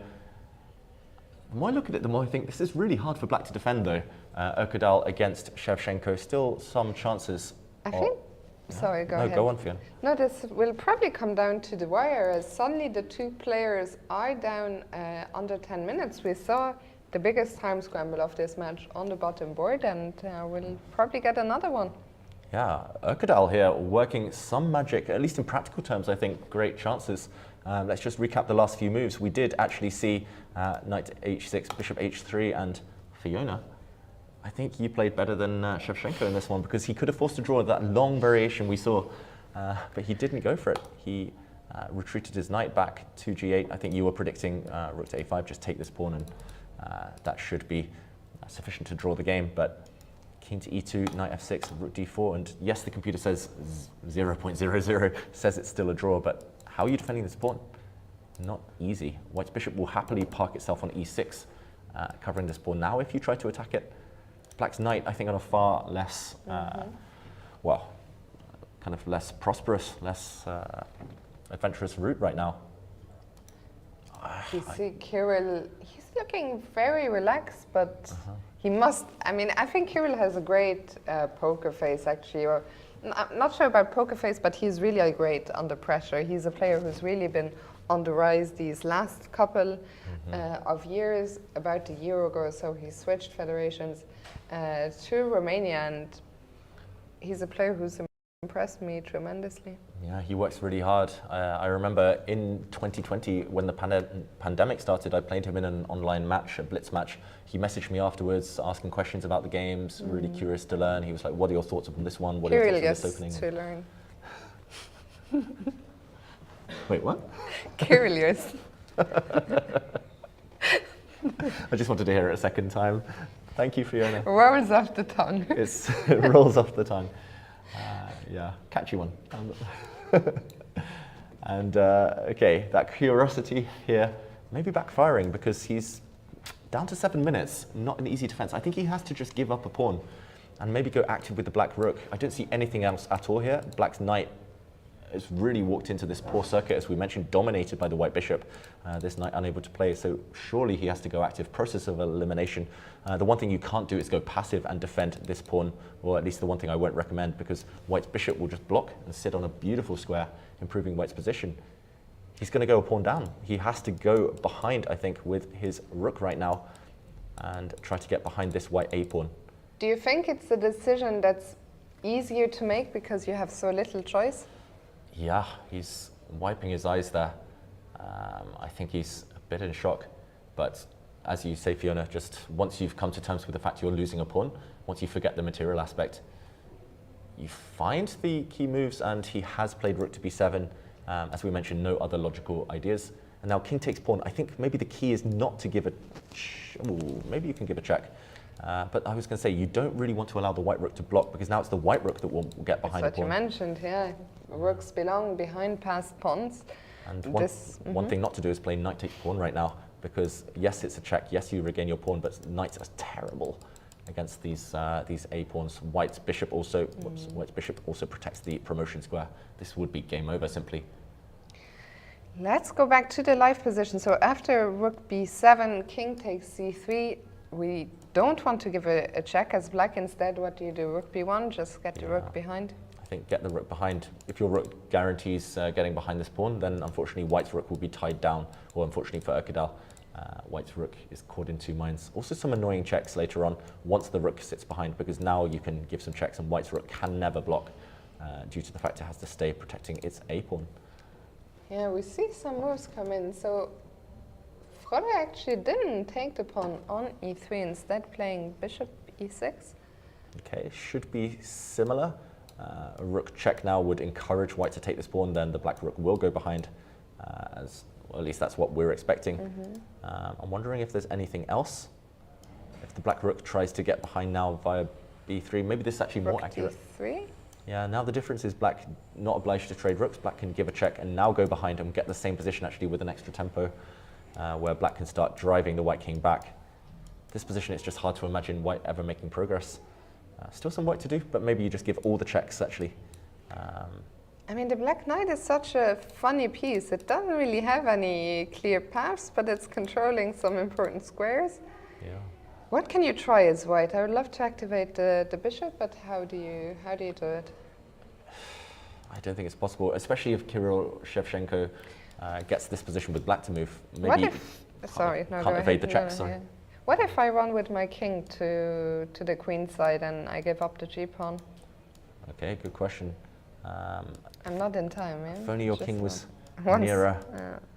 Suddenly black's pawn runs and real counterplay. You need at least 2 extra tempi, I think, here to cause some trouble with white. But yeah, I mean, that would be one winning idea. Fortunately, not quite working. I'm really surprised he played bishop e6.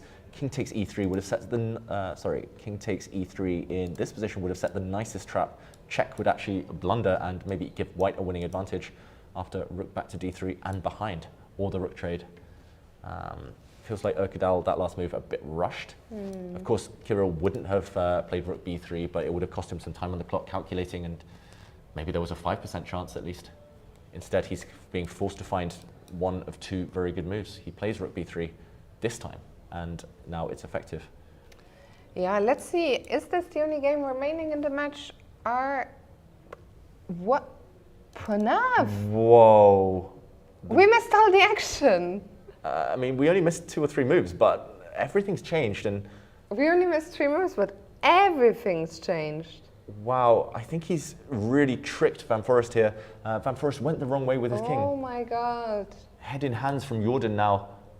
This could change the fate of the title of the whole tournament. Let's go back to show what's happened. Actually, we also see in the background Ivan Sokolov, or we saw him there a second ago, who was looking desperate.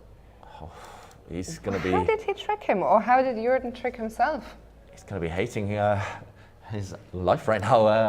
Sokolov, I mean, this moment, it's so big. He's kind of been living through his players.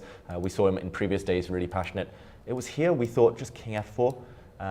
And actually, we only came up with one idea for white, retreating the rook. But now you could at least drive the white king away.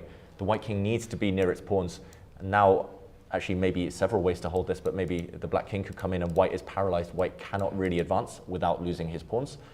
Instead, we saw, wow, rook h7, a waiting move, indecision. The king moves across and just allowing the white king in.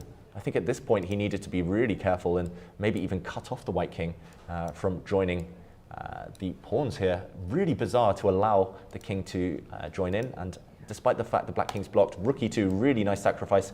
If king takes pawn, there's a key idea of rook to e5. This must have been missed by Van Forest, and rook h5 checkmate is the idea. Unbelievable. Yeah, this check is blocked by white, winning king and pawn endgame, king back. I think the problem is the black rook is tied down, paralyzed forever, guarding the h5 square, and this would slowly but surely be winning for white. Let's go to the live position. He's gone around with the black rook, but now the question, Fiona, is can white still play rook to e5? This king is trapped. You have to give a check now, but the white king f3 advances. and the checkmate threat remains. Yeah, and I think this idea you mentioned a bit earlier, white's king maybe just continues walking up the board, and eventually will land on f5, and suddenly a well-known position where black's king is on the wrong side. The white g-pawn will decide this. You're simply clearly too fast now. I am an absolute, I mean, what did I say a minute ago? We'll see a handshake here in a second, and we will see a handshake regardless of what happens at the end of this game, but not with the result that we were expecting. Pranav does it. Will he do it again? He saved Offerspiel yesterday, saving a completely lost position. Today, this game was a mess. He was pressing, then it was even, but he just needs to find one more move. One more move, and yeah, this is crazy stuff happening right now. After rook e5, can't black play rook a5? Ooh, nice. Maybe hence why white has played rook to e7. We do have a suggestion from a very, very strong friend of ours in the commentary room here. Let's just show this on the board. If we go back one move, this must be the trick. Rook to a5. Grandmaster Roland Persis, he knows his countryman well. Jordan, this is maybe what he had relied on. That is a nice trick. Doesn't quite work. Why not? Doesn't quite work. I'm not sure why. Of course, we should just point out rook takes rook is stalemate and a draw. This is not check, and the black king can't move. Maybe it's just the fact that you can continue doing what Pranav is doing in the game. You can still go behind and check this black king. Now no more stalemate tricks. I mean, you can try one last one, rook e5, but white will give a check. And it's not just one check, it's a check from e5, from h5. And actually, if we go back to the game, pretty much the same position, just with the black rook on a slightly different square. I think it's the same problem. Checks only drive the white king closer to glory. And the threat of checkmate behind, for example, if you ever take this pawn, getting trapped, this will ensure that the white king is pushed up the board. And yeah, you can check forever until this point. Now the white rook will happily block. No more checks, and the g-pawn will win the day. David, you said it earlier, Jordan, he wears his heart on his sleeve. Usually we can tell from his body language how he's doing, and I think that camera shot that someone keeps blocking, I don't know who it is, but it tells a story that Jordan, we saw him earlier looking more confident, very focused. Of course, Pranav, it's the first time I see him in action live, I have to say. Of course, I'd heard a lot about him, see him play online.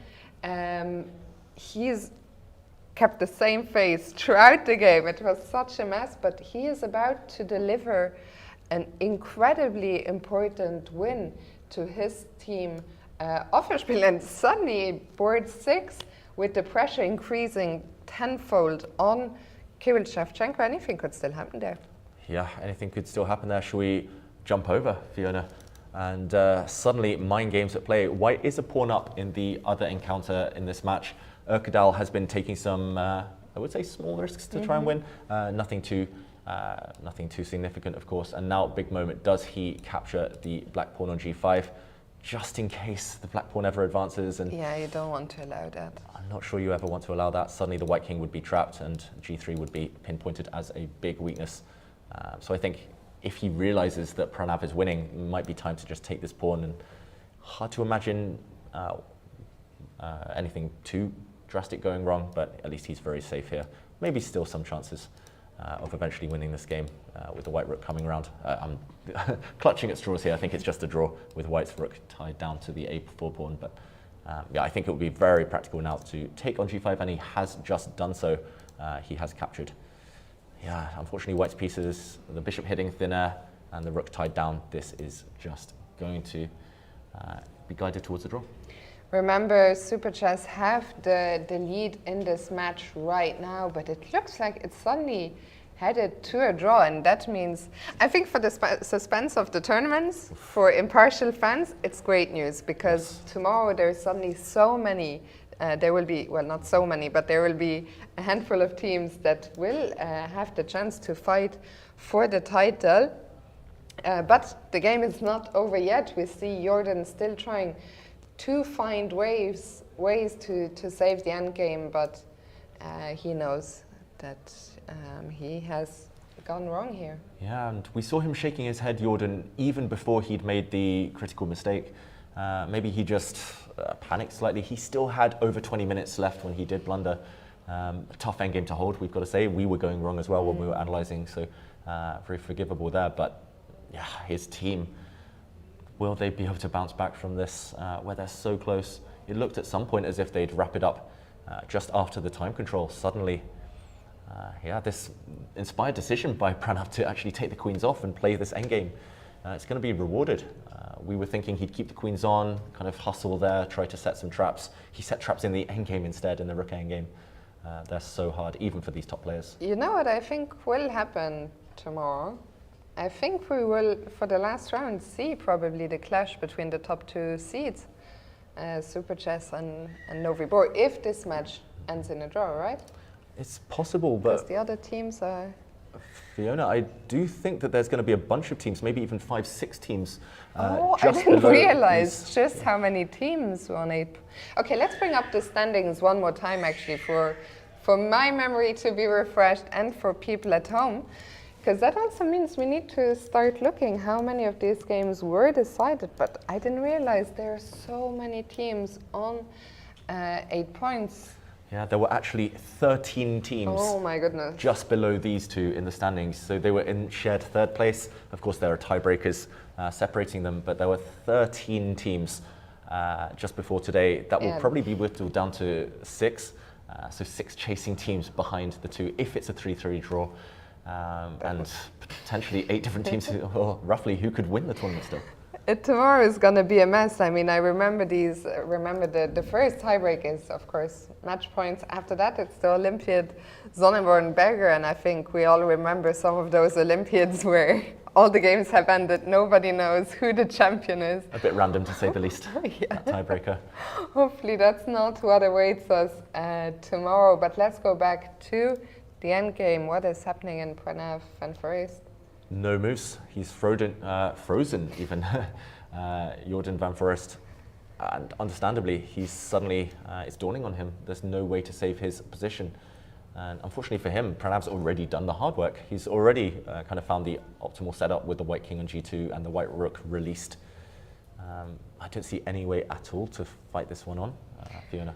Yeah, this one is a tricky spot. This is the first time we see Super Chess on the receiving end of a somewhat dramatic turn against them. So far, fortune favored them in the close matches. I'm not saying fortune in the sense of luck, but they were the ones who always ended up emerging victorious. But today, Offerspiel and Pranav, I mean, he is going to get a hero's welcome if he wins this game, and there's no slip out on board 6. He's going to get a hero's welcome when he returns to the hotel. Not for the first time. Yesterday, popular man amongst the Offerspiel teammates. Pranav for saving a lost position. This time it's winning what seemed to be a drawn position, squeezing water out of stone. There we see Jordan, yeah, just exasperated at this point, knowing there's no way to save it. Maybe we jump, maybe we jump to the other game in a moment. But right now, this one looks close to over. Imagine Magnus Carlsen's reactions once he realizes. The 15-minute delay means that Magnus probably only right about now will be seeing what has happened. And Pranav, I think he knows. He hasn't shown much emotion yesterday. We saw it just in the very end. I think he couldn't contain his smile when he played this beautiful Rook H1 check to save the day, leading to a first perpetual. But let's check back in on board 6 with Orkedal and Shevchenko. Okay, nothing to report here other than the fact that it might be a draw in the next few moments. I think Orkedal's tried everything he can to win this game. It won't be enough, however. We've seen a check. If the White King steps forward, the Black Rook can return. I'm not sure, we haven't seen that position before, but it does feel a bit dangerous to leave the White King on H3. I think this game will fizzle any moment now. And Shevchenko giving his opponent the death stare. He's like, why aren't you offering a draw? Do you not know who I am? I think, Shevchenko, I know you're joking, a very humble young player. Humble but incredibly strong and ferocious. And I think the shrug there by Frode Orkedal, which often is the indication that we'll see a move repetition here and probably a handshake any moment. And there it is, the players have agreed a draw. Leaving only one game here, it is Pranav against Van Foreest. Jordan has made a move. He's made a move, he's given a check and another check to the White King, but this is only helping White. The White King will be driven actually where it wants to be. It wants to be shepherding this pawn forward, helping the White G-pawn to push. And no need to worry, you can march forward with impunity, you can always block checks later with White's rook. And of course hindsight is always 2020, but it's 2023, Fiona. I think we have to return to something we were discussing at the very beginning of this show. It's something we had mentioned between us. It's something that was also brought up by Benjamin Halldorsen of Team Offerspiel. Jordan van Foreest, if we go back to the very beginning of this game, Jordan van Foreest, he's an attacking player. He likes to play active chess. This was an opening where we were saying, is it a little too tame? Are the directives of the team maybe that he should keep it very safe, and is this now backfiring in the end? I think you're right. I mean, a position like the one we saw a bit later, it just looked horrible for Black, and I think this decision where Black is slightly cramped, Black is slightly worse, this decision to lash out and kind of explode the position just showed his frustration, his impatience, just not playing his style of position, and d5 was actually tactically flawed, as we saw after pawn takes d5. We showed some variations, but essentially Jordan went down a pawn in this position, and yes, he fought back. Yes, objectively he was drawing, but he was always on the back foot. And yeah, that's where the team dynamic again. Do you let your players loose? Do you let them play to their strengths, or do you tell them to curb their natural instincts? It's easy to say, as you say, Fiona. As I said, hindsight, yeah. That's why I don't want to be too critical. Jordan was very close to holding the draw, and then maybe nobody would speak about it. But it's certainly something I think that is going to be on some people's mind. Maybe Jordan himself will be wondering, I wish I... And we don't know, we are speculating. Maybe it was Jordan's decision. We can only speculate, but... Yeah. The game, meanwhile, has continued, and Pranav, his king, is making progress. The rook is being used to shelter the king, and the G-pawn is now on a stairway to heaven. Stairway to promotion. And, okay, a move from Jordan. He plays rook to a5, just at least halting White's ambition here, slowing White down slightly. G5 is not possible because the rook can take. Yes, you can give a check, but Black's king can continue protecting its rook, and you cling on, you survive, you save the game. Of course, Pranav will not go for that. What will he play instead? I'm just skeptical Black can ever save this, and okay, we know he can't because of the evaluation bar, but king takes pawn, for example, even if White waits, king takes pawn will never be possible because then the G-pawn is let loose. And how do you win? Yeah, where is Enlighten me, David. I'm trying to work it out. I'm trying to buy time, trying to stall here, Fiona. He plays king to g6. Oh, and maybe king h6 and then push the pawn? Beautiful, wonderful technique here from Pranav. So quick, just so intuitive, but he's, extremely strong at calculation. Just to show what Fiona means, for example, rook to b5, if black waits forever, now you can break forward with g5. Rook takes pawn, finally the check, and no more h5 square.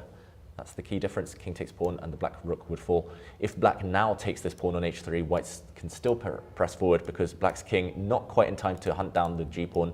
It will be checked and it will be cut off along the 4th rank, unable to participate in the defense. Beautiful technique by Pranav, who seems to have things under control. This is the final game in this match. I think the fact that we haven't seen Jordan's face in a while, he's sort of shielding himself from the outside world. I think we've all been there. When things go wrong, you sometimes need a moment just to yourself before you face the harsh reality of at some point this game will be lost, I think.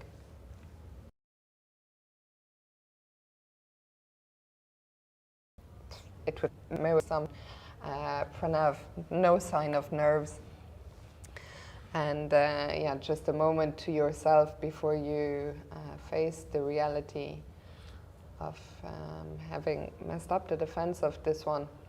Yeah, and I did briefly see the unmistakable outline, the unmistakable silhouette of Ivan Sokolov just behind Jordan van Foreest. He's going to be heartbroken. He knows that now Offerspiel will be in charge. Offerspiel, remember, with the draw, have the superior tiebreak, so their fate will be in their own hands. It's likely that Super Chess will need Offerspiel to drop points tomorrow in order to have a shot at the title. They'll need to win their match and pray.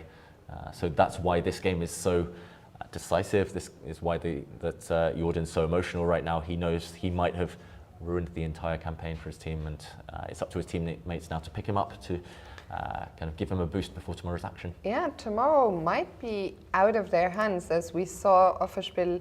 Well, we'll find out. I don't know if we'll find out tonight, because these tiebreaks, as we mentioned, are very messy. But Offerspiel had, I think, a much better tiebreak going into this round. So if Offerspiel were to get a big win tomorrow, it might be out of their hands. I am speculating here, but... Yeah. And meanwhile, yeah, what else to say other than Jordan van Foreest? Our hearts go out to him. It's a difficult moment. The world, well, at least Europe, is watching, and unfortunately, no way to save this game anymore. Yeah, it's very tough to watch the players in those moments. 8 minutes now on the clock, as I think what's going through Jordan's mind is not so much how can I play this endgame, but where did it go wrong? What could I have done better early on in this rook ending? Yeah, maybe we just recap that one moment where it all slipped away. It was driving the white king closer to where it actually wanted to be. This position still within the realms of a draw. I don't really approve of rook to h7. He could have actually blocked off, shouldered away the white king, threatening to come in and win one of white's pawns if the white rook retreats preemptively. Now a check. And yeah, remember, this king needed to be near the white pawns. Once it's driven away, you can actually step forward and in. You can actually win one of the pawns next move. You could have calculated your way here. He still had over 20 minutes left. For example, if the pawn steps forward, the black king retreats, cutting off the advance of white's pawn, and sooner or later, one of these two will disappear. Instead, after rook to h7, he allowed the white king closer, and the final opportunity to cut off this white king for good was let slip by Jordan. He actually just wasted another move, rook to h8, and suddenly it was lost. One slip, one blink, and it's over. The white king too close, and the final idea to activate the white rook was decisive. Let's catch up with the current position. Rook a3 he's tried. What is he hoping for here? I don't see any traps. You can advance. Can I just push? Yeah, and rook behind. Firstly, you can check, Fiona, but if you want to be really flashy, your other idea that you mentioned, king to h6, rook takes pawn, and a check, winning the rook next move. And Pranav decides on just pushing the pawn.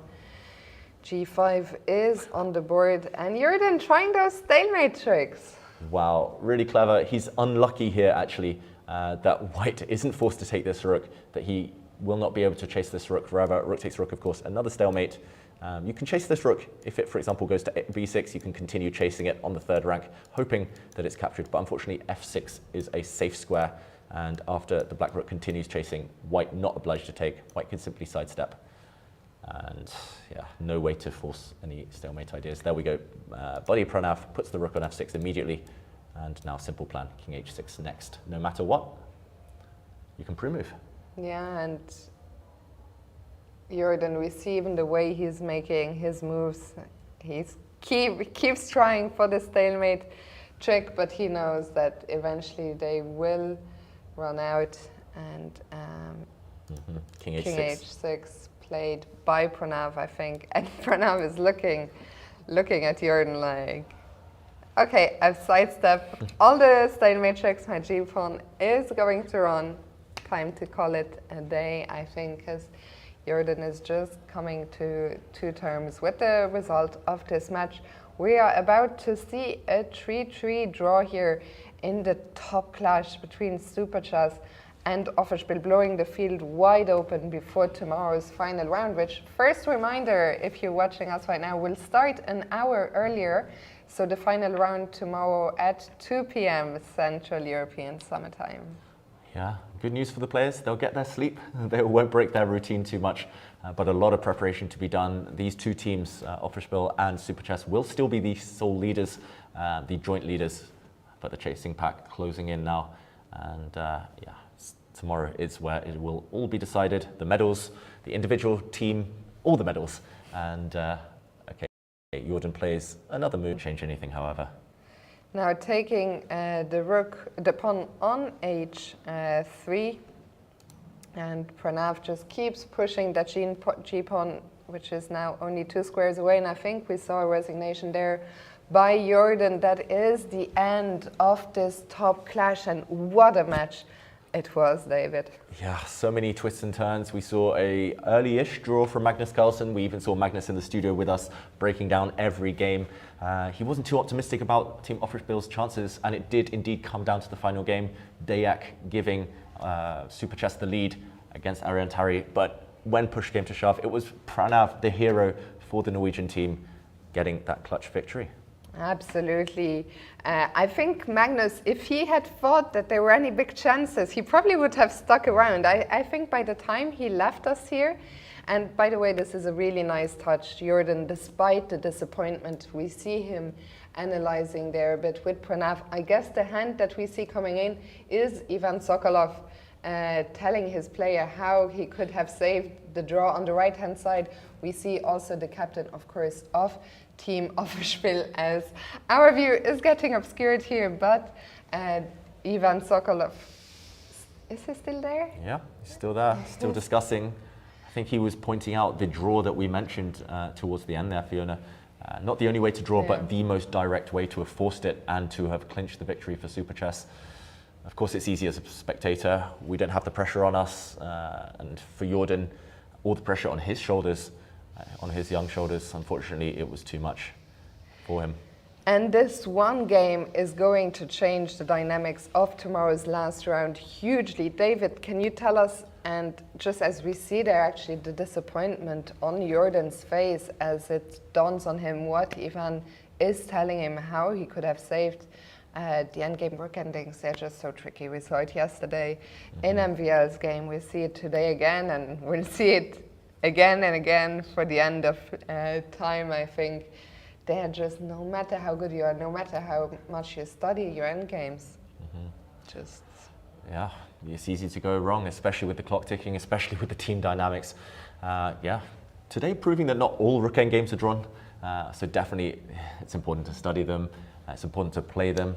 Jordan will learn from this, he'll come back stronger, but Pranav, the hero, as the players start to file out of the tournament hall. Absolutely. David, the playing hall is looking very empty. Tell us, which are the teams on the other boards who won their games and will be fighting for the title tomorrow? We saw Novibor, the defending champs, 5-1, a massive win for them. Not just winning the match, but to win it with such a big score is always going to be good for their tiebreak. Anier got the job done, just about.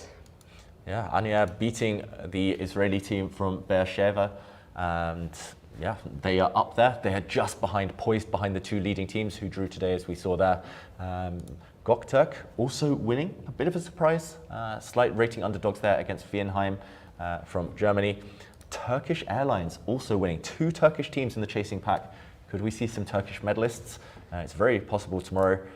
Typhoon, who I believe were also in the chasing pack, won their match. And that's it, or was sentiment? I think that's it, right? So there were actually no draws today, which means even more teams coming to the top. No draws at all on these top clashes. Ica, I believe, as well. Ica Sentimento won their match. Ica as well. There's plenty of teams actually Oh up my there goodness. chasing. We'll have to break it down for you tomorrow, so join us. But yeah, I mean, the race is on. So close now, tight at the top. Absolutely. Let's go now to the women's section. We never saw, we assumed that Gaz Ukraine were going to win their match, and they did so with a massive, lose their match. I was still at yesterday's action. It's still Super Chess doing super things. Yeah, Super Chess. They might have fallen just short in the open section, but they got a massive 3.5 win in the women's tournament over Gaz Ukraine, which propels them into the sole lead. Let's just check those standings. Super Chess before today were joint second with Garuda Ica and Typhoon. Gaz Ukraine were leading, but they have been leapfrogged now. And in the match between Garuda Ica, wow, Garuda Ica is still playing one of those matches. Typhoon have drawn, however, so Typhoon will not be having their fate in their own hands. They'll be 1 point behind Super Chess. Let's just bring up that final game. We checked in here earlier. Maria Muzishuk for Monte Carlo against Bella Kotanashvili, the top board player from Ica. Sorry, let's go to the current position here. And wow, this game is going to see a handshake any moment now. Let's just show that black gave a check with the knight. Checkmate is coming, or a knight check would land on c2. So the knight had to be captured. But before the black queen disappears, queen takes rook. And I think this will elicit a resignation. King takes queen. Black has an extra bishop and 2 pawns. Bella Kotanashvili, the star for Garuda Ica here. And I do believe they will join the lead. Yeah. With Super Yes. So, and I don't think they have played. Let me see. Garuda have not played Super Chess. So we'll have a direct encounter, I think, tomorrow for the title in the women's section, which will be exciting. If we had a winner in that match, there won't be any need for any complicated tie breaks. In the open section, it's all wide open. What a day, David. Two leaders in the open section, 2 leaders in the women's section. It's been an incredible day, and we couldn't have scripted it better ourselves. It's going to be dramatic tomorrow, guaranteed. Absolutely. Tomorrow, final reminder, we'll be here an hour early, 2 p.m. Central European Summertime. The 2 titles will be decided, individual medals. I hope you join us. Well, we hope you join us tomorrow for the final action of this European Club Cup. Thank you so much for watching today, and we'll see you tomorrow. Good night.